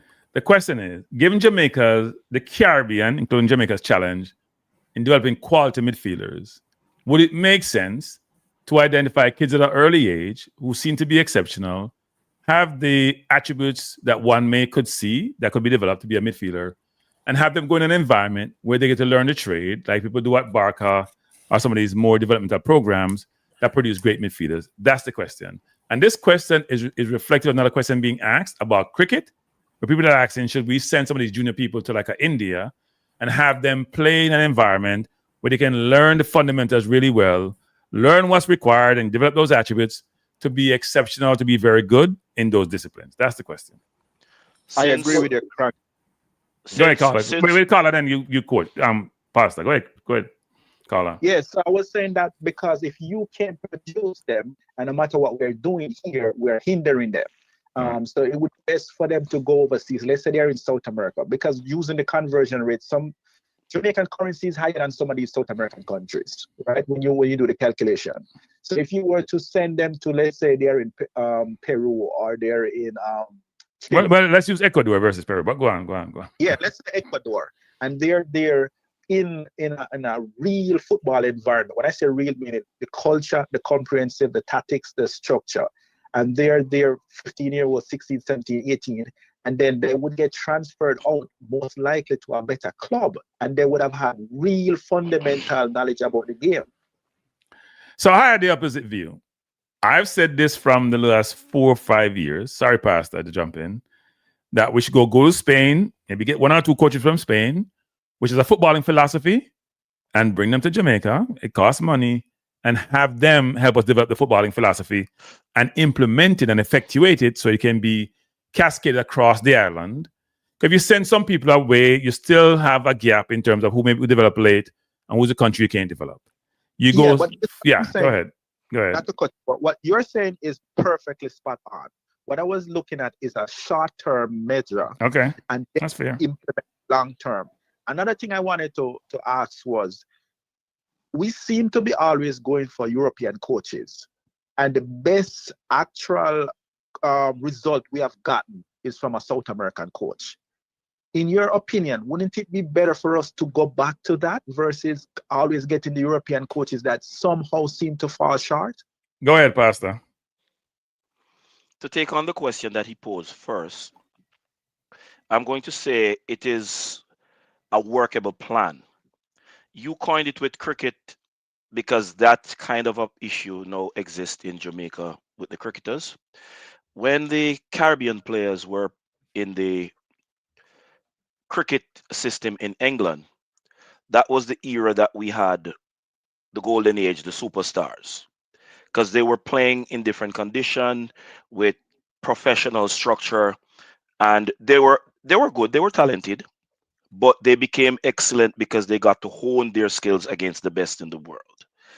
And people are going to challenge me, the best in the world. I looked at a 15 ranking for the best opening partnerships in the world in all time in cricket, and England had 6 opening pairs in that top 15 pair. It tells you something, that they were doing something right. And I'm talking from the top 15 was done from World War II time to present. They have 6 of the best opening partnership pairs in the world. Now there are 10 test playing nations, and if you get 6 in 15, it tells you that's the best condition to hone the skills in. Having said that, though, caller, that plan is workable and progressive in thinking. It would be less costly if we did the Kranky suggestion to actually get the teacher on the island and duplicate the model across the island, spearheaded by that said teacher. If you're going to take a child to send abroad, you're going to have to move an entire, I'm going to say an entire family, because they have to have parental guidance to send them. If you're going to send 10 children, that is at least 10 mothers or 10 fathers or both, plus the child. And there is no guarantee that more than 20% of that is going to reach international standard. If that much, or if that higher percentage is going to reach international standard. So you would have a better percentage chance if you use the Kranky method, where the teacher is brought to the island and the facility and system is set up and duplicated across the island. That would be my attempt in answering the question. The last part of what he said, actually, Jamaica does not have a midfield problem. As Cataract suggested, there are more than the number he suggested, because he suggested 5. There are double-figure numbers of teenage players that totally solve that at this age, 17, 18 years old, they are better than the likes of Anglin and Frey in those positions. At 17, 18, they are better because Genora Johnson is light years ahead of both Anglin and Frey in that position. Notice I didn't say better than Frey, generally speaking, but in the position of a 6, he is not the measure of Genora Johnson. And in that position, he's not the measure of Lambert either. We do not have a problem in the position that we are struggling in. So In terms of the players, question in is terms that of players, we want don't to- have a player problem in those positions. Because if we do the same thing over and over, every year we keep quarreling about the positions that we don't have, right? But yet that's a lie, caller. Caller, that's a lie. Anybody making those statements is telling a lie. So I'm not totally agreeing with Pastor here. I think we have a midfield problem. I think if you look across the board, England, in terms of those of black persuasion, doesn't produce a lot of great midfielders. They're doing better nowadays between the Ramses and the Billingshams of the world and the Gibbs Whites of the world, but it has been something which we have done really well. The forwards and the defenders, yes. For Jamaica, those Jamaica heritage, the ones that have passport and available, there ain't no close to world class players in it. That's why we all get excited about Greenwood. That's why we all love the concept of Greenwood. Kranky, Yes. here's where I challenge Eddie that. Guna. We are playing in CONCACAF. Ravel Morrison and Daniel Johnson are on the cutting edge in CONCACAF. I'm not saying they're going to tame the world and win the World Cup. Ravel Morrison and Daniel Johnson can qualify Jamaica easy for the World Cup 2026. Somebody said me to steal it, but yeah, because we can't come on because Cataract and Pastor John, and you know, say 5 hours that. Caller, one more minute, caller. Thanks guys for the time. I was just saying that we have to have the desire to win. Yes. And it don't seem like we have the desire to win because we're doing the same thing over and over every time, and we spend hours and quarrel about it. But what I'm saying is that maybe a different approach could work. We don't have the monies for a lot of fields and a lot of equipment, but 1 or 2. Let's say, look at the team that went to Trinidad recently, the young team that played in the under 15. We put exceptional talent. If you take one, Call up, must stop you right there. We're not sure them exceptional. We have to be very careful about the analogy and the comparative. We're not between players in the Caribbean and when they go outside the Caribbean. I'm trying to tell everybody this. I understand what you're saying, Carla. They won the Caribbean Championship. The JFF pushed them out because they didn't want to talk about the under 20. It's all good. But if we go outside the Caribbean and do well, then I'll give kudos. Until we do that, then I struggle. Currently, you are right. Words have meaning, caller. Be careful. Yeah, make him finish. We can finish. Yeah, 2 things can be right at the same time. Yeah. What I was saying is that if you take the best out of that crop and you send them away to Brazil, or Argentina, Ecuador, any one of those countries, the 5 top of them, and you bring them there and they're in an environment and they're consistently playing with the best in their age range, they're going to matriculate and become better, right? Well, yes, by design, yes, we'd expect that, yes. By default, yes. So what we would be doing is investing. If you have a proper 3-4 good midfield players playing in South America for 4 years at the junior level, it is easier to bring them into our system. It's going to be easy for them in contact in our groupings. But if we leave them here, but anyhow, guys, thank you so much. Thanks, Carla. Thanks. All right. So people, may I wrap up the program? May I make Pastor came on, has to say what he wants to say. So let me finish the program by saying 2 things. One is, Pastor, we want to talk about tomorrow's game for the next 10 minutes when we close the program down. Say what they say, Pastor, and then Category can say what you say, and then I'll close it down. All right? So go ahead, Pastor. Okay.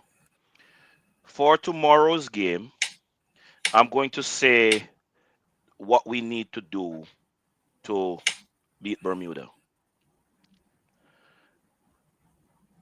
Bell is the center back that is playing the most. Wait, we were knocking sound. Is that you, Cataract? It's not me. It's not me either. So it has to be Cataract. No, it's not. So nobody's knocking on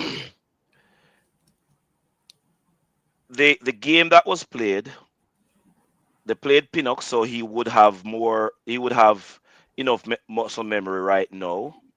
So I wouldn't be too upset if they started Bell at left back again and Pinnock at left centre back.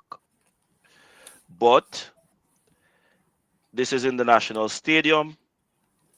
I would start Damian Lowe because neither him nor Pastor, you're Holgate picking your team. You're picking your team. You're picking your team, right? Yes, and I'm giving Okay. reasons for that. And notice I didn't say anything about the goalkeeping department because we have one goalkeeper that will safely navigate us in this game, so that the goalkeeper picks himself, the captain picks himself. So start I at right would- back. Start at right back. Start at right back. No, Okay. I already started Kranky. I'm going to the right centre back now. Okay. I would go with Lowe over Holgate to start the game because both of them are pretty much in the same situation where they're not really playing at their clubs. Okay. But the recovery speed of Lowe, I would use. I am going to go with Latibodier at right back.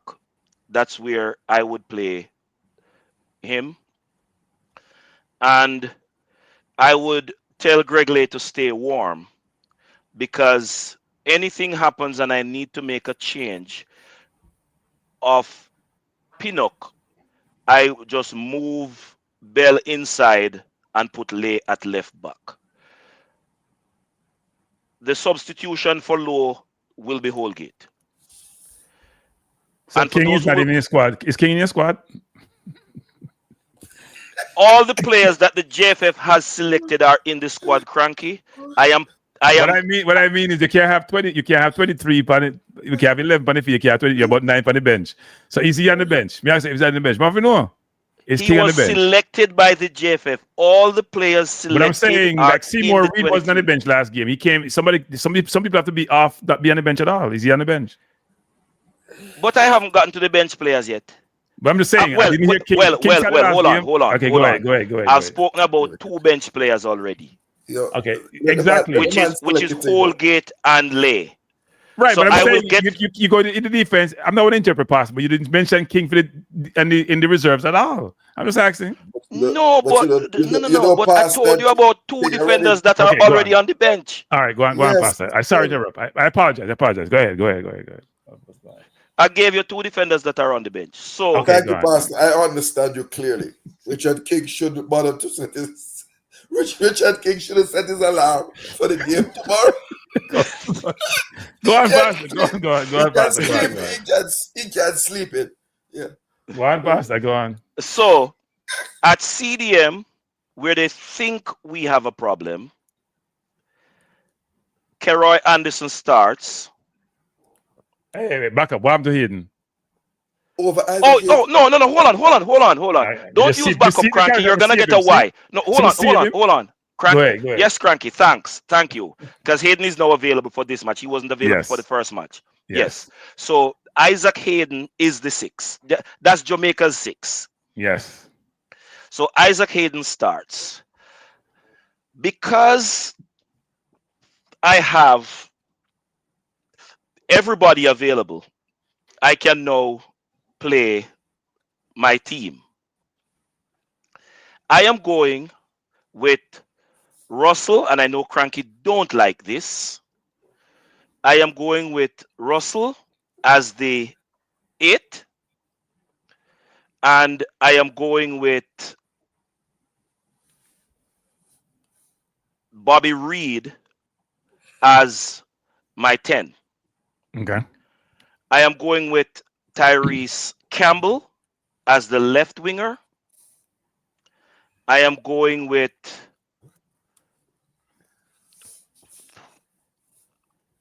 Borrell on the right. And I'm going with Kadamateri up top. Players who will be on the bench will get specific assignment. You said I have 9 players on the bench now, Cranky? Yeah. So I need 7 more. Okay. You must have at least one of the goalkeepers on the bench in that 7. So Wade gets on the bench. Okay. Keroy Anderson gets on the bench. So I need 5 more. By the way, people, that's Bowser gets on the bench. wait, my pastor's team. Blake, Lati, Lowe, Pinnock, Bell, I did not Hayden. say Lati. I did not say Lati. It's a Lati at right back. Yes, it's a Lati over there at right back. Oh, it's Lati Bodier. Lati Bodier. Okay. Oh, Yeah. Lord. Yeah. Go ahead. Spell it correctly, Craig. No, we all use the short for Lati. Lati is what we call him. Lati Badir. We get confused with B-A-U-D-U. Too much words. Too much letters. Sorry. Too close to something else. Don't do that. Go on, yeah, Pastor. Yeah, I was come up with them thing there. Go on, Pastor. Okay. So I have Keroy Anderson. I have Palmer. I have I have Bowser. That's how many we got now? 7? I don't know what you got now. And so I would have also I would go with Dixon. Who's the person I'm leaving out? I would go with Dixon and Dixon, Cephas, and Whisper. Okay. No, did I say? Oh yeah, I did say Holgate was already in there. Yeah. No, I would carry Frey. I would carry Frey also. Actually, they had 12 on the bench last time. I thought it was supposed to be 9. They have 12 on the bench. So you have your bench. So if they have 11 and 12, okay. So everybody gets on the bench. Not the last. I thought. Let me see. 11, 12. So it's 23. Yeah, apparently. Yeah. So everybody gets on the bench, but because I expect in the national stadium that everybody is going to be going full tilt, high intensity, I expect to make changes early enough in the second half to play Anderson for Russell and to play Holgate for Lowe, and if necessary because Pinnock is not back up to full fitness, I know that. If necessary, to put Lay in for Bell and push Bell inside left as the left center back. So there's a question about Pinnock. Let me go back to it. Because people are saying, and I agree with them, it's not the same Pinnock. He's not playing for Brentford anymore in terms of a starter. He played one start this season. He's been injury prone. He looks slower than normal. I know the turf was a problem for him, but he looked like he can't lift his foot up. Should Pinnock be on the field? That's the question. All right. The reason I have Pinnock on the field is his ability to read the game and to be where he's supposed to be, so much so that he has been playing. Every time they play him with King, he's playing 2 or 3 positions. Okay. But the view is that even though that's the case, that I agree he's slower. Nobody can. I agree, and that I believe is because when he was starting for Brentford, he was at his fastest. He's not there, so he's not up to what he's used to being. He's never been fast. I know he's slower. No. I never said he was fast. I said he was at his fastest when he was starting for Brentford. That's a stretch of word. That's a stretch of word, Pastor. Pinnock and fast is in the same sense as an oxymoron. But go ahead, Pastor. Sorry, go ahead. Go ahead, Pastor. Go ahead, Pastor. I could get away with you wanting to cheek the English language like that. Okay. Go ahead, Pastor. Let me not use fast. He's at his best when he was starting for Brentford. And since he has not been playing like that, he doesn't have the miles under his legs to display him at his best. Okay. I don't believe that if we start with, and this is my final thing, if we start Cephas and King in the 11 we have put ourselves behind the 8 ball, and Jamaica stands the risk of losing by 2 clear goals, no matter what the scoreline is. To Bermuda or in the next round? To Bermuda. You think Bermuda is going to do less than they did against Curaçao? And remember, we did not account for the 6 clear misses that Bermuda have against us, when we gave them 4-0. I counted 3. I didn't count 6. There were 6 clear misses. Hold on. The 3 that you call clear, everybody grandmother could have scored them there. So, Pastor, I'm gonna take some time. I'm going to punch in. I am done with my thing. So, wait, hold on. You're on your time. Wait. So, because Pastor did say, then you have your say, and then Kranky can guide me out in the middle. Give me 1 second. Give me 1 second. I have 10 minutes or less. Right, because I have whatever. 5:30. You always want more time. There is a team. There's Pastor's team people. It's Blake, Lati, Lowe, Pinnock, Bell, Hayden, Russell, Reed, Campbell, Burrell, Kadamarti. Give me 1 second. Pastor only have 1 Jamaican-born player on the field. That ain't never. That's a lie. There is Blake and Lowe. I forgot Lowe. I was sorry. I apologize. The minimum is 3.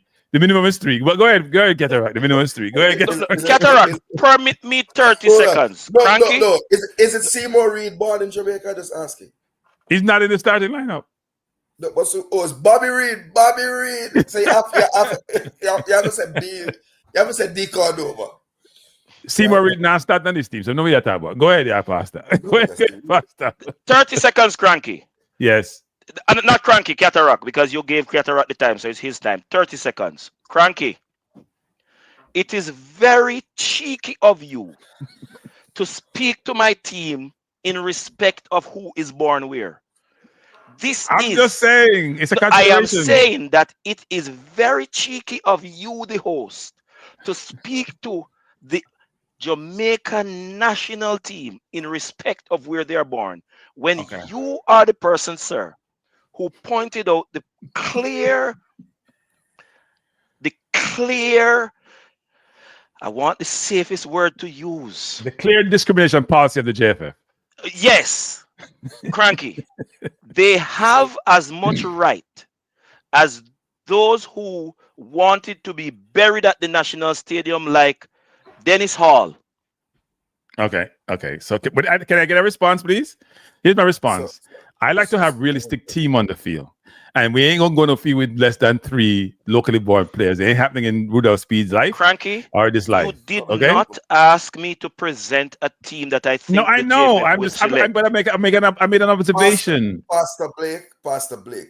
Go ahead, your time, Cataract. Your time. Big up Warren Webster. Anyway, I'm tired.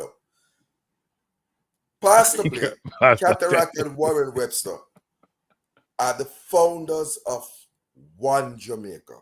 Remember way back when, sir? We were the founders, the copyright holders of that acronym, One Jamaica. Remember good. Big up I didn't give him any accolades regarding One Jamaica. He just spoke to the expect that a non-One Jamaica member would not make such a xenophobic comment like that. I think you guys are doing me a disservice. Wait. So let me give you my team. No, Kranky, you cannot say you guys, because I pointed out when the Jamaica Constitution, when the Football Federation Constitution was published, you pointed out the discrimination in their constitution as it relates to the what I'm saying is this: you guys are missing my point. You're missing the point I'm making. You are. I don't care if it's 11 overseas players or 11 local players. I don't care. His name is Kranky. I care. Because 11 local born players don't get us nowhere. No, someone's there good enough. Go ahead. All right, go ahead, Cataract, go ahead. For you here, put them here. Go ahead. AKA Rudolph Speed Light. That's Kranky. Speed Light. Lord. Speed Light. Remember Speed Wish. Remember he campaigned for that Government. The JFF say I'm toxic. So you contradict yourself. They say I'm toxic. What are you talking about? Yeah, but them turn upon you now. They never tell us say toxic last year. when you say Ray-Ban at this. Go ahead. Andre Blake, AKK Capo in goal. Dexter Lembakisi. Wait, hold on. Let me go back and put up the visual. Put up the visual. No, man, I have to do it here and then I put it up. So that's it. No, man. Put up the visual of the squad, and I'll tell you. Okay. All right. Right. Andre Blake in goal. Right. Jamali Waiter on the bench. At right back, I have Dexter Lembakisi.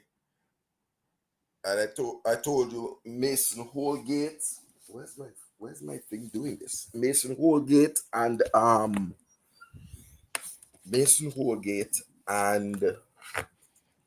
Pinnock, right?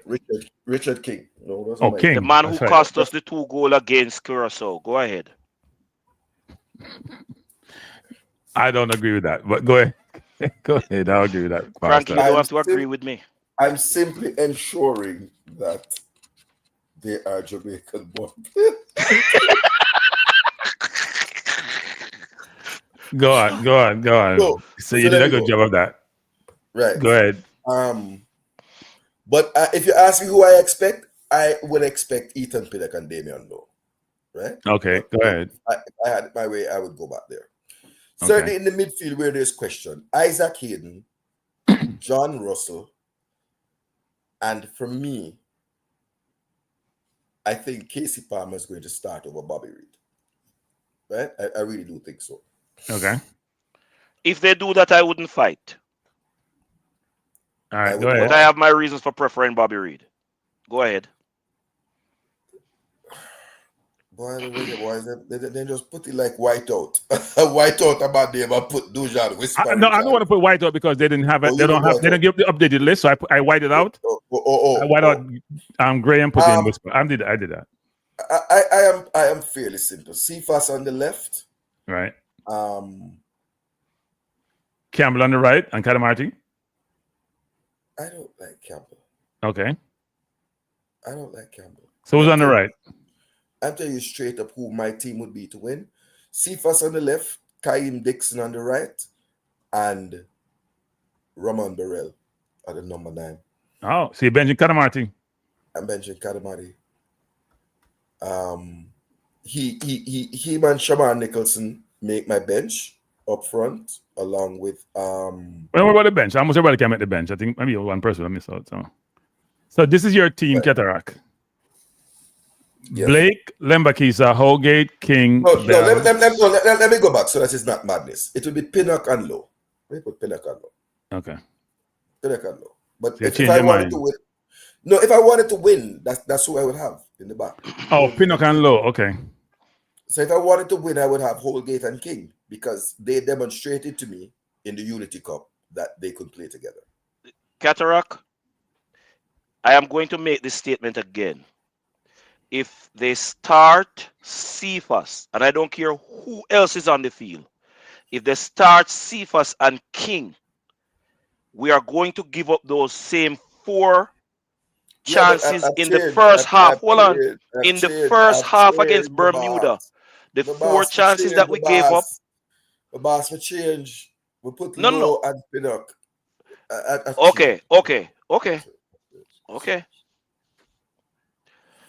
But I still have. No, I was just challenging you. Say if you wanted to win, Cephas and King cannot beat Bermuda again. So here's the thing. Here's the thing. Come people, please hit the like button. I'm trying to get the 400 likes, people. Please hit the like button. Hit the like button, man. Hit the like button, man. Before I see what I say. But I have 2 things to sort out though. One is when a man said to me, "Boy, people must get behind the team." I go, and them say, man, them not say them a stadium. So I am always in the stadium. So I don't know what the point that some guy is making. We're always in the stadium at the same point. I call. They say he's asking us to get behind the team and go to the stadium. Bro, come on. We are the ultras. Don't do that. It's disrespectful. We're always there. Rum and KFC. Cataract, can you give me 30 seconds to deal with that question on the screen? No. 30 seconds. No. Okay. I need to deal with one. I need to deal with one more thing. Okay. And then I let you. It's sing your the time, sir. No, I let you sing the closing hymn because Kranky is singing the offertory hymn, asking for people to give likes to the church. Someone also came on here to challenge Cataract. There are 4 goalkeepers who have won the FIFA World Cup as captain. Not one. Gian-Piero Combi in 1934. I never know about him. I Google him. But Dino Zoff in 1982 for Italy. Well, first World Cup I watched with sense, when I had liquor sense. Iker Casillas for Spain in 2010 and Hugo Lloris in 2018. So get to the facts right. It's not 50 years since that goalkeeper captain. So man, don't think you can come on this program. It's not like other programs. You just come on here and just chat off about. We are football people here, right? And I could tell you of a number of goalkeepers who have won the Champions League as captain, right? You just have to be more vocal, if that's the word that you're looking for. And Pastor, I have fulfilled my requirement to be a JFF coach. I have 3 Jamaican-born players, 4 in my team. Kranky is pleased. Let me tell you how bad them stay. I'm gonna care about man say. There was a recruiter who was told to bring 8 players for the under 20, and he submitted 13 players with passport, and it get deleted. I have the list of the players too. Brother, it's just that I don't know them. I only know a couple of them. Why I can't call everybody's name who has passports. To tell you that there are more midfielders that could be considered, right? And then I certainly, we do have players in the outside fringes and things. But tomorrow we'll be in the stadium. We'll get it from Shirley. We're gonna girl them, we go. Half line for the brave. We dash rump on people. We wet up ourselves like it's Juve, right? With the rum. We give thanks to Steve Shorty Malcolm and Peter Cargill. We chant them name all the time. You understand? You have to respect the ancestors at the top of them. Yeah. KFC, rum and weed. That with our half line. Yeah. And big up in JFF. Cataract Sound. We go there and shell down the thing, Pastor. And the man hear the sample and say cataract and run and say, why I am for that? So the little bad man thing when I have, I don't need no little money for play, brother. We can't go in the stadium. I don't need media pass. I don't need production and band to play music. I don't need none of that. I still go there at the stadium. My bill to go to any match is nothing less than 100 grand because I can't roll in a stadium by myself. I have 10 to 15 people ticket to pay with that at 30 grand right away. And the rum and the KFC. So the 15 people have people just in case he need 15 people to carry him out the stadium if he doesn't do if JFF lose, if Jamaica lose, God Almighty. But I tell you this up front. Should the unthinkable happen in November and Jamaica not qualify? Pastor, I'm asking you to contribute to my bail money. Please. Because it now go so. So people, while I will not consent to contributing no money, I do prison ministries, so I will visit you. Okay, come visit me.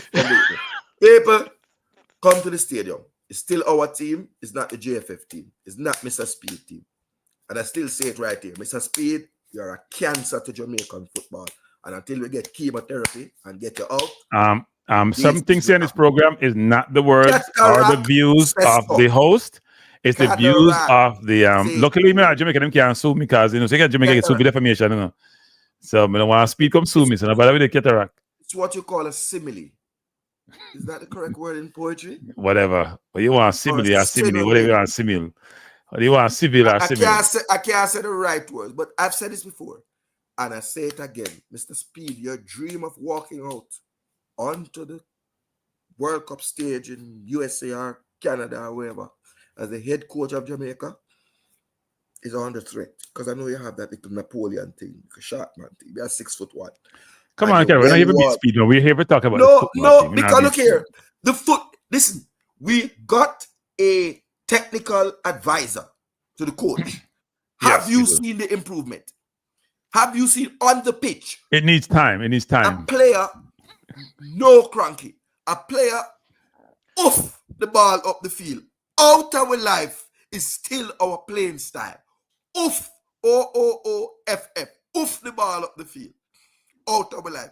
So that is our football philosophy. That's our playing style. Man come from England. A stroke ball. Like people when I first came in the program, it was for an hour and a half. That was at 2:00. It's now 6:30. So it does show that the Jamaican public love the football, people, because you guys have been here with me. I gotta close it down. I'm gonna cut off the tracking non-stop talk. People, thanks for being here. I appreciate everyone being here. The music nice. The music nice, but we have to turn it off. The music nice, we have to turn it off. The people that will give it the thing, the program, so we have to close down. They have to lock down the thing. I can read see the music out. Well, say this. I went there one time and Jamaican start coming 10:30 if you have 6:30 show. They just lock down the set. But anyway, God bless the Reggae Boyz, man. God bless up everyone. Thanks for being here. We are supporting our reservoir. It may not sound that way given the conversation we have today, but we support the team. We want the team to win. We are very frustrated with how things have materialized so far to date. But we hope going forward that we recover from a very difficult game last Friday and that we'll do well against Bermuda. And hopefully, this is the most important thing, hopefully we'll have the full squad of injury-free players for the upcoming qualifiers in November. And if we win our 2 games, obviously, we'll go through. And it's difficult because November window is the most difficult window for us because we're not playing Bermuda in that window. So we need to make sure we have the full team who are playing football, who are fit and are able to play. All right, everyone. Pastor, any last word before I go? The only last word that I have is, may God help us if the team is not selected in the interest of the Jamaican. If I'm not getting more call, people, we're closing the program. I'm not getting more call. Sorry. Because nothing short of divine intervention, which I already know God don't play football. So if we fail to do what is right, we will fail to qualify for World Cup 2026. All right, Pastor. Thank you. Everyone who has been here, thanks for being here. Truly appreciate you. If you haven't done so, please like the show. Please subscribe to the channel. And I'll see you when I see you. And for the person just calling in, I do apologize, but I have to run. It's been 4 hours, 4.5 hours, frankly. Thanks, everyone, and peace out. God bless. Pastor, I don't think I'm going to say that. God bless. Peace out.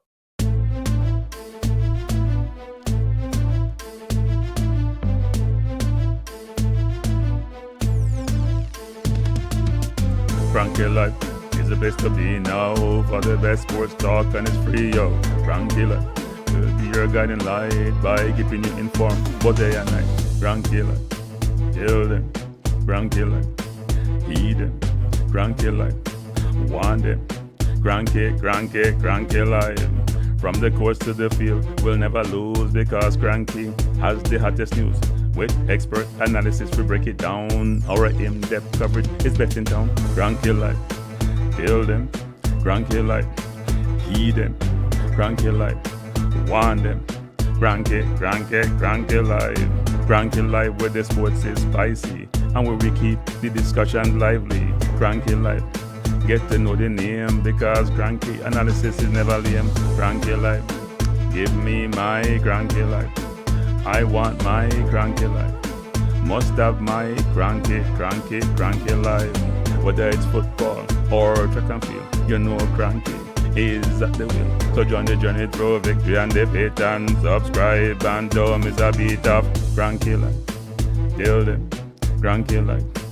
Heed them, Kranky life. Want them, Kranky life. If you're from England or USA, from Kingston or Bombay, from Kenya or Canada, Lagos or Havana, visit Kranky Live. Tune into Kranky Live. Like up Kranky Live. Subscribe to Kranky Live. Kranky Live. Coming to you on weekdays. Kranky Live sometimes on Sundays. Pull up a chair and take a seat because Kranky will always bring the heat. Kranky Live. Me say fi tell them Kranky Live. Me say fi heed them Kranky Live. On them Kranky Live. Kranky Live will be around. Kranky Live is the best in town. Me say fi heed them. Me say fi want them. Me say fi heed them. Want them, heed them, want them. Kranky Live. Kranky Live. Heed them, want them, heed them, want them. Kranky Live. Kranky Live. Heed them, want them, heed them, want them, heed them, want them. Kranky Live. Kranky Live. Kranky. Heed them, want them, heed them, want them. Heed, want, heed them.